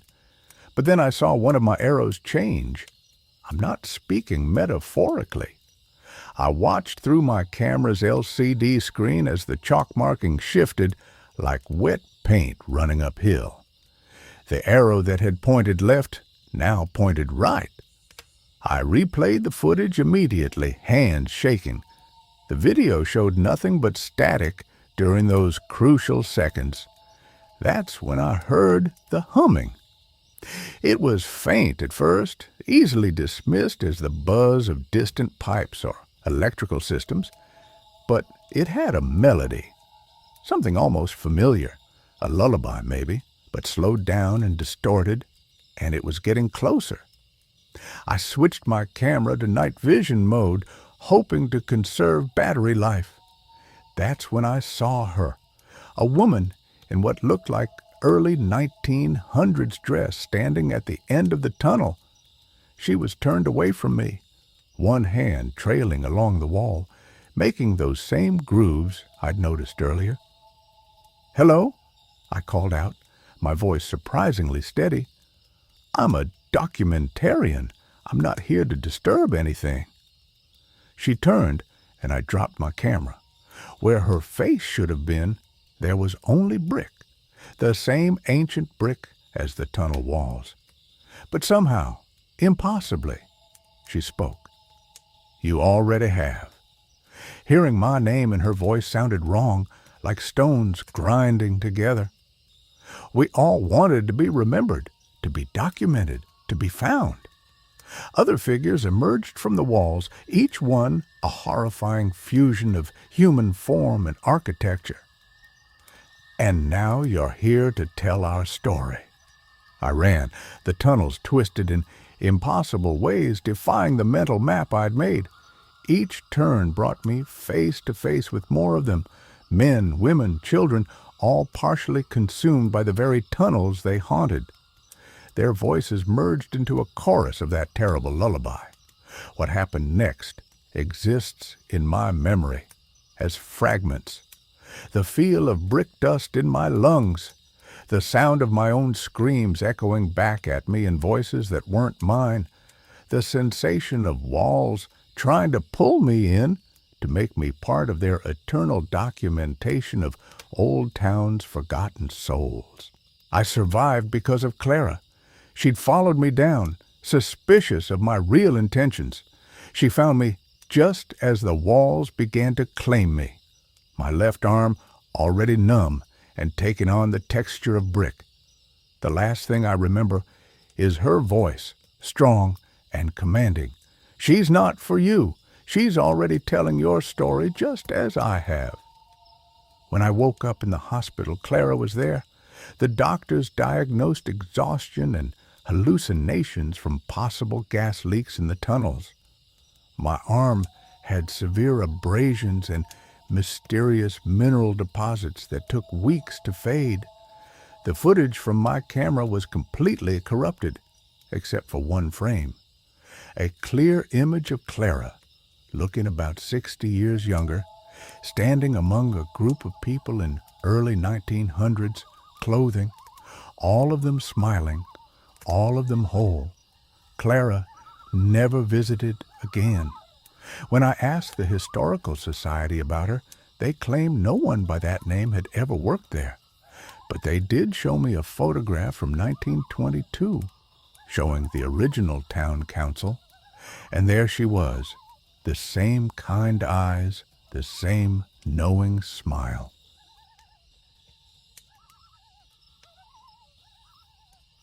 My new high school was closed for 15 years because of structural issues.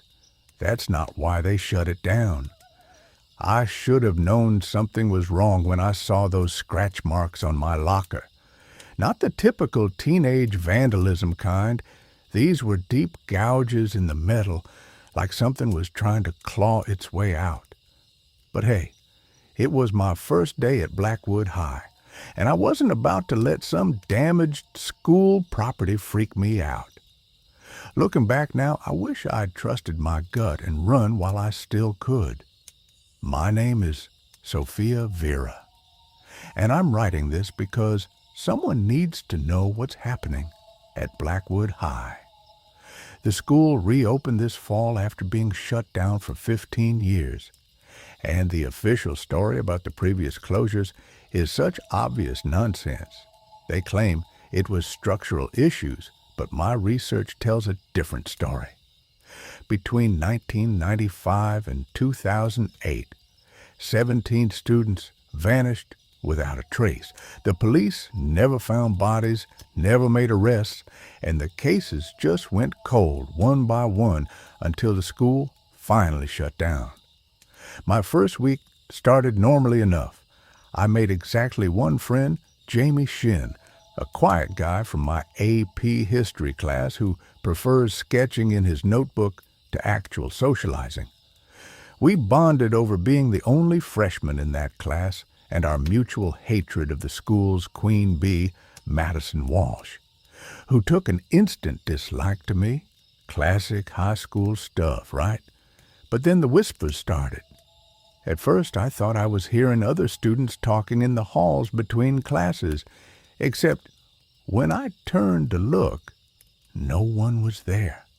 The whispers always seemed to be just on the edge of comprehension, like if I concentrated hard enough, I could understand what they were saying. Jamie noticed them too, which was both relieving and terrifying. At least I wasn't going crazy alone. Things escalated when Madison and her crew decided to pull their first prank. They locked me in the second-floor bathroom after last period. I wasn't too worried at first. This kind of stuff happened at my old school all the time. But as the minutes ticked by and the building grew quiet, the temperature dropped dramatically. The fluorescent light started flickering, and in the mirrors, I swear I saw something move behind me. Not a person, but a shadow that shouldn't have been there. That's when I heard it clearly for the first time. "Help us, Sophia." The voice sounded young, maybe my age, but wrong somehow, like it was coming from underwater or very far away. The shadows in the mirror started moving more deliberately, taking shape. I saw faces forming in the darkness, teenage faces, twisted in expressions of terror. I screamed and pounded on the door until the janitor found me. I tried telling him what happened, but he just gave me this look. Not like he thought I was crazy, but like he knew exactly what I was talking about and was terrified to admit it. The next day, Jamie showed me his sketchbook. He'd been drawing the same faces I saw in a mirror over and over in obsessive detail. "I see them in my dreams," he told me. "They want us to find them." We started digging deeper into the old disappearances. The victims didn't seem to have anything in common, except that they were all students here. But when we laid out the dates, a pattern emerged. Every disappearance happened exactly 28 days after the previous one. And if we're right about the pattern, someone else is going to vanish next week. Madison's bullying has gotten worse, but now it feels different. Yesterday, I caught her staring at me in class, but her eyes were wrong. Completely black, like empty sockets.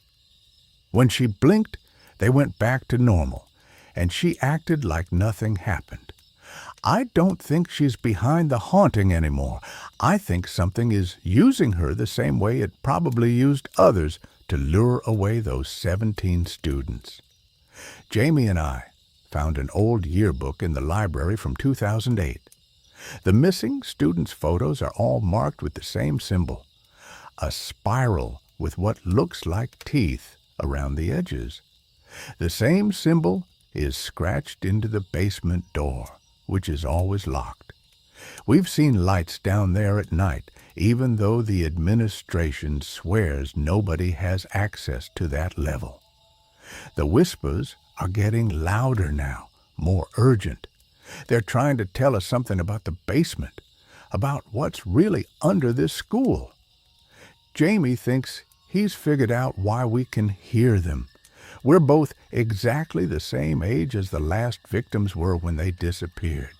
I know how this sounds, but I swear every word is true. If anything happens to me, Look in the basement. And whatever you do, don't trust the shadows. They wear familiar faces, but they're not who they pretend to be. The scratches on my locker are spreading. Every morning, there are more of them forming that same spiral pattern. Madison's eyes aren't the only ones turning black now, and yesterday, Jamie didn't show up for class. I think I'm next, but I'm not going to disappear quietly like the others. I've got my phone set to upload this automatically if I don't check in every 12 hours. I'm going to find out what's in that basement, what really happened to those 17 kids, and why this school was allowed to reopen despite its horrific history. If you're reading this, it means I failed. Or maybe I found something I wasn't supposed to. Either way, remember these numbers. 28 days. Keep count, and whatever you do, stay away from Blackwood High after dark. The shadows here, they're hungry.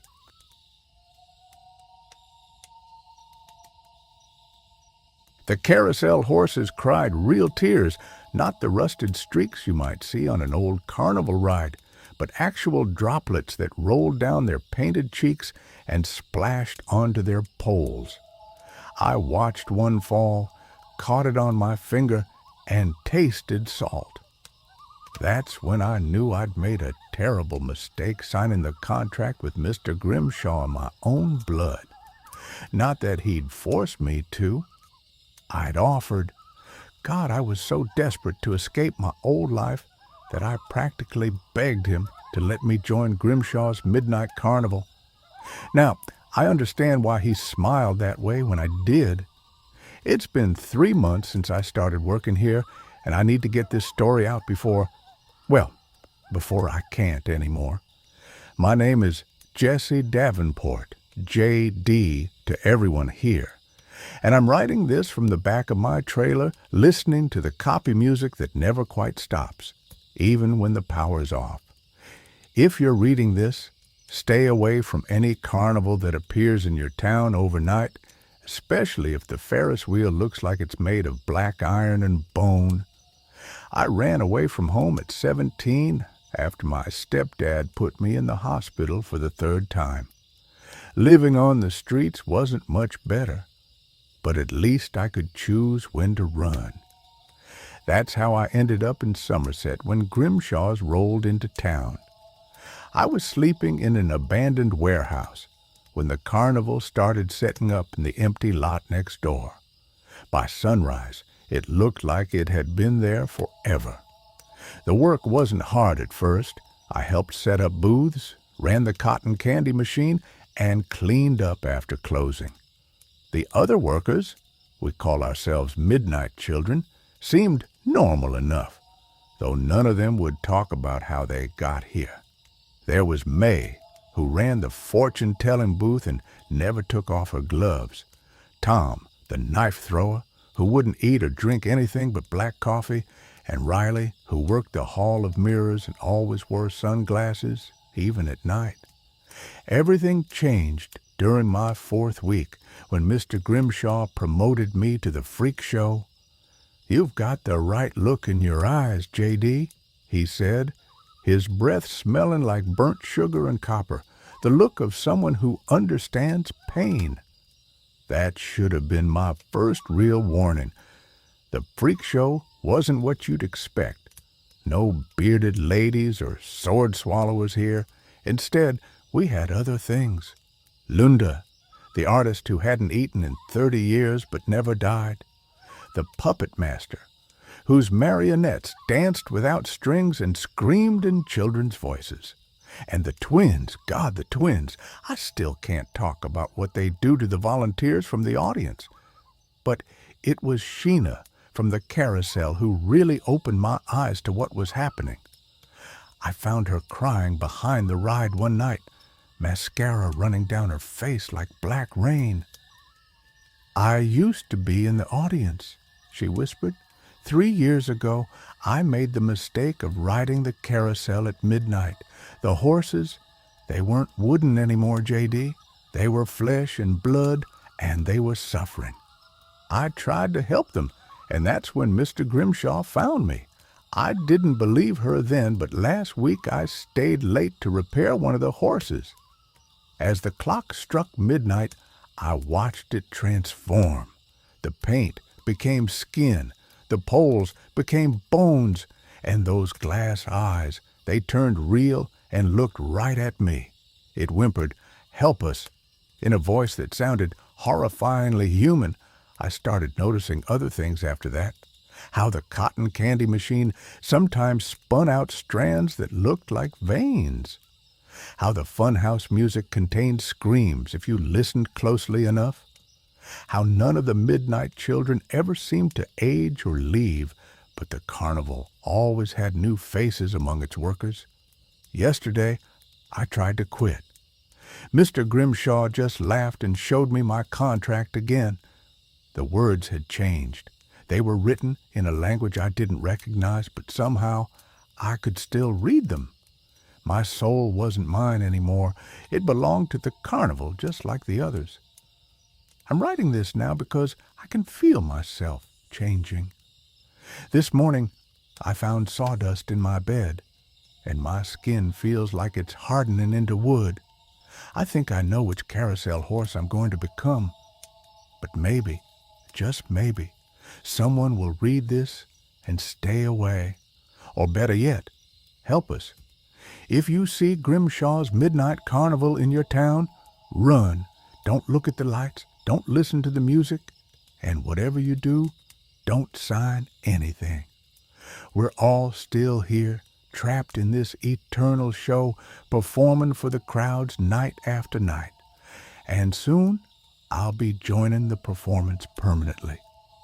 The copy music is getting louder now, and I can hear Mr. Grimshaw's footsteps approaching my trailer. My fingers are starting to stiffen, and splinters are pushing through my skin. This is my last warning to anyone who might read it. Some tickets cost more than money, and some shows never end. Just remember, those aren't mechanical animals you're riding on the carousel.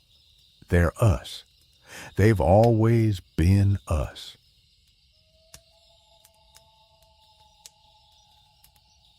I need to write this down while I still can. All my thoughts are still somewhat my own. The logbook entries from the previous keeper make more sense now. Those rambling passages about voices in the waves and shadows that move against the tide. I used to think he was just another poor bastard who let the isolation get to him. Now I know better.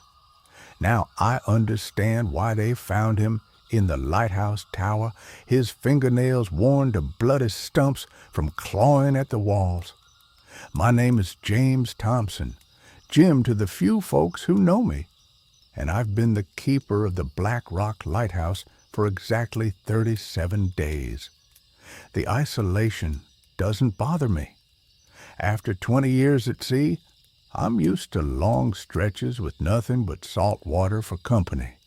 But there's something different about this place, something wrong. It started with small things. Items moved when I wasn't looking. The spare lantern I always keep by my bed would somehow end up in the kitchen. My coffee mug would be in a different spot than where I left it. I blamed it on fatigue at first. Keeping a lighthouse running is demanding work, especially in winter. Then I found the journal. It was tucked away behind a loose brick in the basement, wrapped in oilcloth that had gone stiff with age. The previous keeper's log, but not the official one. This was personal, filled with increasingly frantic entries that spanned his 3 months here. The first few pages were normal enough. Routine maintenance notes, weather observations, the occasional complaint about supplies running low. But then the tone changed. March 15th. The waves speak at night, not in words exactly, but in patterns. There's meaning there if you listen long enough. God help me, I've started answering. I should have stopped reading right then, should have sealed that journal back up and forgotten about it. But I couldn't, because by then I'd started hearing them too. It's not just voices. There's something in the water. I see it during my morning checks when I'm cleaning the salt spray off the lantern room windows. Dark shapes moving beneath the surface, following patterns that don't match any tide or current I've ever known. Sometimes they seem to form letters, like something's trying to communicate. Last week, during a storm, I swear I saw a face in the waves. Not human, at least not entirely. The eyes were too large, too knowing. It stared at me for what felt like hours, and I stared back, unable to look away. When I finally managed to break free of its gaze, 8 hours had passed. The lamp had gone out, and 3 ships had run aground on the rocks below. I called the Coast Guard about the shipwrecks, of course, but when they arrived, there was no trace of any vessels, no debris, no bodies, nothing, just the rocks and the endless waves. The officer gave me an odd look when I insisted on what I'd seen, said there hadn't been any ships reported missing in the area. That's when I started keeping my own journal. The previous keeper's entries got worse as they went on. He wrote about dreams where he was underwater, but could breathe just fine. About voices calling him to join them in the depths. About figures standing in his room at night, dripping seawater that vanished by morning. I'm having those dreams now too, but it's the lighthouse itself that's changed the most. The spiral staircase seems longer every day. Last night, I counted the steps from bottom to top, 147. This morning, there were 184. I know how insane that sounds, but I swear it's true. The walls feel different too, softer somehow, almost organic. Sometimes I catch them pulsing in the corner of my eye like they're breathing. The worst part? I'm starting to understand the patterns, the way the shadows move, the rhythm of the waves, the whispers in the dark. They're all part of something bigger, something ancient, something that's been here long before this lighthouse was built and will be here long after it's gone. I found a note in my own handwriting yesterday, but I have no memory of writing it. Just 2 words over and over. Below waiting, below waiting, below waiting. The ink was mixed with seawater. The supply boat is due next week. I should hold out until then, ask for a replacement. But every time I think about leaving, the voices get louder. They're singing now, a melody that makes my teeth hurt and my vision blur. They're promising things, wonderful, terrible things that I can barely comprehend. The previous keeper's final entry was a mess of scrawled symbols and seawater-stained paper, but there was one clear line at the very end. The lighthouse isn't keeping something out. It's keeping something in. I think I finally understand what he meant. The light isn't meant to warn ships away from the rocks. It's a beacon, drawing them closer, drawing them to whatever lives in these waters, whatever has been trapped here for God knows how long. And now it wants me to turn out the light. I can hear footsteps on the stairs now, slow and wet, more than one set. The walls are definitely breathing. I can see them expand and contract in time with the waves. The shadows in the corner are taking shape, and I know if I turn around, I'll see them. The journal entry ends here. 3 days later, the supply boat found the lighthouse dark.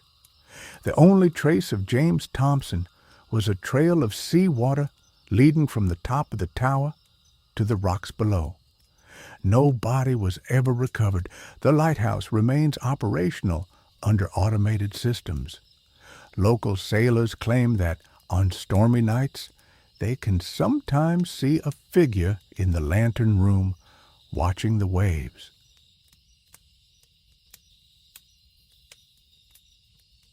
I've worked at the Grand Majestic Theater for 15 years, and I've never told anyone about what happened during my first month here. Not because I didn't want to. Believe me, there were countless nights I wanted to scream it from the rooftops, but because I made a promise to her. But now that she's back, now that it's happening again, I need to break that promise. I need to tell you everything. My name is Benjamin Valdez, though everyone calls me Ben. I started working at the Grand Majestic back in 2009, fresh out of technical school with dreams of making it big in theater production. The Grand Majestic wasn't exactly Broadway, but for a small city like ours, it was as close as you could get. The building itself is this gorgeous piece of 1920s architecture, all gold leaf and red velvet, with enough history to fill a dozen books and enough shadows to hide 1,000 secrets. I still remember my first day. Janet, our stage manager, gave me the tour. She was this tiny woman in her 50s with sharp eyes and an even sharper tongue, but there was something maternal about her, too. "Listen carefully, Ben," she said as we walked through the wings, "because these are the rules that will keep you alive in this business." I laughed at that. I shouldn't have. The rules were simple enough.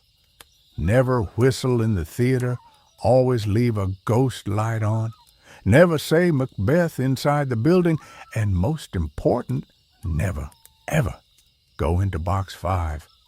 I figured they were just theater superstitions, the kind of traditions that get passed down like family recipes. Janet must have seen the skepticism on my face because she grabbed my arm, her fingers digging in hard enough to leave marks. "I'm serious, Ben, especially about Box 5. That's where it happened." When I asked what it was, Janet just shook her head and changed the subject. But later that week, Marlon, one of the older stagehands, filled me in. Back in 1938, a young actress named Eleanor Hayes had been preparing for her debut as Ophelia in Hamlet. She was supposedly brilliant, a rising star, but on opening night, she never made it to the stage. They found her in Box 5, hanging from the chandelier mounting.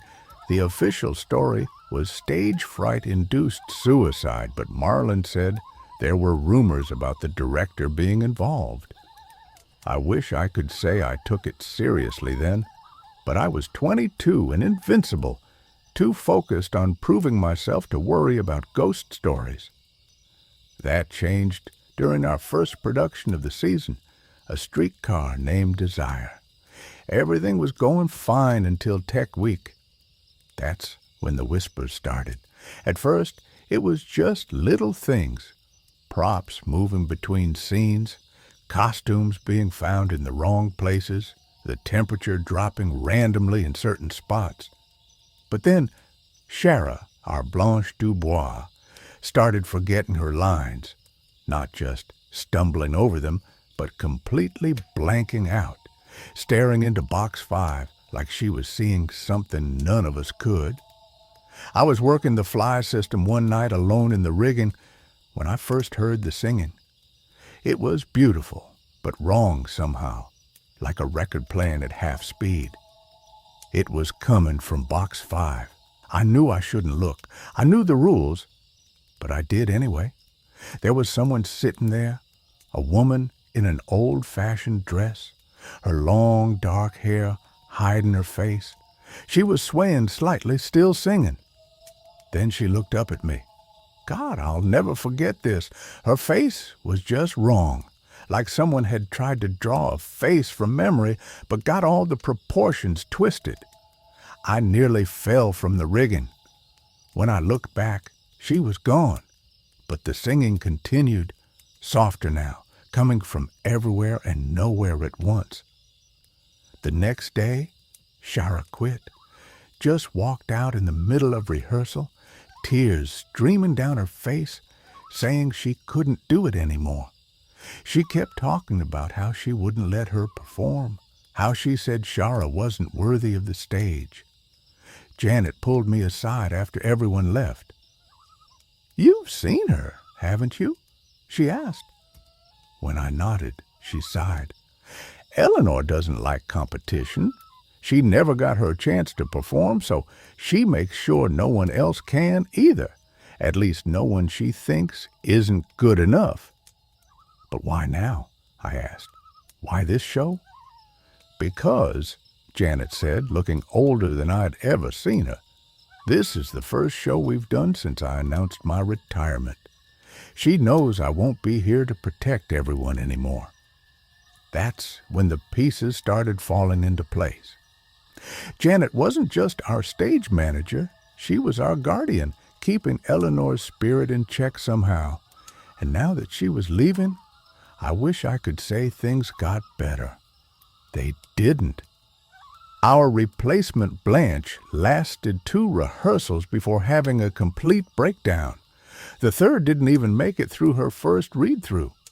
Props started falling during scenes, lights would explode without warning, and that singing, that terrible, beautiful singing, got louder every night. Then came opening night. We hadn't even found a replacement Blanche yet, but the director insisted the show must go on. We were in the middle of final preparations when Janet disappeared. I found her in box 5, unconscious, with bruises around her neck in the shape of fingerprints. That's when I did something stupid. Something brave, maybe, but definitely stupid. I went back to box 5 that night, alone. I had this crazy idea that I could reason with Eleanor, make her understand that times had changed, that theater was different now. She was waiting for me, not the twisted version I'd seen before, but as she must have looked in life, young, beautiful, and so sad. "They don't understand," she said, her voice like crushed velvet. "They don't respect the craft. They don't bleed for it like we did." "Then teach them," I said. "Help them understand. You are going to be brilliant. Be brilliant now as a teacher, not a terror." I'd love to say that fixed everything, that Eleanor saw the light and stopped haunting our theater, but real life, even life with ghosts, isn't that simple. We made a deal instead. She would let the shows go on, let the actors perform, but only if we promised 2 things. To maintain the old traditions, the ghost light, the whistle rule, all of it, and to keep box 5 empty, reserved for her. That was 15 years ago. Janet recovered, retired as planned, and I took over as stage manager. We've had dozens of successful shows since then, with only the occasional mysterious mishap. Eleanor kept her part of the bargain, and we kept ours. Until now. Our new director decided the old superstitions were holding us back. He sold tickets to box 5 for our upcoming production of Hamlet Eleanor's show. And last night, I heard the singing again, louder than ever before. Last night, during tech rehearsal, I heard the singing again. Not the beautiful melody from before, but something different. Broken, wrong, like shattered glass being dragged across piano strings. I'm in my office now, staring at tomorrow's ticket sales on my computer screen. 6 seats sold in box 5. 6 people who have no idea what's coming. The ghost light just went out, and for the first time in 15 years, I can smell lavender and rope. When I was in 2nd grade, my best friend Emily started telling me strange stories about her house. She would always seem uneasy, her voice dropping to a whisper when she shared what had been happening. At first, it was just small things. Objects disappearing, strange creaks in the floorboards late at night. But as time went on, her stories grew darker and more unsettling. One day, while playing hide and seek in her house, she showed me something that had been troubling her for weeks.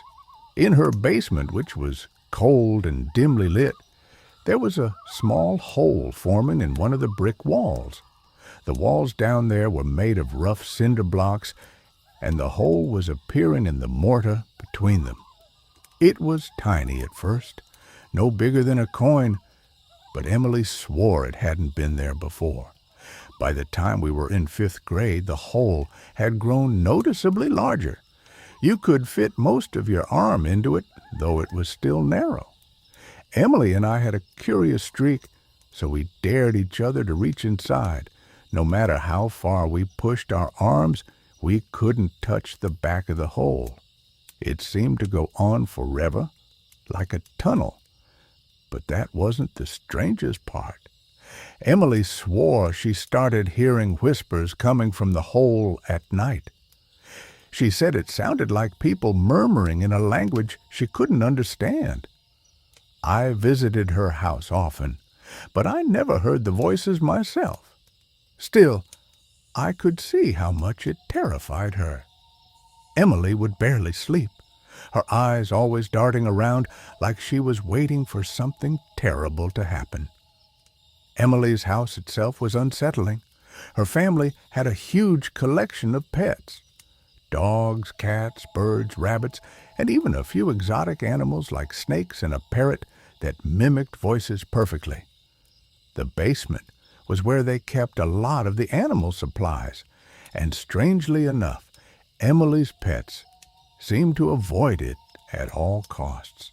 Her dogs, usually playful and brave, would refuse to go down the stairs. The cats, on the rare occasions they ventured down, would freeze and stare at the hole in the wall, their fur bristling. Then the disappearances started. Emily's pets would vanish for hours, sometimes even days.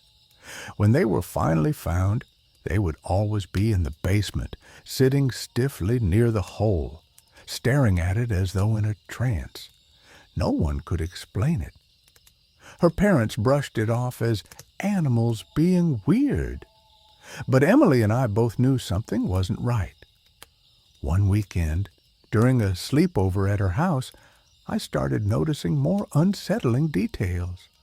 Emily's bedroom was filled with stuffed animals of all shapes and sizes. They were everywhere, on her bed, her bookshelves, even hanging from the ceiling in nets. That night, we stayed up late talking and watching movies. When we finally fell asleep, it was well past midnight. The next morning, we woke up to find every single stuffed animal had been moved. They were stacked in the middle of the room in a pyramid-like structure almost as tall as we were. Every stuffed animal was positioned to face her bed, their glassy eyes fixed on us. We were frozen in terror. Emily swore she hadn't done it, and I knew I hadn't either. The sheer effort it would have taken to pile them all up without waking us was mind-boggling. Some of the toys had been on high shelves or inside closed cabinets, and yet here they were, perfectly arranged. We put the animals back, trying to convince ourselves it was just some weird prank. But the next night, things escalated. Around 3 a.m, we were jolted awake by a loud creaking sound coming from under the bed. It sounded like the wooden floorboards were straining under someone's weight. Terrified but curious, we leaned over the edge of the bed and peered underneath. What we saw made my blood run cold. One of the floorboards was slowly lifting up, as though someone or something beneath the floor was pushing it. Then, with a loud snap, it slammed back into place. We bolted upright, too scared to move. Emily clung to me, tears streaming down her face. The room was silent, but the tension was suffocating. We stayed awake until the first light of dawn, clutching each other and staring at the floor, afraid of what might happen next. The following morning, I begged my parents to come and pick me up. I couldn't stay in that house another night. Emily begged me not to leave her alone, but I was too scared. I promised I'd see her at school and that we'd talk more about what was happening, but after that weekend, I started avoiding her. I felt guilty, but the fear was too much. Emily's life only seemed to get worse after that. At school, she became withdrawn and jittery, her grades slipping as her anxiety grew. Teachers noticed and tried to help, but her parents didn't seem to take her seriously. The last time I spoke to her was at the end of the school year. She told me the hole in the basement had grown so large that she could crawl inside it if she wanted to. She said she often heard noises coming from deep within it, scraping sounds, whispers, and occasionally faint laughter. Then she said something that still haunts me to this day. I think whatever's in the walls wants me to join it. After that, Emily and her family moved away. I never saw her again, but I couldn't stop thinking about her in that house. Over the years, I've pieced together my own theories about what might have been happening. I believe there was someone or something living within the walls of her house. Maybe it was a person, someone who had found a way to hide and move through the structure without being detected. Or maybe it was something not entirely human, something that thrived on fear. The stuffed animals, the disappearing pets, the whispers, everything seemed designed to unnerve us, to break us down mentally. It was like the house itself was alive, feeding off the fear it created. To this day, I can't walk past a stuffed animal display without feeling a chill. I still have nightmares about that hole in the wall, about what might have been lurking just beyond the edges of the darkness, waiting for us to notice it. And I still wonder what happened to Emily, and if she ever found peace, or if the thing in the walls finally got what it wanted.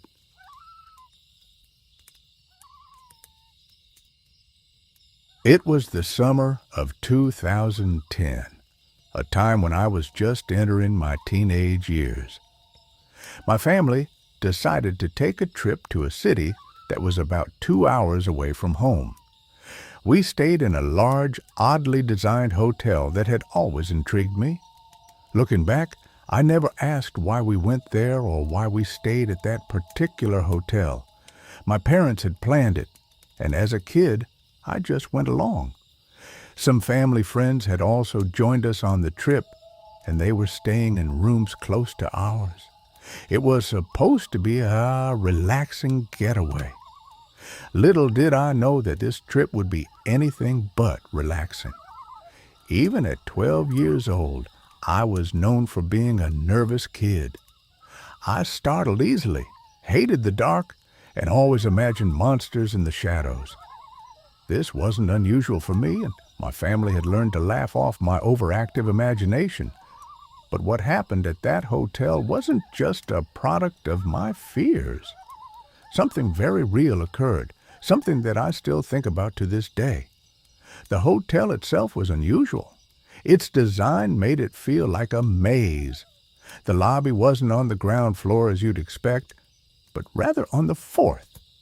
To reach it, you had to use an elevator. The staircases were strange, too. None of them seemed to connect directly to the lobby, which I found odd and mildly unsettling from the start. The hotel's floors formed a giant square, with a balcony overlooking the central lobby on every level. This meant that as you walked to your room, you could peer over the edge and see all the way down or up, depending on where you were. I remember clutching the railing and imagining what it would feel like to fall. It wasn't something I liked to think about for long. The first 2 days passed without much incident. My friends and I spent our time playing card games, watching TV, and exploring the brightly lit hallways of the hotel. At night, we told each other ghost stories, trying to outdo one another with tales of haunted houses and spooky woods. I was spooked easily, of course, but it was all in good fun, or so I thought. On the morning of the third day, everything changed. I was woken up by loud screaming. The sound echoed eerily through the open design of the hotel. For a moment, I thought it was part of a dream. But as I shook off my grogginess, I realized the screams were real. Curious and concerned, I stepped out onto the balcony and looked down. In the lobby below, a girl was lying on the floor surrounded by a mess of broken eggs and spilled milk. A small crowd had formed around her, and I could hear fragments of their conversations. "She fainted," one person said. "Call an ambulance," someone else shouted. The sight made my stomach churn. I spotted my family sitting at a table in the lobby, eating breakfast and watching the commotion unfold. I decided to head down to join them and find out what was going on. The elevator was on the opposite side of my floor, so I opted to take the stairs instead. It seemed like the faster option at the time. We were on the 7th or 8th floor, so I figured it wouldn't take long to get to the lobby. As I descended, I kept an eye out for the sign marking the 4th floor, but I didn't see it. I passed the 5th floor, then what I thought should be the 4th, but there was no door. I figured I must have missed it somehow, so I kept going. By the time I reached the bottom, I realized I had made a mistake. Instead of the lobby, I found myself in a dimly lit cinder block basement. The walls were cold and gray, and the air smelled faintly of mildew. There were no windows, and the fluorescent lights flickered ominously above me. In front of me stood a pair of heavy double doors. At first I hesitated. I didn't want to go back up the stairs, but I also wasn't sure I wanted to see what was behind those doors. Eventually, my curiosity got the better of me. I pushed them open and stepped inside. What I found was a massive, warehouse-like room. It was filled with stacks of furniture covered in plastic wrap, rows of tables, and what looked like old, forgotten hotel equipment. The space was eerily quiet, save for the hum of an unseen ventilation system. Dust floated in the beams of light that managed to sneak in from the cracks around the door. At the far end of the room, I spotted an elevator. Relieved, I started walking toward it, hoping it would take me back to the lobby. But when I reached it, I noticed it required a key card to operate. Frustrated, I turned back toward the double doors, only to find they had locked behind me. Panic set in. I didn't have a phone, and my parents probably thought I was still in my room. No one knew where I was. I started searching the room for another way out.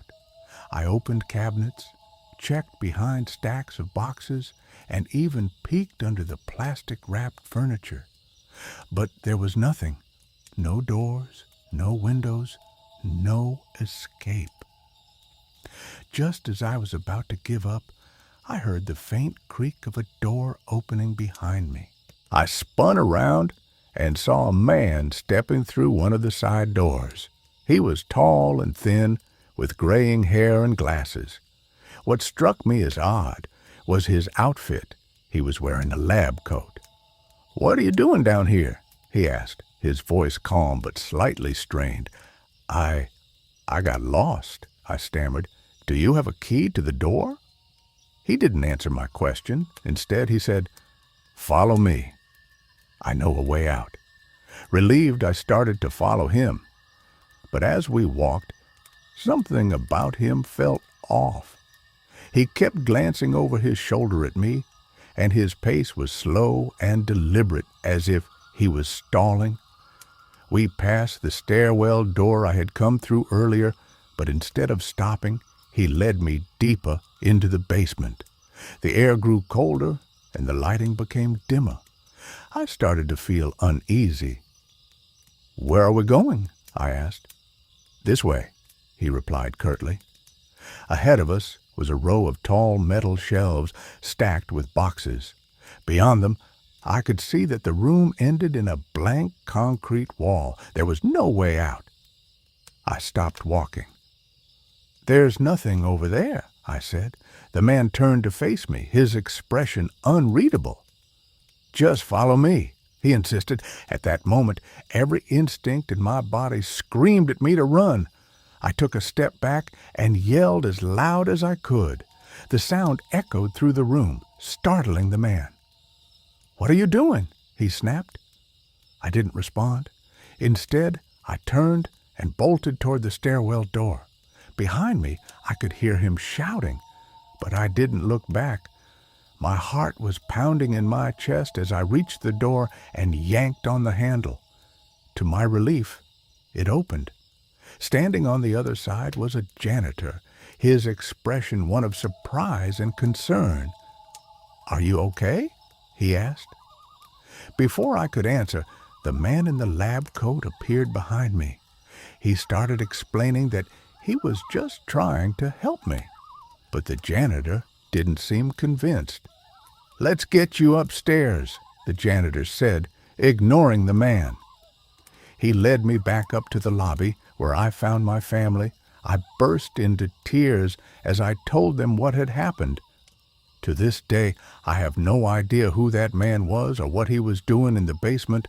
All I know is that I was lucky to get out.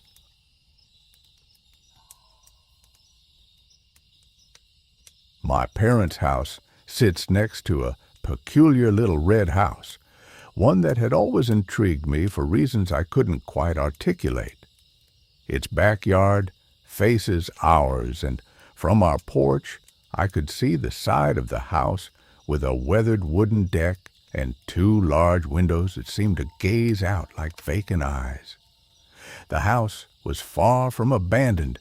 There were always at least 3 cars parked in the driveway or along the curb. Yet, in all the years we lived there, no one seemed to use them. Not once did I see anyone stepping out to check the mail, take out the trash, or even enjoy the deck on a sunny day. It was as if the house existed in a bubble, completely detached from the world around it.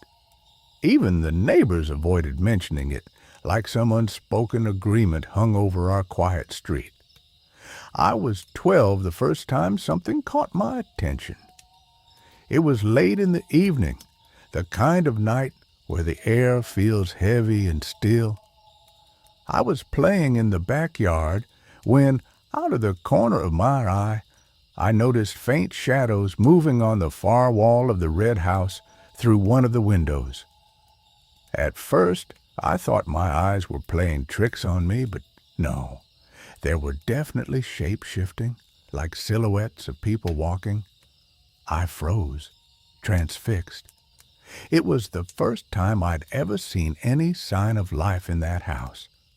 Over the years, I tried not to think about it too much. Life carried on, and soon my sister moved out, leaving me her basement room. It was a cozy space that had been renovated with care. The room had a door leading directly to the backyard with a small window set into it.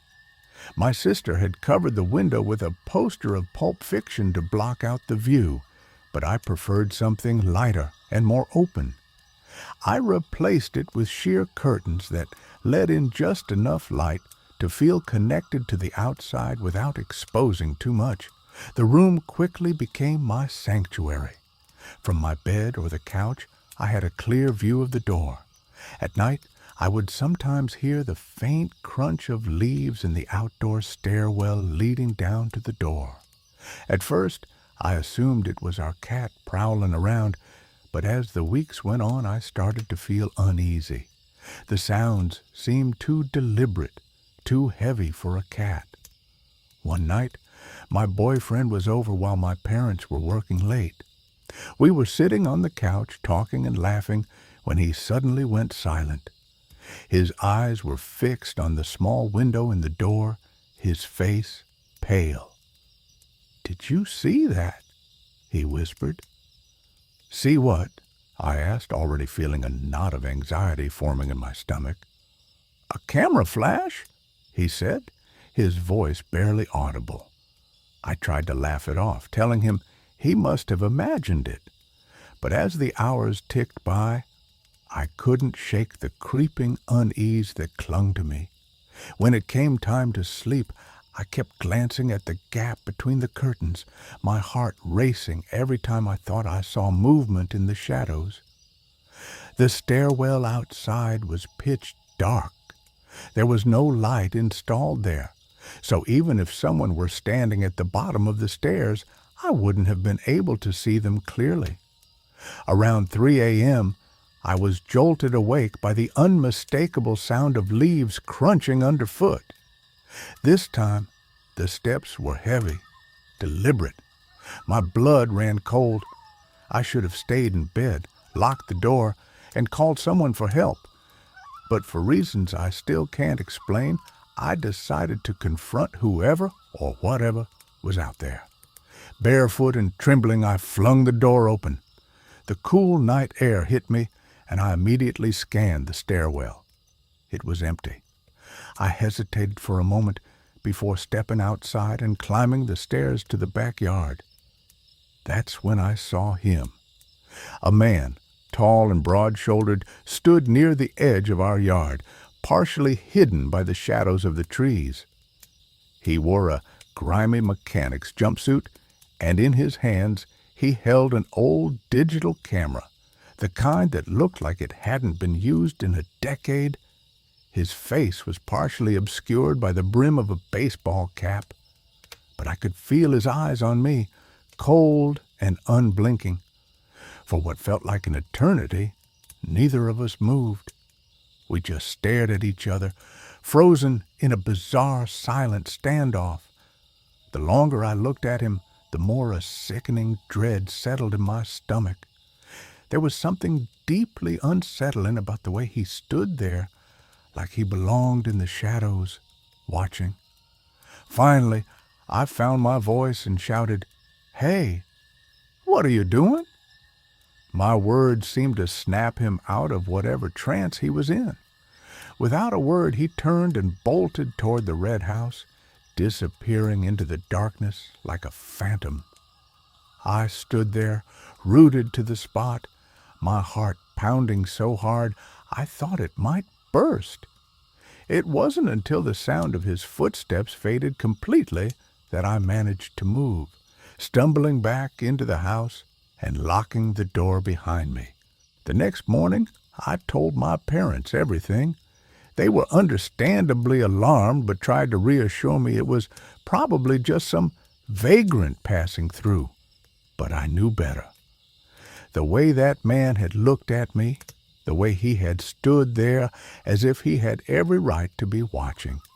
It wasn't the first time he'd been there, and it wouldn't have been the last if I hadn't confronted him. After that night, the sounds stopped. No more crunching leaves, no more flashes of light. The red house remained as lifeless as ever, its secrets locked away behind those blank, staring windows.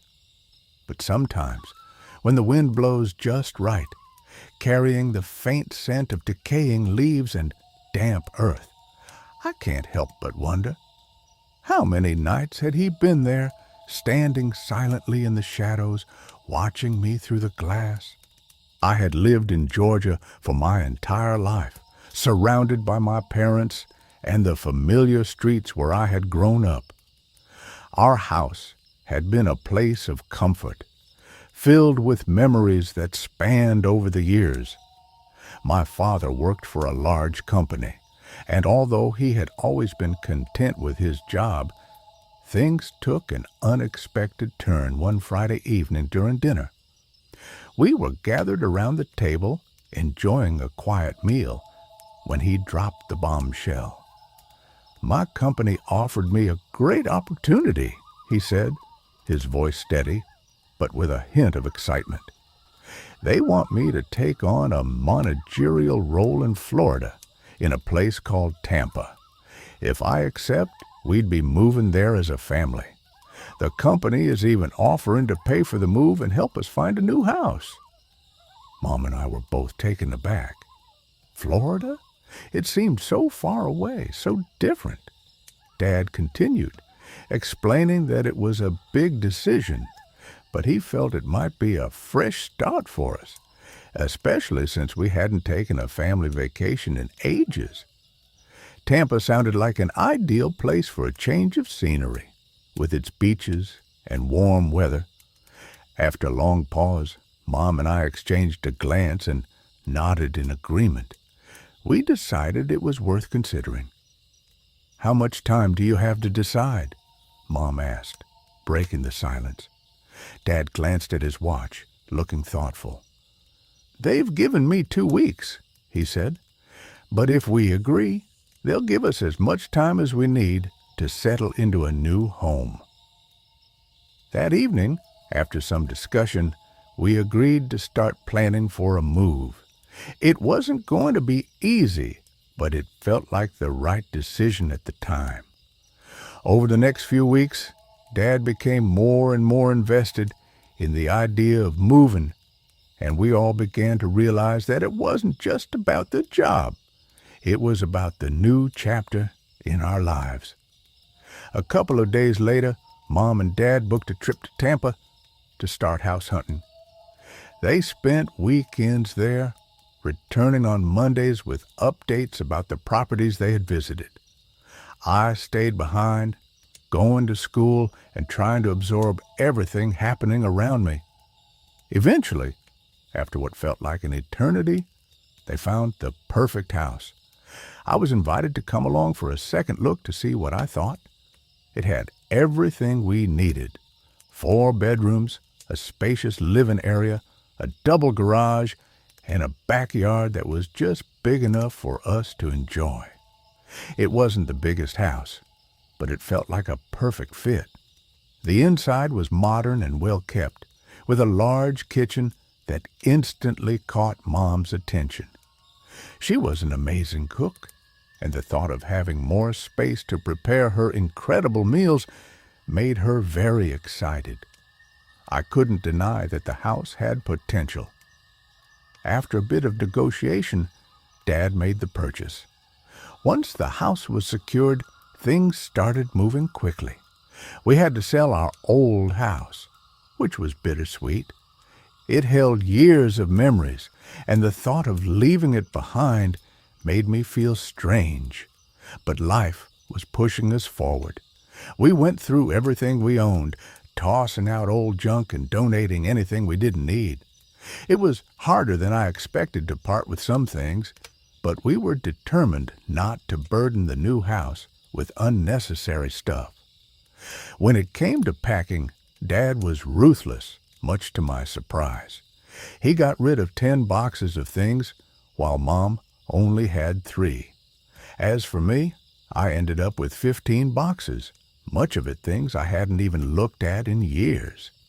The hardest part was letting go of my old childhood toys and trinkets, but in the end, I knew it was time to move on. We sold the house in record time, and within 6 weeks, we found ourselves in Tampa, surrounded by boxes and take-out food. We didn't have time to cook yet, so we lived on frozen dinners and fast food. It wasn't glamorous, but it was part of the process. Slowly, we began unpacking and setting up our new home. During this transition, I found a job working remotely, which was a relief. The flexibility of working from home suited me much better than my old office job back in Georgia. I could take breaks, enjoy the hot tub in the backyard, and even get some swimming in during the day. It felt like a luxury, and I soon grew accustomed to the pace of life in Florida. Our new neighborhood had 2 houses nearby. One was empty, with a "for sale" sign out front. The other was lived in, but the owner, a man in his late 40s or early 50s, never really interacted with us. I'd seen him drive in and out of the driveway a few times, but he never waved back when I tried to greet him. I thought it was odd, but Mom assured me that some people were just strange, and it was best to leave them to their own devices. But things started to feel a little off. Late at night, I would sometimes see a flashlight in the backyard of the house next door. It would move slowly across the yard, and I would watch curiously from my bedroom window. Then, on a couple of occasions, the light would stop moving, and suddenly it would shine right at my window. I quickly ducked down, holding my breath, and wondered how the man knew I was watching. But when I looked again, the light had disappeared, and there was no sign of him. Over time, I noticed even more strange things. The man didn't seem to go out during the day. I never saw him in the garden, and I couldn't shake the feeling that something wasn't right. I told Mom about it, but she brushed it off, telling me not to worry and to focus on my own life. Then one afternoon, I was relaxing in the hot tub, gazing up at the clear blue sky. As I leaned back, I saw something moving along the fence next to the neighbor's yard. I squinted, trying to make sense of what I was seeing. It was a ladder leaning against the fence. At the top of the ladder stood the man, wearing a gas mask, peering over the fence and staring right at me. His eyes were obscured by the mask, but the way he was looking at me sent a chill down my spine. I froze, unsure of what to do. The man didn't speak, but he seemed to be studying me intently. Then, to my horror, he reached down and pulled a black cat from behind the fence. The cat was limp, either dead or unconscious. He held the cat in his hands for a moment, then pointed at me with his other hand and made a cutting motion across his throat. It was an unmistakable threat. Without a word, he climbed down from the ladder, took the ladder with him, and disappeared into his yard. My heart raced as I stood there, stunned. What was he doing? Why was he threatening me? And why was he holding a dead cat? I couldn't just ignore it. I needed to know what was going on, so I decided to do some investigating. I waited until dark, when both Mom and Dad were out for the weekend. Alone in the house, I grabbed a small flashlight and headed toward the fence that separated our yard from the neighbors. One of the fence panels was loose, something Dad had planned to fix. I slid through the gap and found myself in the man's backyard. It was eerily quiet, and the ground beneath my feet seemed soft and unsettled, as if something had been recently buried. As I moved closer to the shed at the back of his yard, I noticed a series of fresh mounds scattered around. My flashlight flickered as I crept forward, and soon I reached the door of the shed. It was unlocked, so I cautiously turned the handle and stepped inside. What I saw made my stomach turn. The shed was dark, musty, and reeked of something foul. On a large butcher's table in the center of the room was a wooden board covered in fresh blood. Bloodstains were splattered on the floor and walls. I could see a row of butcher knives hanging nearby, their edges stained with the same red liquid. As I shined my flashlight around the room, I froze. There were dead animals, cats, small dogs, hanging from meat hooks along the back wall. My heart pounded in my chest as I realized that this man wasn't just strange, he was dangerous. But it got worse. On the back wall, I noticed strange symbols painted in red. At first, I thought it was just red paint, but when I looked closer, I realized it was blood. It wasn't just a random mess, it was intentional. The man was involved in some sort of dark ritual, sacrificing these poor animals as part of some twisted ritual. And to make matters worse, this man was our neighbor. I couldn't stay any longer. I quickly backed out of the shed, trying not to make a sound. Just as I was slipping out of the yard, I heard footsteps approaching. I scrambled to the gap in the fence, desperately trying to close it behind me without being noticed. Once I was safely back inside my house, I locked all the doors and grabbed my phone. I called 911, my hand shaking as I dialed the number. But just as I was about to speak, I saw him. The man from next door, holding a meat cleaver in his hand, was walking toward my front door. His movements were slow, deliberate. He was wearing all black, and his eyes seemed fixated on me. I didn't know what he planned to do, but I wasn't going to wait around to find out. The operator answered, and I screamed into the phone, "There's someone with a weapon. He's breaking into the house." I quickly gave them our address, but by the time I finished, I heard the sound of the patio door smashing open. I bolted toward the front door, but the keys were in the kitchen. I had no time to grab them, so I ran out the back door and sprinted down the street. I looked back and saw the man standing in the doorway, still holding the cleaver. It felt like a nightmare. But then I saw flashing blue lights coming around the corner. The police car had arrived, and I flagged them down.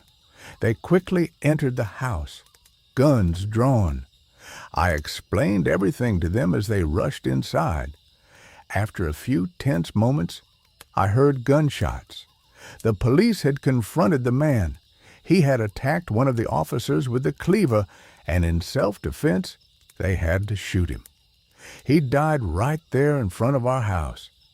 Later, the police found more than 40 animal graves in his backyard, along with strange ritual books and other evidence of his dark practices. It turned out the man had been living next to us for years, but nobody knew what he was really up to.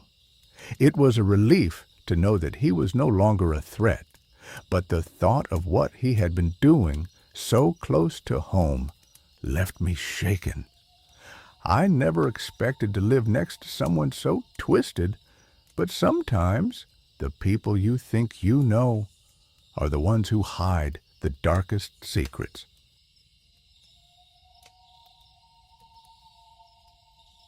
I had always considered myself a lucky man.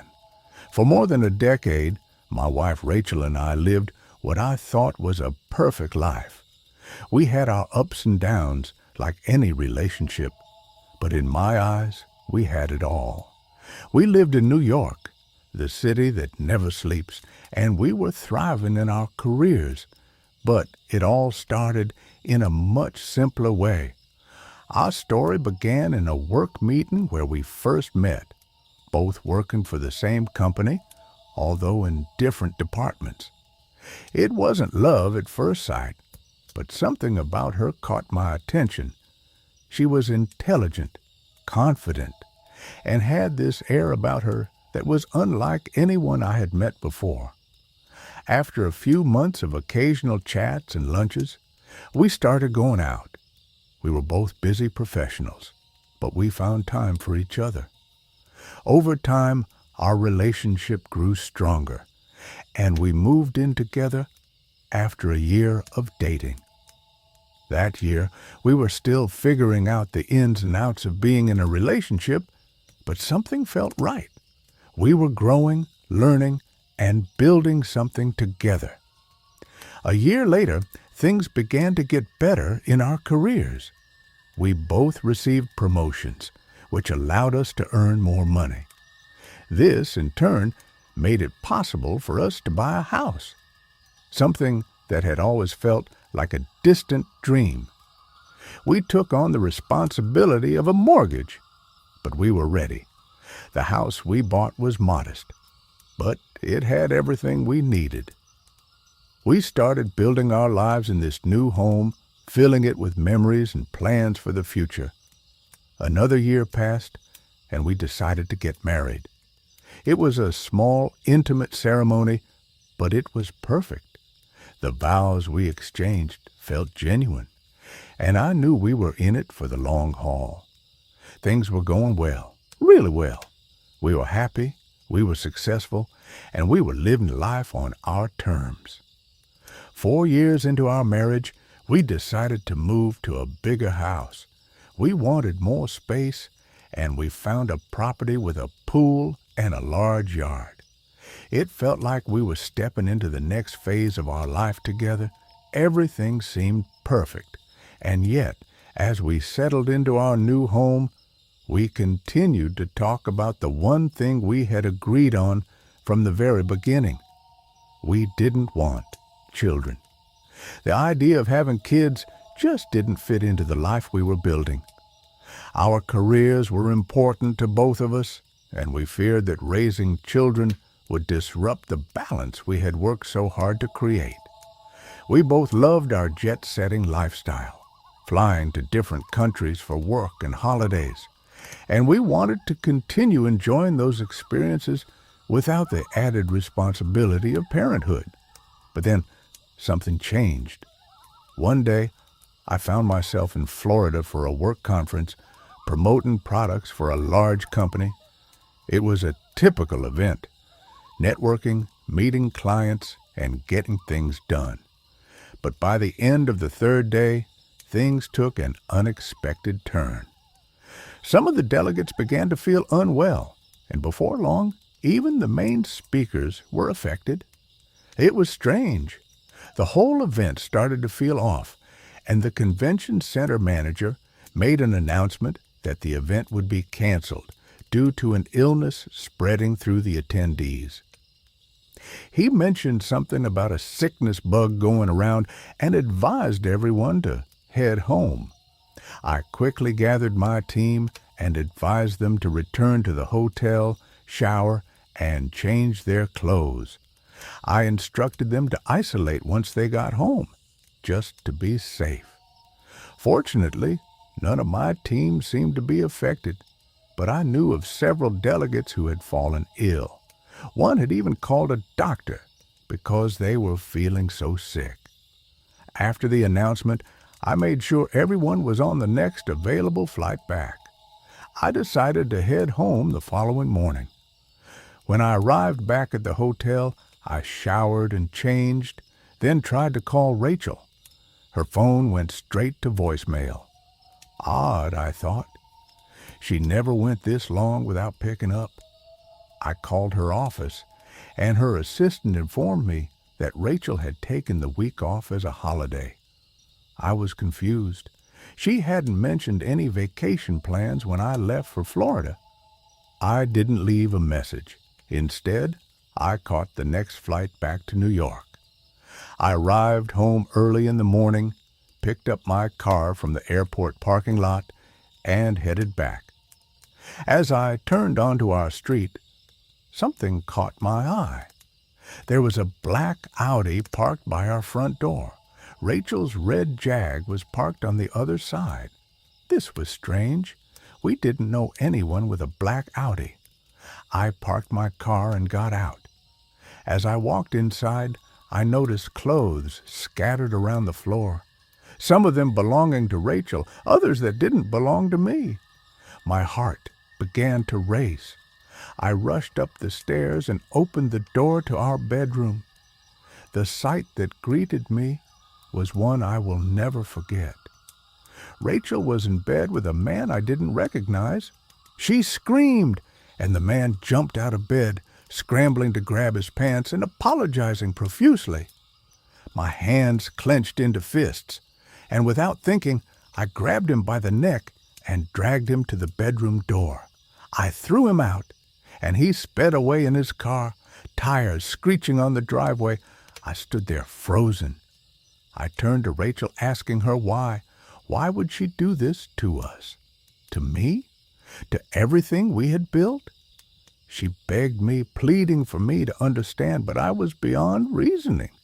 The trust that had once been the foundation of our relationship had shattered in an instant. We tried to salvage the marriage, but it was too late.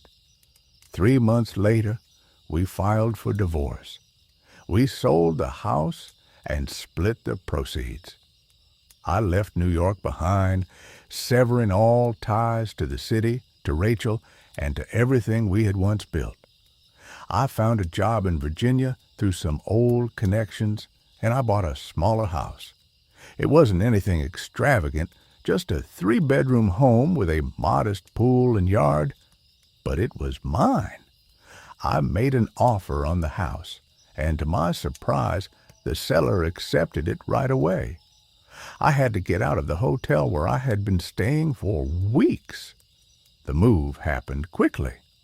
By 3 p.m. on a Saturday, I was sitting in the middle of my new living room, surrounded by boxes. The house was quiet, the only sound being the distant rustling of leaves in the trees outside. I had a cup of coffee by the pool, but the water was green and needed cleaning. It was a shame because I had hoped to swim that evening, but the pool had to wait. I spent the night unpacking and getting settled. I had a microwave dinner and a couple of glasses of red wine. Exhausted, I dozed off on the couch only to be startled awake by a noise. At first I couldn't figure out what had woken me, but then I saw that the backyard security light had turned on. I got up and went to the window. The light illuminated the pool, and I noticed something strange. The water was rippling, almost as if someone or something was in it. I was confused, but I figured maybe an animal had wandered into the garden. I went outside to investigate, but as I got closer to the pool, I saw puddles of water by the edge. When I looked into the pool, the water had calmed down, moving only slightly in the night breeze.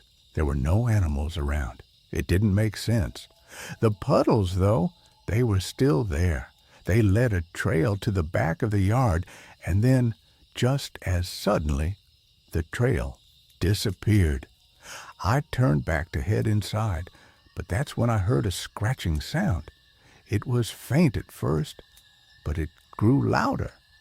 I couldn't see where it was coming from, but then I realized it was coming from the well at the back of the property. I rushed over, trying to figure out what was happening. The cover of the well was nailed down, but the scratching continued, and then, I swear, I heard a faint voice saying, "Please." I tried to lift the cover, but it wouldn't budge. I ran to the garage, grabbed a crowbar, and came back. The scratching grew more intense, and when I finally pried the cover off, a terrible smell hit me. The stench was overwhelming. I turned away for a moment, but when I looked back, I saw the underside of the well cover had hundreds of deep scratches as if something or someone had been trapped down there. With the flashlight, I peered down into the well. It was deep, but my light caught something, an old teddy bear, some clothes, and something white in the water below. As I stood there, something brushed against my right side. I spun around, but there was nothing there. Then a small hand grabbed my left hand, and before I could react, it was gone. Feeling shaken, I called the police. By 10 a.m. the next morning, they had confirmed there were human remains in the well. They brought up the body of a young girl, no more than 11 years old. The police investigated and told me that the previous owners of the house had been foster parents. They had cared for a little girl for 2 years, but one night she disappeared without a trace. The foster father had always believed she was taken, but the police never found any evidence to support that claim. 4 months after her disappearance, both foster parents were found dead from an overdose. The only clue was the little girl's skull, which had a crack on the left side. It seemed that something terrible had happened to her. The police told me that the well had been sealed during the investigation and they had never checked it. It wasn't until I found it that the mystery was solved. As for why I went to the well in the middle of the night, I couldn't explain it. I just had a strange feeling that something wasn't right. After that, nothing else strange happened in the house, but I could never shake the feeling that someone was still there, and I made sure to leave the well sealed.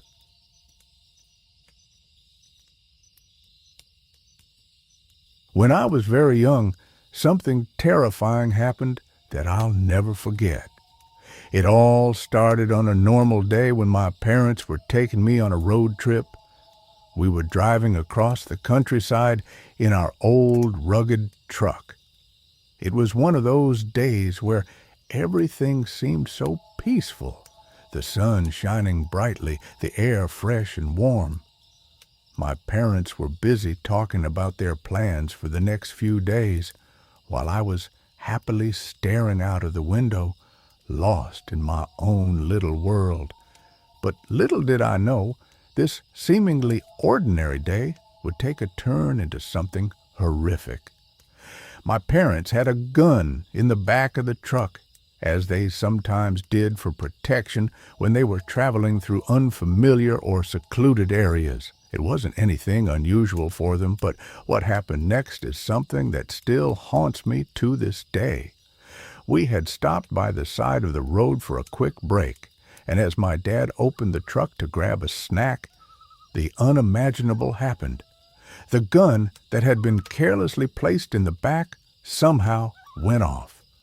The loud bang that followed was deafening, and in a split second, everything changed.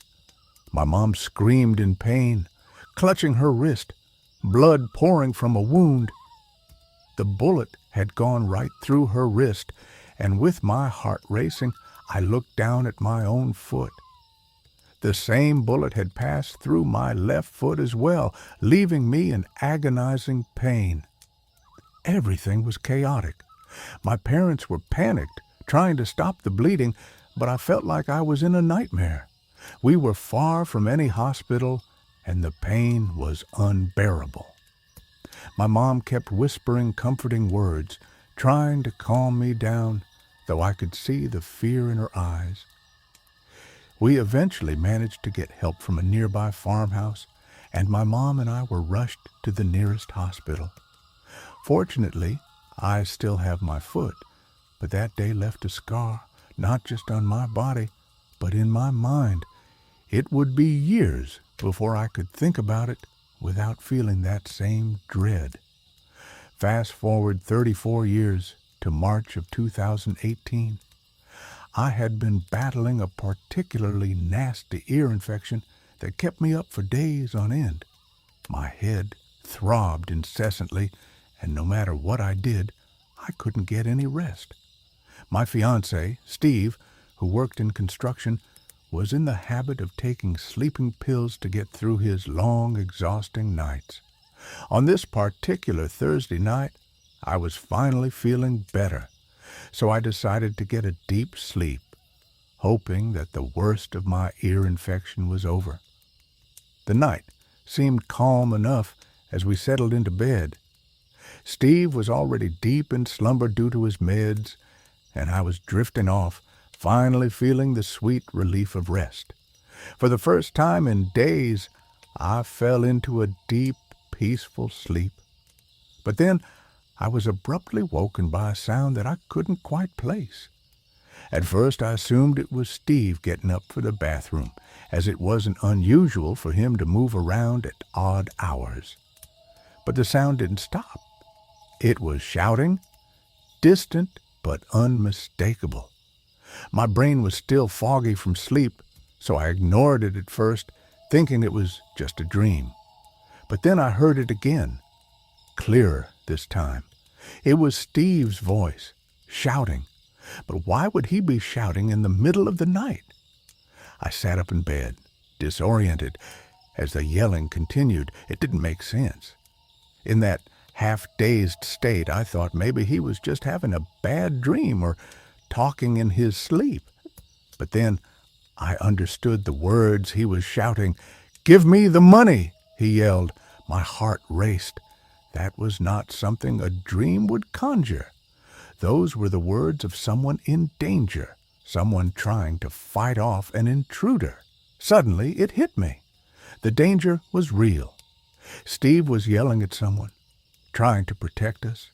My mind snapped into alert mode. But as I stumbled out of bed and into the dark hallway, I realized that something wasn't right.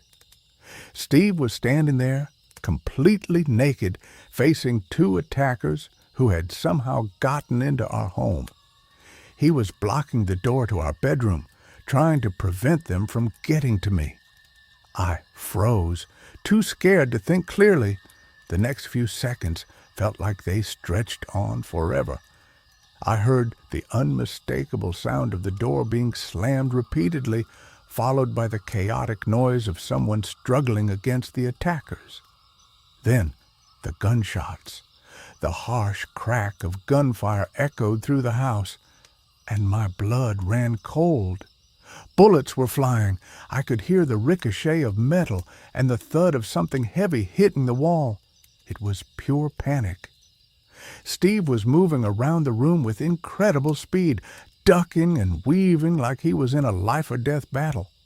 He was doing everything he could to keep the attackers at bay, slamming the door with all his might. And then I heard him yell again, "Get the gun! Get the gun!" In my state of shock, I didn't know what he meant at first.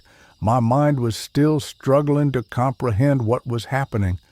How was I supposed to react? I had just woken up, and my thoughts were a jumbled mess. But then it clicked. I remembered that we had a gun in the house. My heart pounded as I fumbled for the light switch and stumbled to the drawer where we kept it. I managed to grab the gun and handed it to Steve, praying that it would help him. But just as I did, I heard the sound of running footsteps and the door crashing open. The intruders had somehow managed to break in through the back door, and they were on their way out. The chaos, the shouting, and the violence had been too much for them to handle, and they had fled. Later, we learned that our not-so-smart roommate had forgotten to lock the back door. That one simple mistake had nearly cost us everything. I was shaking, my body trembling from the adrenaline and fear, but Steve was hurt. He had been grazed by 2 of the 6 bullets that had been shot at us. Thankfully, none of the shots had hit anything vital, but it still left him wounded. For the next month, I took care of Steve, helping him heal as best as I could. I kept him in bed, changing bandages, and giving him the medicine he needed to recover. It was an exhausting month, but I was just grateful he was alive. In the aftermath of the break-in, we got a dog for extra protection, and we installed a state-of-the-art home security system. We couldn't afford to take any chances again. But even with all the security measures in place, I still couldn't shake the fear. At night, I would sometimes place a chair under the doorknob just to give myself a small sense of security. It wasn't much, but it was enough to make me feel like I was doing something. Despite everything, I haven't had a peaceful night's sleep since that terrifying night. Looking back on it, I often wonder how Steve managed to hear the intruders first. He had been heavily medicated, and yet he was the one who woke up and fought back. If he hadn't, I don't know what would have happened to me. I shudder to think of what those armed robbers might have done if Steve hadn't been there to protect me. Sometimes I can't help but feel like I'm cursed. It seems like the people who love me the most always end up taking the brunt of the danger. My mom, all those years ago, took a bullet for me, and now it was Steve. It scares me to think that anyone close to me has to face these terrifying situations because of me. To those 2 intruders who barged into our home that night, I have one thing to say. I hope karma finds you. What you did to us, to my family, will never be forgotten. And I can only hope you face the consequences for the fear and pain you caused. But in the end, I'm just grateful that Steve and I made it through that night. We survived, and we're stronger for it. Still, sometimes I wonder if that feeling of safety I once had will ever return. I guess only time will tell.